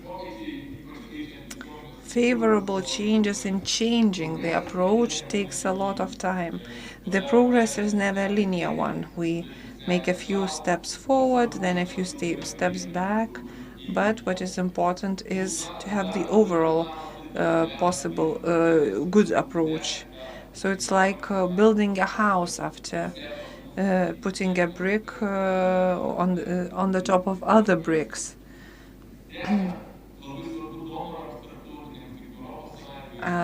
International donors find it important, as the EU and US, to use all the instruments at their avail in a strategic way. I'm talking about financial support instruments, and to view them from the holistic point of view. Professional, good, motivated program is important. You have to be very responsible in selecting people so they can cooperate as one body and encourage positive changes. I also mentioned the importance of international projects, the EU Anti-Corruption Initiative. Such projects are vital. They have to be long-term, quite major, so they could integrate into a relevant sector, society, and feel the pulse of the society to make contacts, and that allows one to provide support.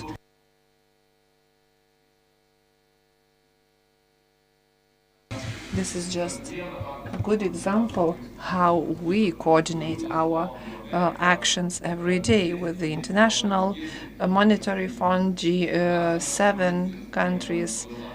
We have different coalitions on different topics. Of course, NGOs, civic society are a very important chain in promoting integrity culture.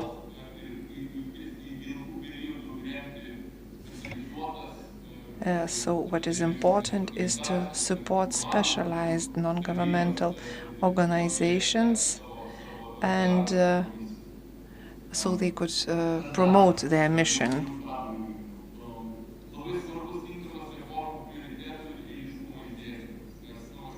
It's very important to have the reforms on time. You can't do them at once, because we are short of time, short of attention. You need to really select the reforms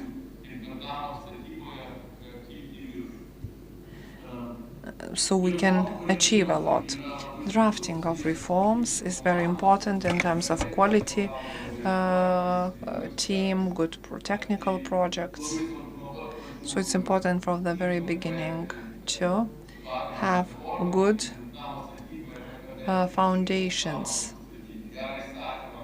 to have a good law, so it's of high quality, and to focus on the main areas. I think transparent selection of institutional leaders is important. Also, checking of integrity and independence of candidates. So people should be themselves honest and transparent. Elena will elaborate on this and will share her experience in this area, because we have a lot of experience in Ukraine. And I will round up my presentation with a maybe less evident but equally important topic. It's legal education and the importance of vocational training, professional training. Maybe it would seem that this undefined long-term assistance will not bear quick results, but this is not true because the time is running fast. And I believe that the best investments are into people, in changing their mentality, in changing their professional, organizational culture. So I would really suggest giving adequate importance to legal education and the reform of professional training, because this helps change organizations and young people in the organizations and gives results. These would be my ideas, and the last of them is that we will try to capitalize on the EU integration possibilities and accession possibilities in Ukraine and other candidate countries, because the EU integration provides big opportunities to mobilize and modernize the society and to change the paradigms in the public and private sector and society as a whole. I will wait for your questions, and I hope to see an interesting discussion. How the European Union has been supporting Ukraine, and an important reminder that anti-corruption work is a gradual process that requires multi-stakeholder collaboration.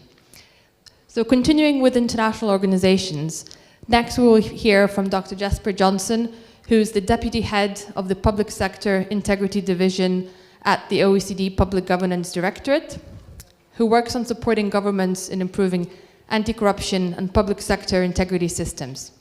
Jesper has specialized in indicator development, evaluation design, and evaluation methods.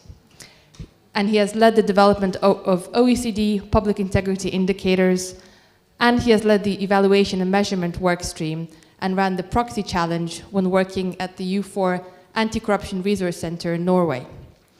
He'll be joined by his colleague Claire Naval, so sharing the presentation, who is a policy analyst for the OECD with a background in development cooperation, mainly on issues of governance, rule of law, anti-corruption, and transparency. She previously worked with the French International Cooperation Agency, leading large-scale cooperation projects in Africa and Latin America. Over to you. Thank you very much, Ingrida, and it's a pleasure to be with you, even though it's a bit difficult to join online. But still, I hope we can get a dynamic discussion at the end, maybe. So my name is Jesper, and you got my bio, but I guess I will just put a few more words on that. So I made the journey from first working at U4, which is like an advisory outfit for 8 bilateral donors. It was a lot of focus on training, a lot of focus on capacity building, but also advising on how to do good evaluations and how to design good indicators. And we also had a specific work stream on fragile states, which is also what I did my PhD on. Because again, maybe we'll get to that, development assistance is a very broad topic, and you have many different types of countries. And anti-corruption is an extremely broad topic, where you have many different professions and many different specialisms that you will try to wrap your head around. So that's why I'm joined here with Claire Naval, who. So I gradually took the journey from working with development in so-called development to working for an outfit called Sigma, which is working very closely with the European Union on enlargement countries in their path to enter the EU. So this was a subset of transition countries to now focusing on OECD member countries. But I think to speed up to one of the conclusions, I think in the end, anti-corruption solutions and tools are sometimes very much the same. And sometimes it's much more about sequencing your intervention and sequencing the plan for how to achieve that. And I didn't understand what Manfred has said, but if I get the summary right, it is a lot about sequencing and about prioritizing that journey, which is often the problem, particularly in a conflict situation. So Claire and I will answer questions later if there is time, but I do have a little presentation to show you some of our main tools. Bear with me one moment.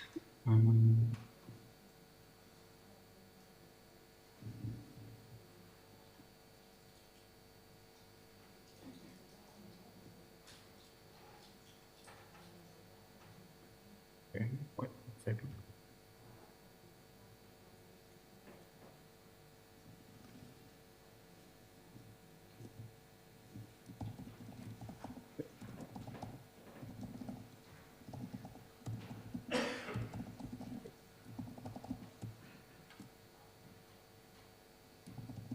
So yeah, I think most of you know the OECD. So I'll skip straight through the first slide. I think in our global reach, it's quite a big club of countries. We have our working committees. I'll get back to that. Working groups that work on various specialized areas, including anti-corruption and public integrity. Lithuania joined quite recently. Claire went through a process also with Lithuania on the ODA side. So also if you have any, I know that's tabled under discussion. So if you have any questions on those. But otherwise, we work with a range of institutions from Lithuania. Personally, I have experience with the STT, with the Chief Ethics Commission, Claire with the Ministry of Foreign Affairs. We have a very good colleague, Darius, from the Ministry of Finance, who used to be heading the Central Harmonization Unit. Yes, quite a good engagement with Lithuania on most fronts. And again, there are members that we work very closely with, but also increasingly we work a lot with non-members, Ukraine, but also many other priority countries. We set standards. We have our recommendations that we issue. In some areas, we even have conventions. But that's just the tip of the iceberg in terms of what we do. All of our recommendations, they also are accompanied by a set of indicators. I will tell you about the public integrity indicators, which are the key OECD indicators. They're new, so you may not know about them, but they're the key OECD indicators in the area of anti-corruption and public integrity. And then, of course, we do a lot of policy discussion, convening, and engagement. So I think the main recommendations, the main standards that would be of interest to you, I listed here. So we have the recommendations on conflict of interest, transparency in lobbying, and then a quite broad and holistic one that we call the recommendation, the OECD Council recommendation on public integrity from 2017, which is the one I will dive a little bit deeper into.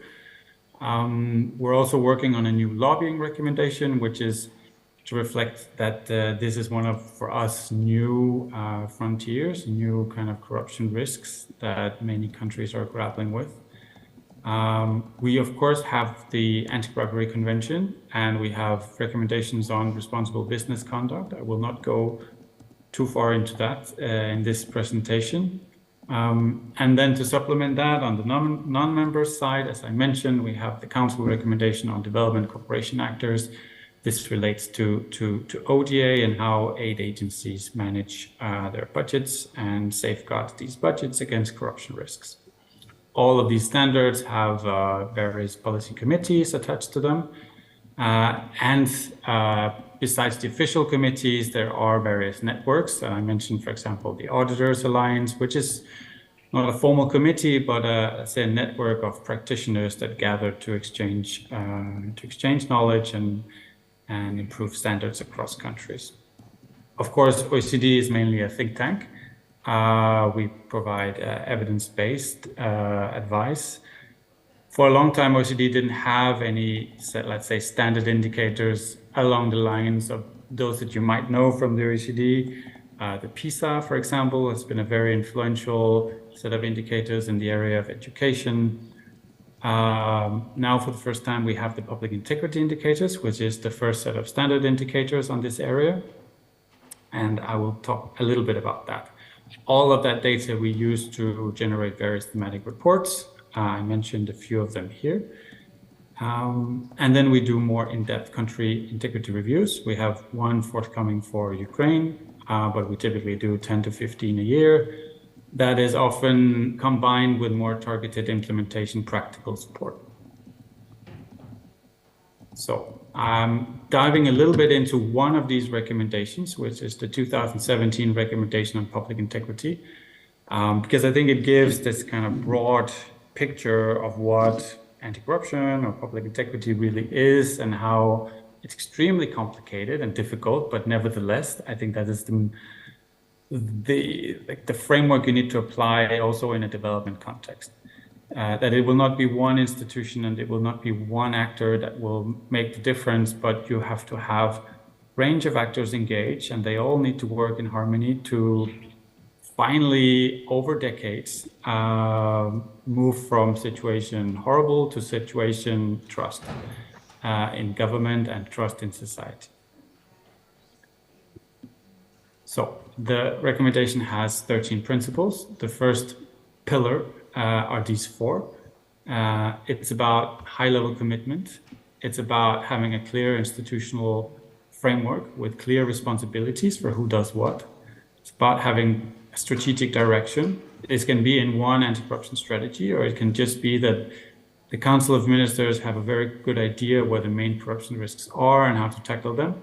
And then, of course, a set of standards in terms of the various integrity areas that we know, conflict of interest, political finance, lobbying, all of that need to be defined in regulation, but it doesn't stop there, right? As we all know, you need to move beyond that. The next pillar is called culture of public integrity, moving beyond the public sector, looking at businesses, non-governmental actors, how we collaborate with them, looking at leadership in public sector organizations, merit-based recruitment to the public sector, training of public officials, and having an open and transparent administration are key.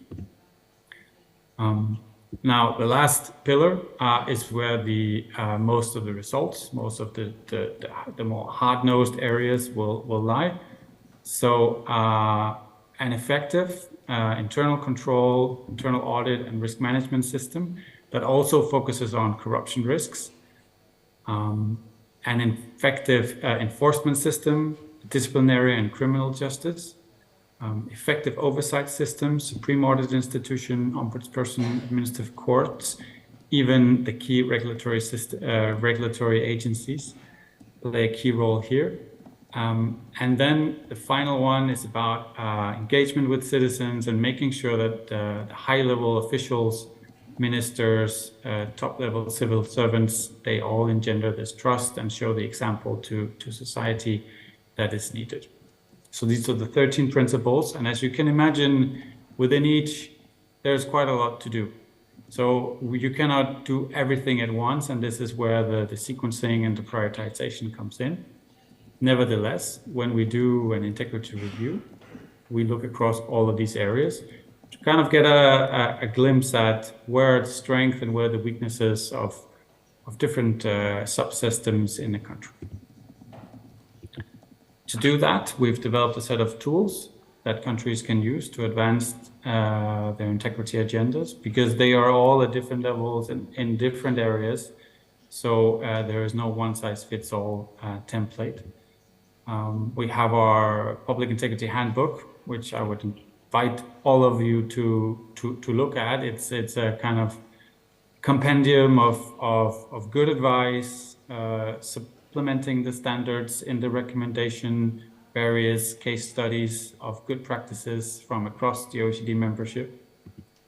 We have a self-assessment tool more for workshops, more for kind of learning purposes that you can do with different public sector bodies, which is like a maturity model where you go in and you self-evaluate your administration. We have an online repository of various good tools, be it in interest declaration, political finance. You can go and find various lobby registers from across, including from Lithuania, which is a very good one, in this online repository. And then closing the circle, we have more the hard evidence, the benchmarking of countries, which is often where a lot of the policy action in the end will come, when you actually see where are the strong and the weak areas of countries in the public integrity indicators data set, which for the first time again, there will be an OECD outlook, an anti-corruption outlook, as we have on the regulatory outlook, the employment outlook, the education I mentioned. So far, we've not had sufficient data to substantiate our own outlook, but now we will, and that will be launched at the next Global Anti-Corruption and Integrity Forum in 2024. So these are some of the main tools. And of course, given my background, I always come back to measurement. I think a good diagnosis is extremely important in all countries, be it Denmark, where I'm from, Ukraine, or any other country that want to design a good strategy, know where their risk areas are and what to do. I think, well, this is not the topic of my presentation, but what I did a lot in my early days was to produce various evidence papers for different aid agencies in terms of what do we know in terms of what works and why. And the evidence is extremely scarce across the different areas. So if you are a policymaker, if you are a program manager, there is just no blueprint out there, and there is no easy method to make sure that your anti-corruption interventions will work. Many times, countries tend to focus on things that they anyway do well, and then they leave the high-risk areas maybe lacking a bit. And that all helps a little bit when you have kind of a dashboard in front of you in terms of where do we have very strong safeguards, where do we have high corruption risks. So far that has been missing in the field, and that is what these indicators they are bringing. So very short presentation as promised, so we also have a bit more time to answer questions. Thank you.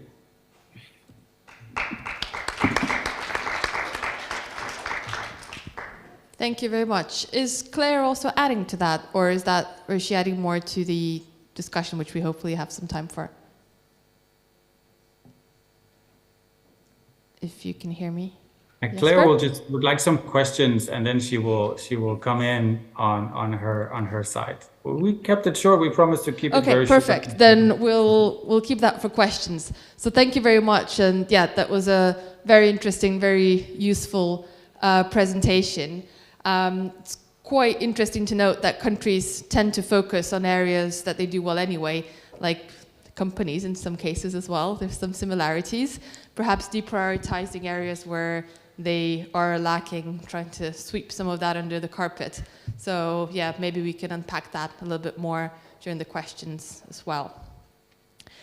So next up, we will have Victoria Eyre, who's a long-time development professional. She has worked for a range of organizations from the United Nations to USAID, the US Development Agency, to non-governmental agencies and think tanks. And her work advancing accountability and improving governance started in the Balkans, and since then she's worked all around the globe. She also served on the original board of directors for the Open Government Partnership and continues to work on projects that make the world a freer, fairer, and more just place for all. Victoria, over to you. Thank you so much, Ingrida and fellow panelists, and for inviting me here today. Sorry I can't be in person. So just to say that my experience when I first started out a couple of decades ago, right now, had primarily been with human rights and advocacy civil society organizations. And I think when you're first a young development professional, your interaction with the private sector is quite limited. I would say private sector engagement might be viewed as something where it's a bit distasteful even. And fortunately, early on in my career,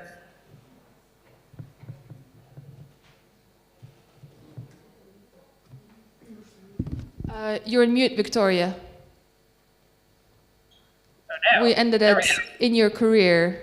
And then, yeah, apologies. Somehow that went off. So in my career working with organizations, I hadn't worked with private sector organizations till about 5 years into my career. And that's when I really heard the stories of business owners who themselves were struggling with working with government, with working through regulations, grappling with corruption, and realizing that, in fact, the private sector and civil society and government could come together, not necessarily as friends, certainly not as enemies, but perhaps untapped allies. And in particular, I've started to see this in 3 ways over my career on these projects. One is in service delivery, the second, of course, is in rights protection, and the third is in fighting corruption.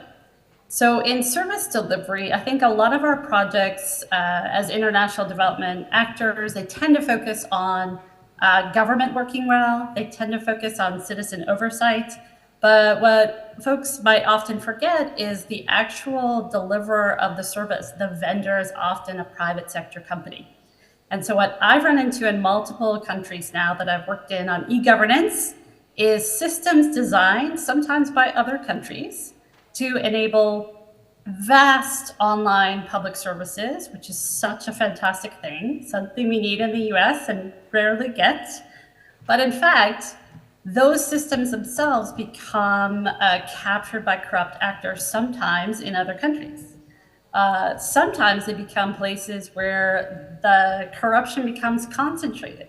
So maybe a system, and a country I was recently working in has a system with hundreds of online services. I'm sure most are delivered very well and fairly and cleanly, but permits for construction have been a place where, talking to business owners, we discovered, in fact, that has become a way for corruption to become enabled and concentrated.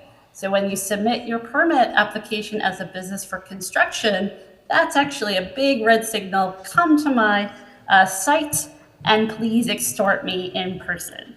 So I had a personal experience trying to get my car registered for a year in a country I lived in for many years. And it ended up that the gatekeepers of this beautiful online system were, in fact, a network of folks in Dubai and China, because the underlying vendor was a Chinese company, doing a great job otherwise. But the coders had removed certain buttons, so even the head of IT could not process a driver's license or a car registration for foreign residents in this country without paying a bribe. And in fact, I engaged in a WhatsApp conversation. I tracked down one of these people, one of these gatekeepers, who it turned out was actually working for a big 3 accounting firm in Dubai. And tried to plead my case on WhatsApp, and ultimately ended up with a car that sat in my driveway in a major city outside the United States for a year without a registered license, because I did not want to pay the $1,000 bribe for a $7 license. So just to say that private sector is a really important partner. When you're creating big new reforms and big new systems, like any other experience, you have to think, how is that power shifting? Just shifting the power, changing the status quo is so important and so difficult. But when you do that, you're not necessarily involving actors who have any better motivations. There is corruption within the ICT sector. You can inadvertently, with the best of intention to improve service delivery, enable corruption that is more efficient and effective. So have you created those guardrails?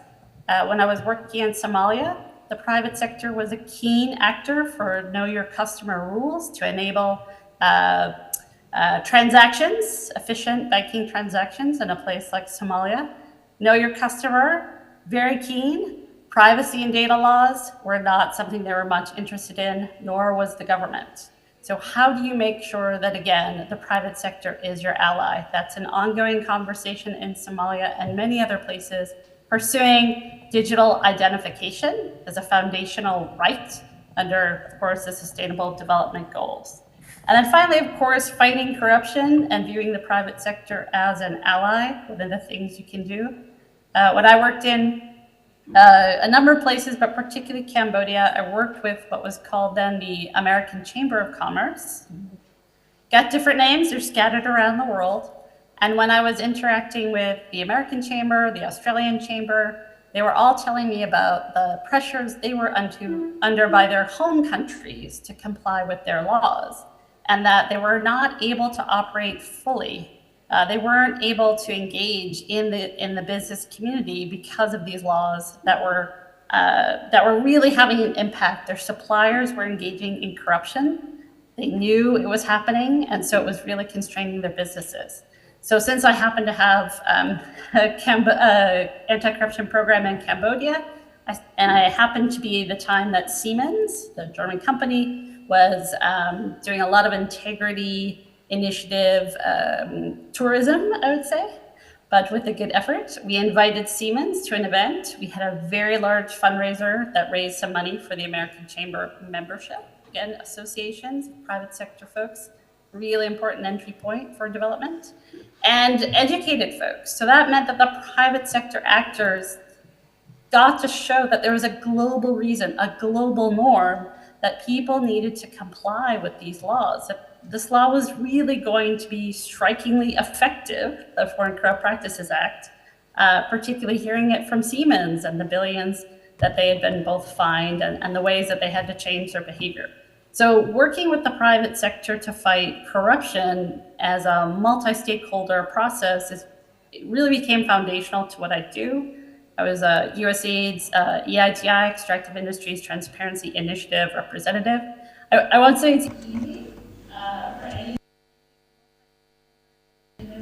Bet kokiai suinteresuotų partnerių iniciatyvai, kad įveiktų gerai, reikia ir drąsos, ir įsipareigojimo. Bet iš tų verslo lyderių įmonėse, kuriuose dirbau, ir tikrai dirbau nemažai, tie, kurie pasisako prieš korupciją, jie pasisako už pirkimus viešosius, kurie yra nekorumpuoti ir tai jiems irgi kainuoja. Bank machines of ATMs across the country because that allows them to comply with their home country laws. It always costs, but they've always viewed the cost as something that they are proud of. So in every place that I've worked in, that point of personal pride, that doing the right thing is the right thing to do, is something I've been able to thankfully tap into with the private sector and continue to do to this day. And with that, I'll turn it back over to the panel. Thank you.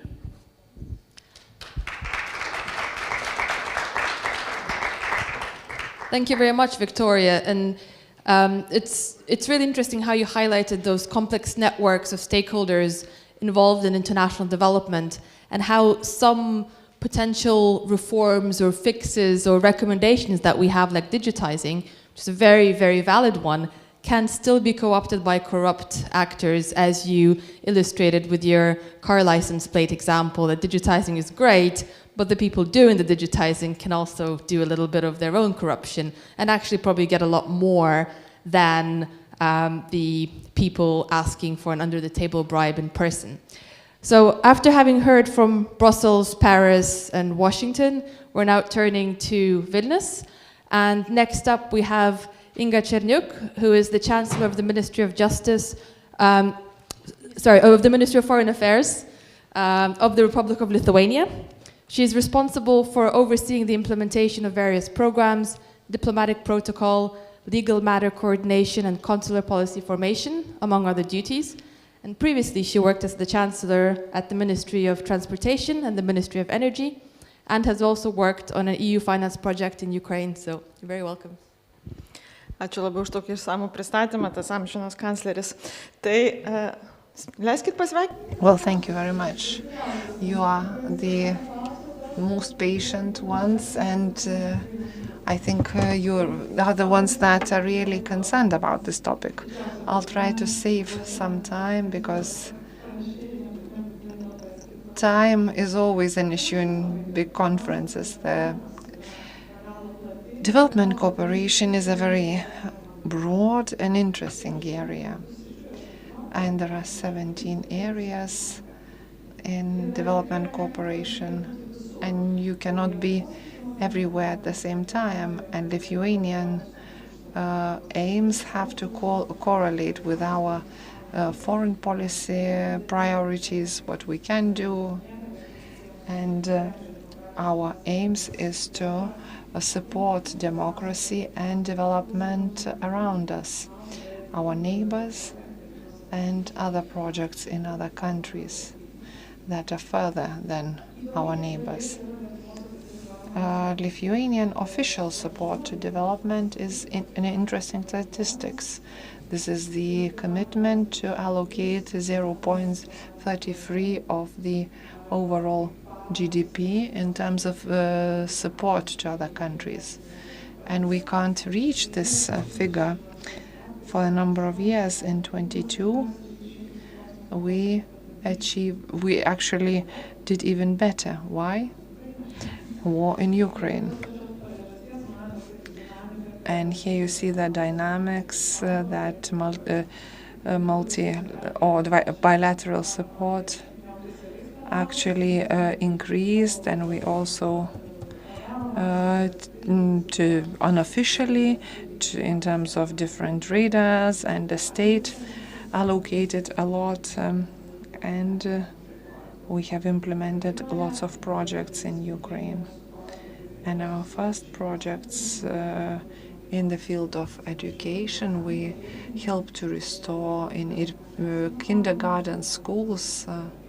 We see the meaning in that, in building on infrastructure and better facilities, and also to provide support to education. And this is also related to corruption prevention, because via our projects we are promoting our culture. Also Georgia and Armenia, and a number of other countries where we take part with bilateral or multilateral projects. Well, how we implement risk management elements via training, and training is integrated in all projects, but these projects will be very small and short, and we allocate a lot. The projects are organized by a special investigation service and special project management agency. They have signed a cooperation treaty, and they ensure that the risks are managed, and that risks and that they coordinate activities. So Lithuania is among the countries that checks the declarations, and if there are certain corruption elements, such contracts would be terminated and the funds recovered. Also information, development and dissemination. This is the information about how we are assessed, how we adhere to the recommendations, and as an OECD country. And I don't want to read this slide, but we look quite well. There is a lot to do, of course, but at the moment OECD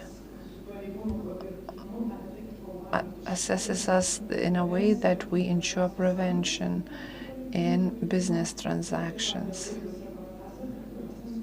And we fight also the corruption of officials. So we look well, but we have some room for improvement in other areas. The slide before that was dedicated to us, and this one is how we help our partners. The biggest focus is on Ukraine, Moldova, Georgia. I also heard about the public integrity, strengthening of public perception on what are corruption-related activities, because we steal from ourselves in projects like that if we don't achieve the aims of the project. I would recommend a book, The Speed of Trust, which speaks about how much distrust costs us in terms of fight mechanisms and so on and so forth. But some societies are more mature, others less. So for a small organization, there is a lot to do, but it's possible, and we're working towards this area with international partners. What do we get from all this? Rule of law is very important, and we talked a lot about that. What about the systemic conditions, sanctions for non-compliance, and also work as a deterrent? But I think that when implementing development cooperation, the improvement of cooperation competences is very important, but also in such a way we bring people closer to the values that are important to our society. And we hope that in the future the partners that we're helping will approach such values, because transparency costs more. Thank you very much for your patience.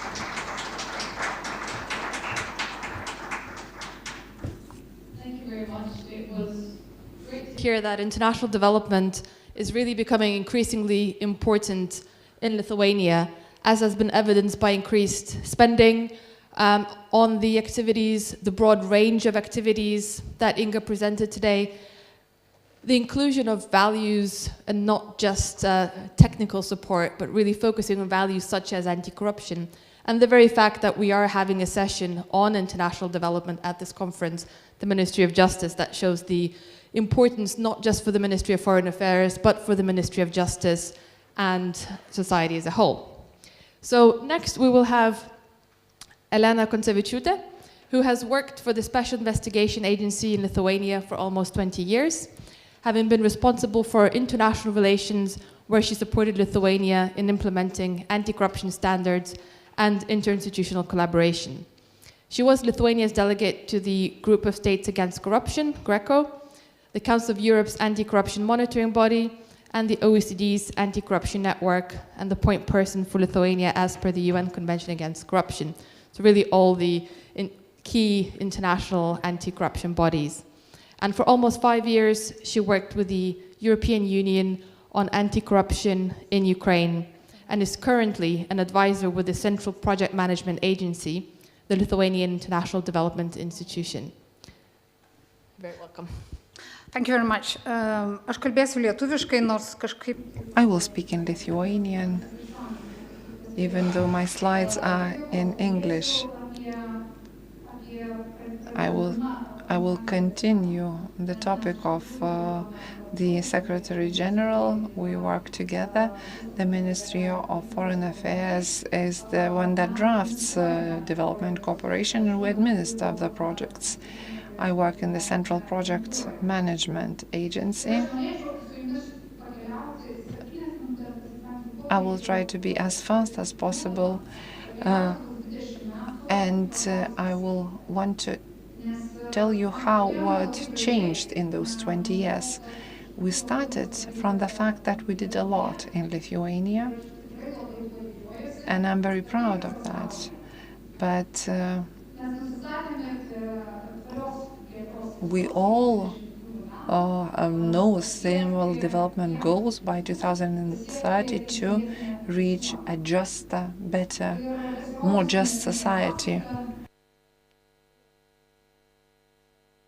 And we have interim results published by the UN expert group, and they said that we achieved nothing in 7 years.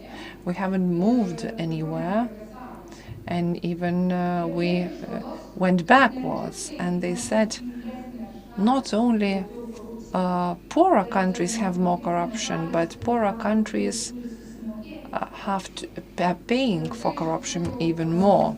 Their cost of corruption is higher. And this is vicious circle and very sad news.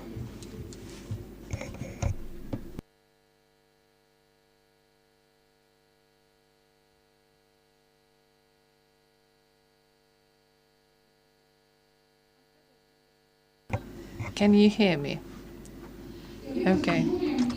And when we look at one of the most famous Transparency International Corruption Perception Index, I look at it, and I've been looking at it for 20 years. I see it red. I used to see it red, and it's now red. And Lithuania is a small country. We used to be orange, and we started becoming yellow. When we look up at the corruption control, Lithuania is making progress. And I put a few states here. Is a World Bank governance indicator survey. You can see whether control measures are efficient. Yes, they do give, but the movement is not very fast, and we are not reaching the finish. And it's sad because we've been talking about that 20 years. Here I'm talking about global context. Risk management index has been drafted, and I thought Lithuania looks really well. We're gray, low risk or no risk, and red means high risk. Lithuania is doing great in 10 years from 2012 to 22 are more self-confident. But this is corruption perception index. This is how we perceive ourselves.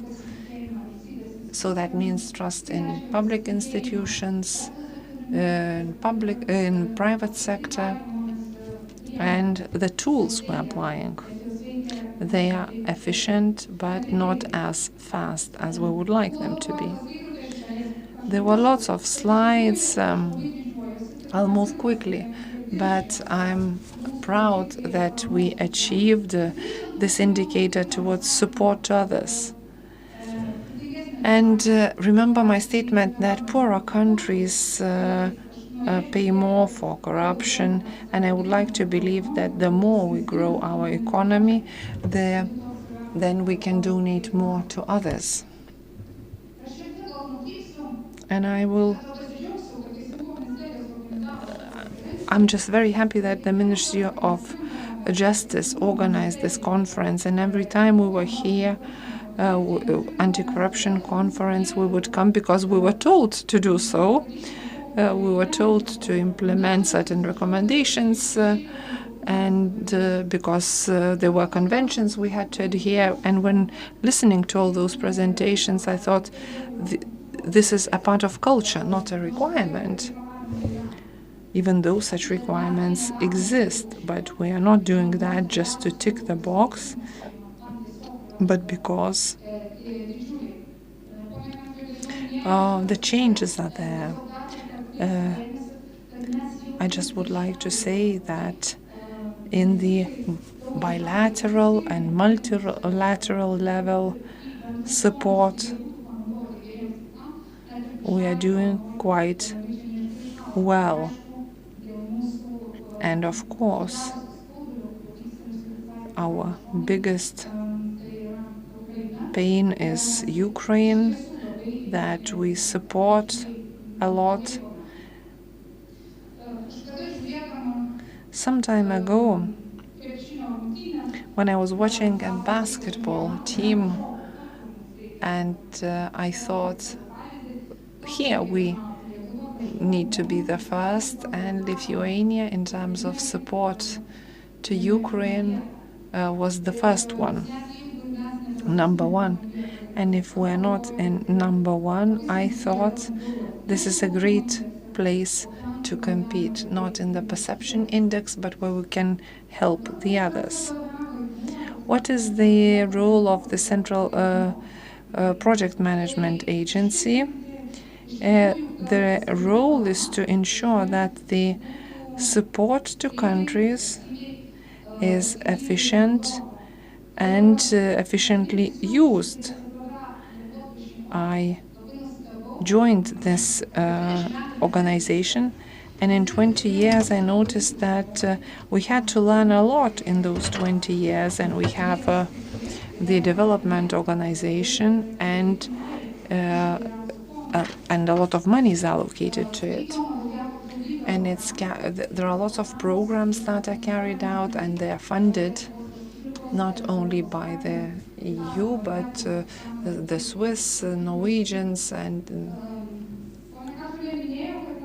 Secretary General mentioned that we have a lot of anti-corruption projects. We have 7, and very important, our best institutions go and teach the others. Lithuania is leading in experience sharing in anti-corruption area. So our experience is important to other countries. We are practically responsible for many countries that are joining the EU, that are candidates. Central Project Management Agency evolutionized in those 20 years and issuing the quality management accreditation and certificates, which is a boring job. And those who work with such projects, they know how many laws have to be adhered to, how many rules have to be there. The auditors are not happy only with the rules anymore. They need to justify that they're working and adhering to them. So now we are speaking about the indirectly funded tools, and it means that we are trusting the institutions. So this boring sometimes would feel futile work establishing these systems, it pays back to Lithuania. Central Project Management Agency joined other 17 countries with development organizations that exchange their knowledge and practice and experts, which is great. We have a 3-layer control system, which would be interesting to those who would aim to be certified with regard to the pillar method of the European Commission. We have practical knowledge in different areas, but one of the most important ones is fight against corruption. And there are lots of colleagues in the Special Investigation Service implementing, sharing experience in other member states. In the future member states, I do hope so, they will become member states. What are my conclusions? From all the 20 years, after having evaluated the support that we can offer, and when we step into the not-so-transparent states, so we must really know all of this. Corruption is not a technical issue. Phil Mason said that. I read them in some leaflet. Corruption is not a technical issue that you can solve by passing a law or establishing an institution. Laws won't help solve it, or institutions won't solve this problem either. So when you go out into to do this job, you have to realize it very well as you help other countries, and to take a complex look at various aspects.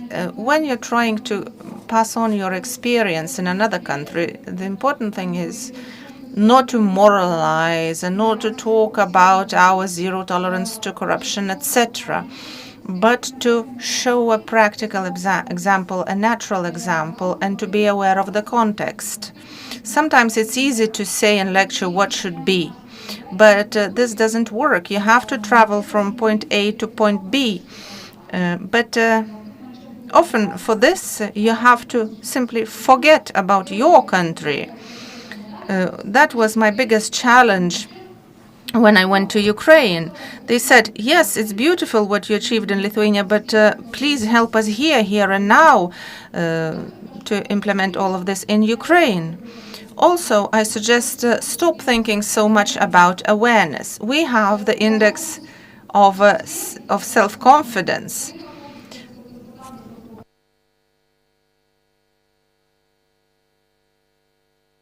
You have to think, first of all, what I specifically can do. Money is not always the solution. Manfred talked about multi-layer coordination, not only among different aid institutions, but also among ourselves. And to always, the important thing is also to look for proper leverage. As we provide assistance, we must be aware that we have to customize this support. And we always have to bear in mind that we will have to offer warranty service, warranty maintenance, because it will not become reality overnight. We have OECD recommendations.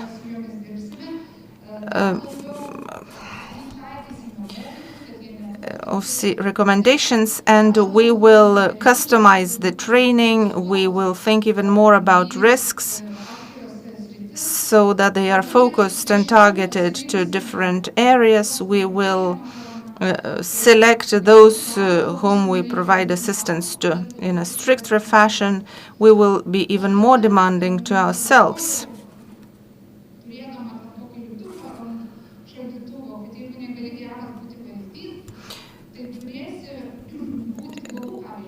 Sometimes I think that if you can't be a good example, you have to be a terrible warning to the others. And I thought that we chose to be a good example. But since at some point we used to be a terrible example, then now we became a very good example because we have experience to share. Thank you very much. So thank you very much for stressing some very important points, like the cultural change in Lithuania, where support for other countries and a real willingness to prioritize and share learnings on anti-corruption has become part of the culture. I think we will have about 5 minutes for questions after Ruta goes, because the final remarks have been shortened. Is that correct? So you can think of questions if you have them, which we will take in right after Ruta, who's the final speaker. So Ruta is a co-founder of Miraculabs, an organization working on migration, displacement, and humanitarian issues. And she has worked in fragile environments, including Iraq, Afghanistan, Somalia, South Sudan, in managing positions such as country and regional director, managing budgets of up to $25 million and implementing teams of up to 300 people. So she will share some very practical examples of how anti-corruption requirements imposed by donors, required by donors to reduce corruption, can actually have some unintended consequences. Thank you, everybody, and thank you to the Ministry of Justice for the invitation. The last presentations have been really interesting, and the descriptions of how anti-corruption measures have been kind of structured at the global, regional, and local levels has been fascinating. I want to provide a bit of a counterpoint in the form of 3 case studies. So 3 stories about international development that has been challenging, or that has basically been laid organizations open to being corrupt, perhaps when they had no intention of being. So the first one is from Afghanistan. I went to Afghanistan, and about 2 months after I arrived, somebody came to my door and said, there's been a major issue with corruption in a project that happened about a year ago. So the first thing I did was I looked through the paperwork trail. What had we promised to do? We'd promised to provide cash for work, to build some small-scale infrastructure and provide jobs for youth. Then I looked at the documentation about who we did it with. We genuinely did it with vulnerable individuals. Did we produce a bit of infrastructure? Yeah, we produced a bit of infrastructure. And then I started talking to people from the area where we produced the infrastructure. I started talking to people that were working on the project, people that weren't necessarily working on the project. 2 big things arose. Number 1, every person we'd hired to participate in that project came from one ethnic group in Afghanistan. Thing number 2, the infrastructure that we built was a road from the main road to the house of the person managing the project. Paperwork-wise, this project was perfect. It matched every single rule in the book. But practically, it demonstrated neither integrity nor the substance of the anti-corruption principles we want to promote. So how does this happen, and how do the rules get twisted? In part, this can happen because the rules are almost too exigent, too specific. For example, rules on small-scale procurements in complex environments. Donors set a whole bunch of different levels of rules. Agencies that implement use the strictest rules across all their projects. Sometimes what this means is that small purchases, like $10 purchases of stationery, can't be done on a one-on-one basis. Instead, you need to do an official procurement process with 3 bids to get a pen. This, in turn, means that you need to receive 3 bids from 3 agencies who have the skills to register with a system that registers businesses formally, so with the DUNS system. It also means you need 3 suppliers who can speak English. Not necessarily the case in a place like Iraq. These 3 suppliers then need to be able to reply in English, sign, stamp, and have the skills to fill out 20 different paperwork forms. Now, if you are in Iraq, if you're in a small town, how many suppliers do you assume have these skills? Maybe 3, if you're lucky. What happens? These 3 suppliers sit down in a room, they say, hey, what do you want, what do you want, what do you want? And they decide between themselves who's going to get the contract. You think you're being transparent, they're deciding in a room. The rules, in this case, don't actually support free, open markets or free and fair anti-corrupt practices. They actually restrict where your business goes. So, in this context, local governments also don't necessarily always help. I think a couple of examples were given from Somalia previously. I have a beautiful example of local governments not helping to set the principles and standards for anti-corruption. I was once called to the office of the Puntland government, shuffled into the office, sat down, and was immediately handed a bill for $3,000 for the government. I hadn't asked for the meeting. I'd responded to their request, but they'd asked me to pay for their time and space. In a context where a local government is not only not reinforcing the principles of corruption, but is actively corrupt itself, what incentives do businesses have to not be corrupt?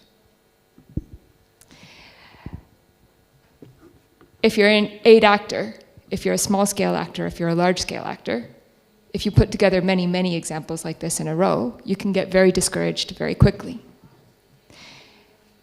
So in all of this, what are the bright spots? What can we look to actually do or change? I think the first thing that's really important is to understand that anti-corruption is indeed about integrity. It's about providing a service to people who need it.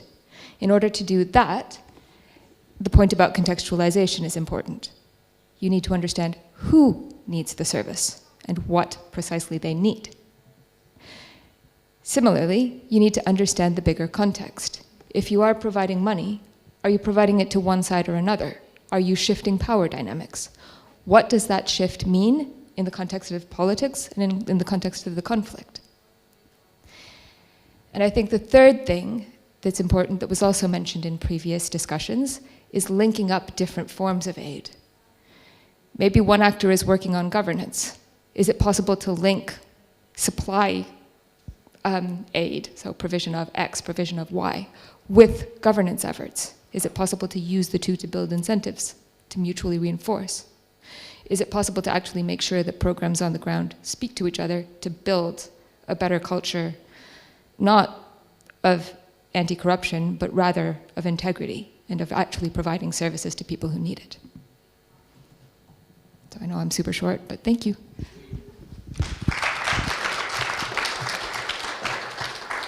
Thank you very much. So I think, to me, that really illustrated 2 points. So why we need a multi-stakeholder approach to anti-corruption and to international development, to actually think about all those broad dynamics that occur within complex social systems, particularly in the context of fragility.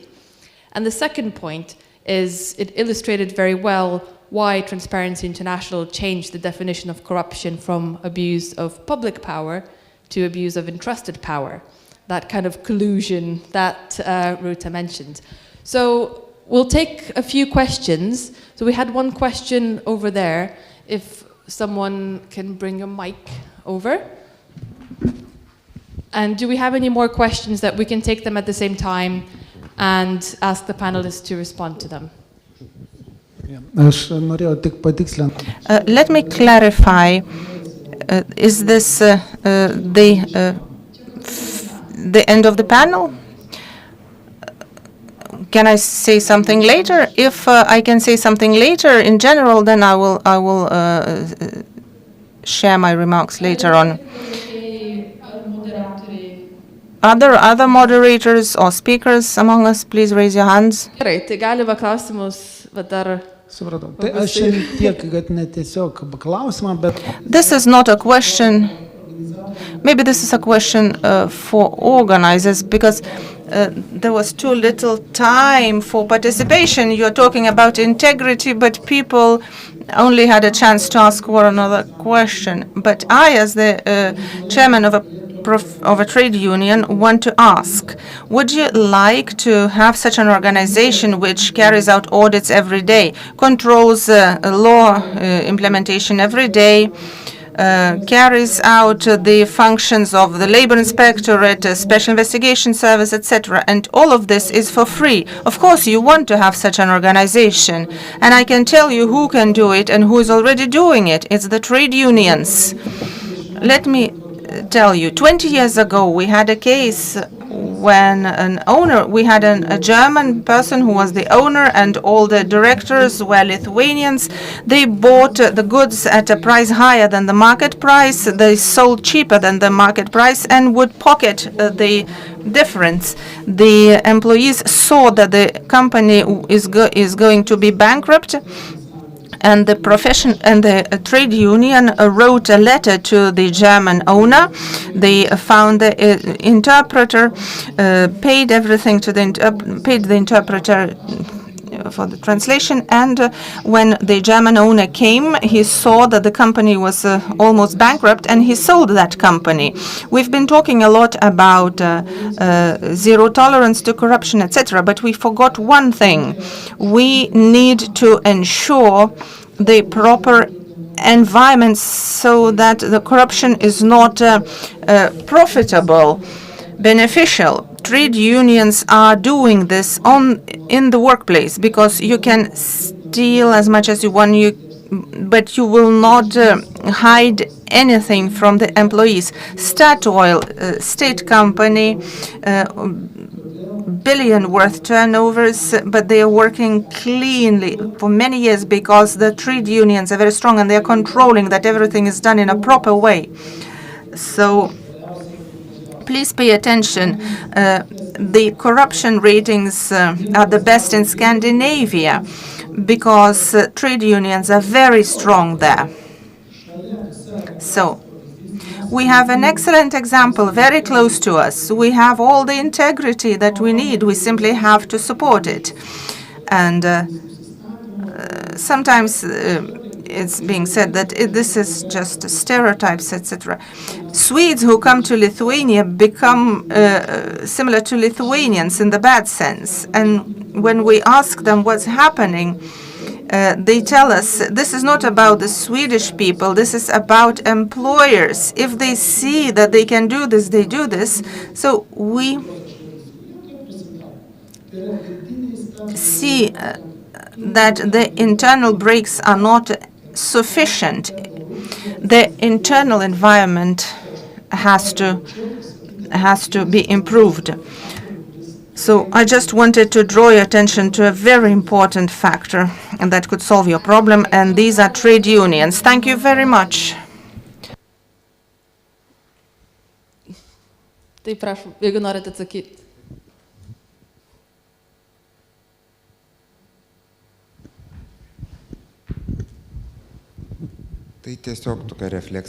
It's a short reflection. All initiatives that contribute to transparency are welcome and important. Now, in terms of culture, in many presentations, it has been mentioned that Swedbank introduced its own organizational culture and internal transparency and integrity and ethical behavior. We have to talk about all of this. And trade unions are, of course, the torch bearers that promote culture in their organizations. So we have to work hand in hand, talk about it, and to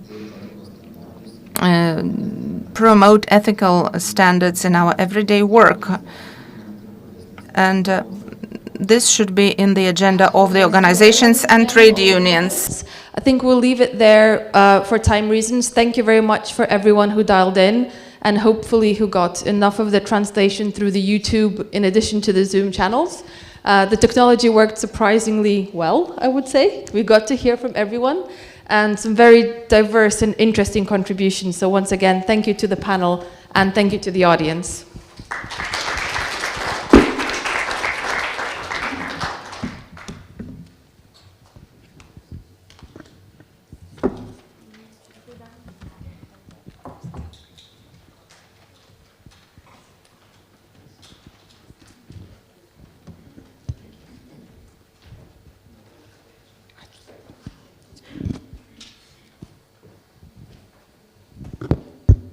Ir atėjo konferencijos pabaiga ir matyt, kad it's the end of the conference. I do hope you all take certain messages away. I am taking a task for myself. In Lithuania, we have in 14 ministries innovation advisors, and we are thinking what work we can allocate to them. And I think on the basis of this conference, I invented a work for them. There is scientific research, people like figures, they can calculate to what extent, how much private sector pays for bribery and the also damage they cause. This could be a pillar for scientific research. And there were lots of ideas, and the communication was different, and also we talked about audit, accounting, also development cooperation, which all require transparency and integrity. And by implying these principles, not only by declaring, but also working on them and doing our job, we can create a better future. Thank Thank you very much. There were lots of presentations. And every presentation had a message. Everybody is tired, and December will commemorate Anti-Corruption Day, and we'll try to share our presentations and summaries then, and we have some summaries, but we'll improve them and we'll share those with you. Thank you very much for being patient, and I hope to see you next time in events like that, where the Ministry of Justice could initiate and support this transparency culture to implement it in every organization. And next year, I don't know whether we'll organize a conference, but there will be conferences with the Transparency International Special Investigation Service. So don't miss it. It will be next year.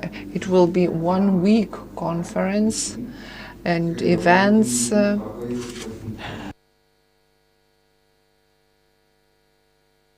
So I invite you cordially to this conference. Have a good evening. Thank you very much.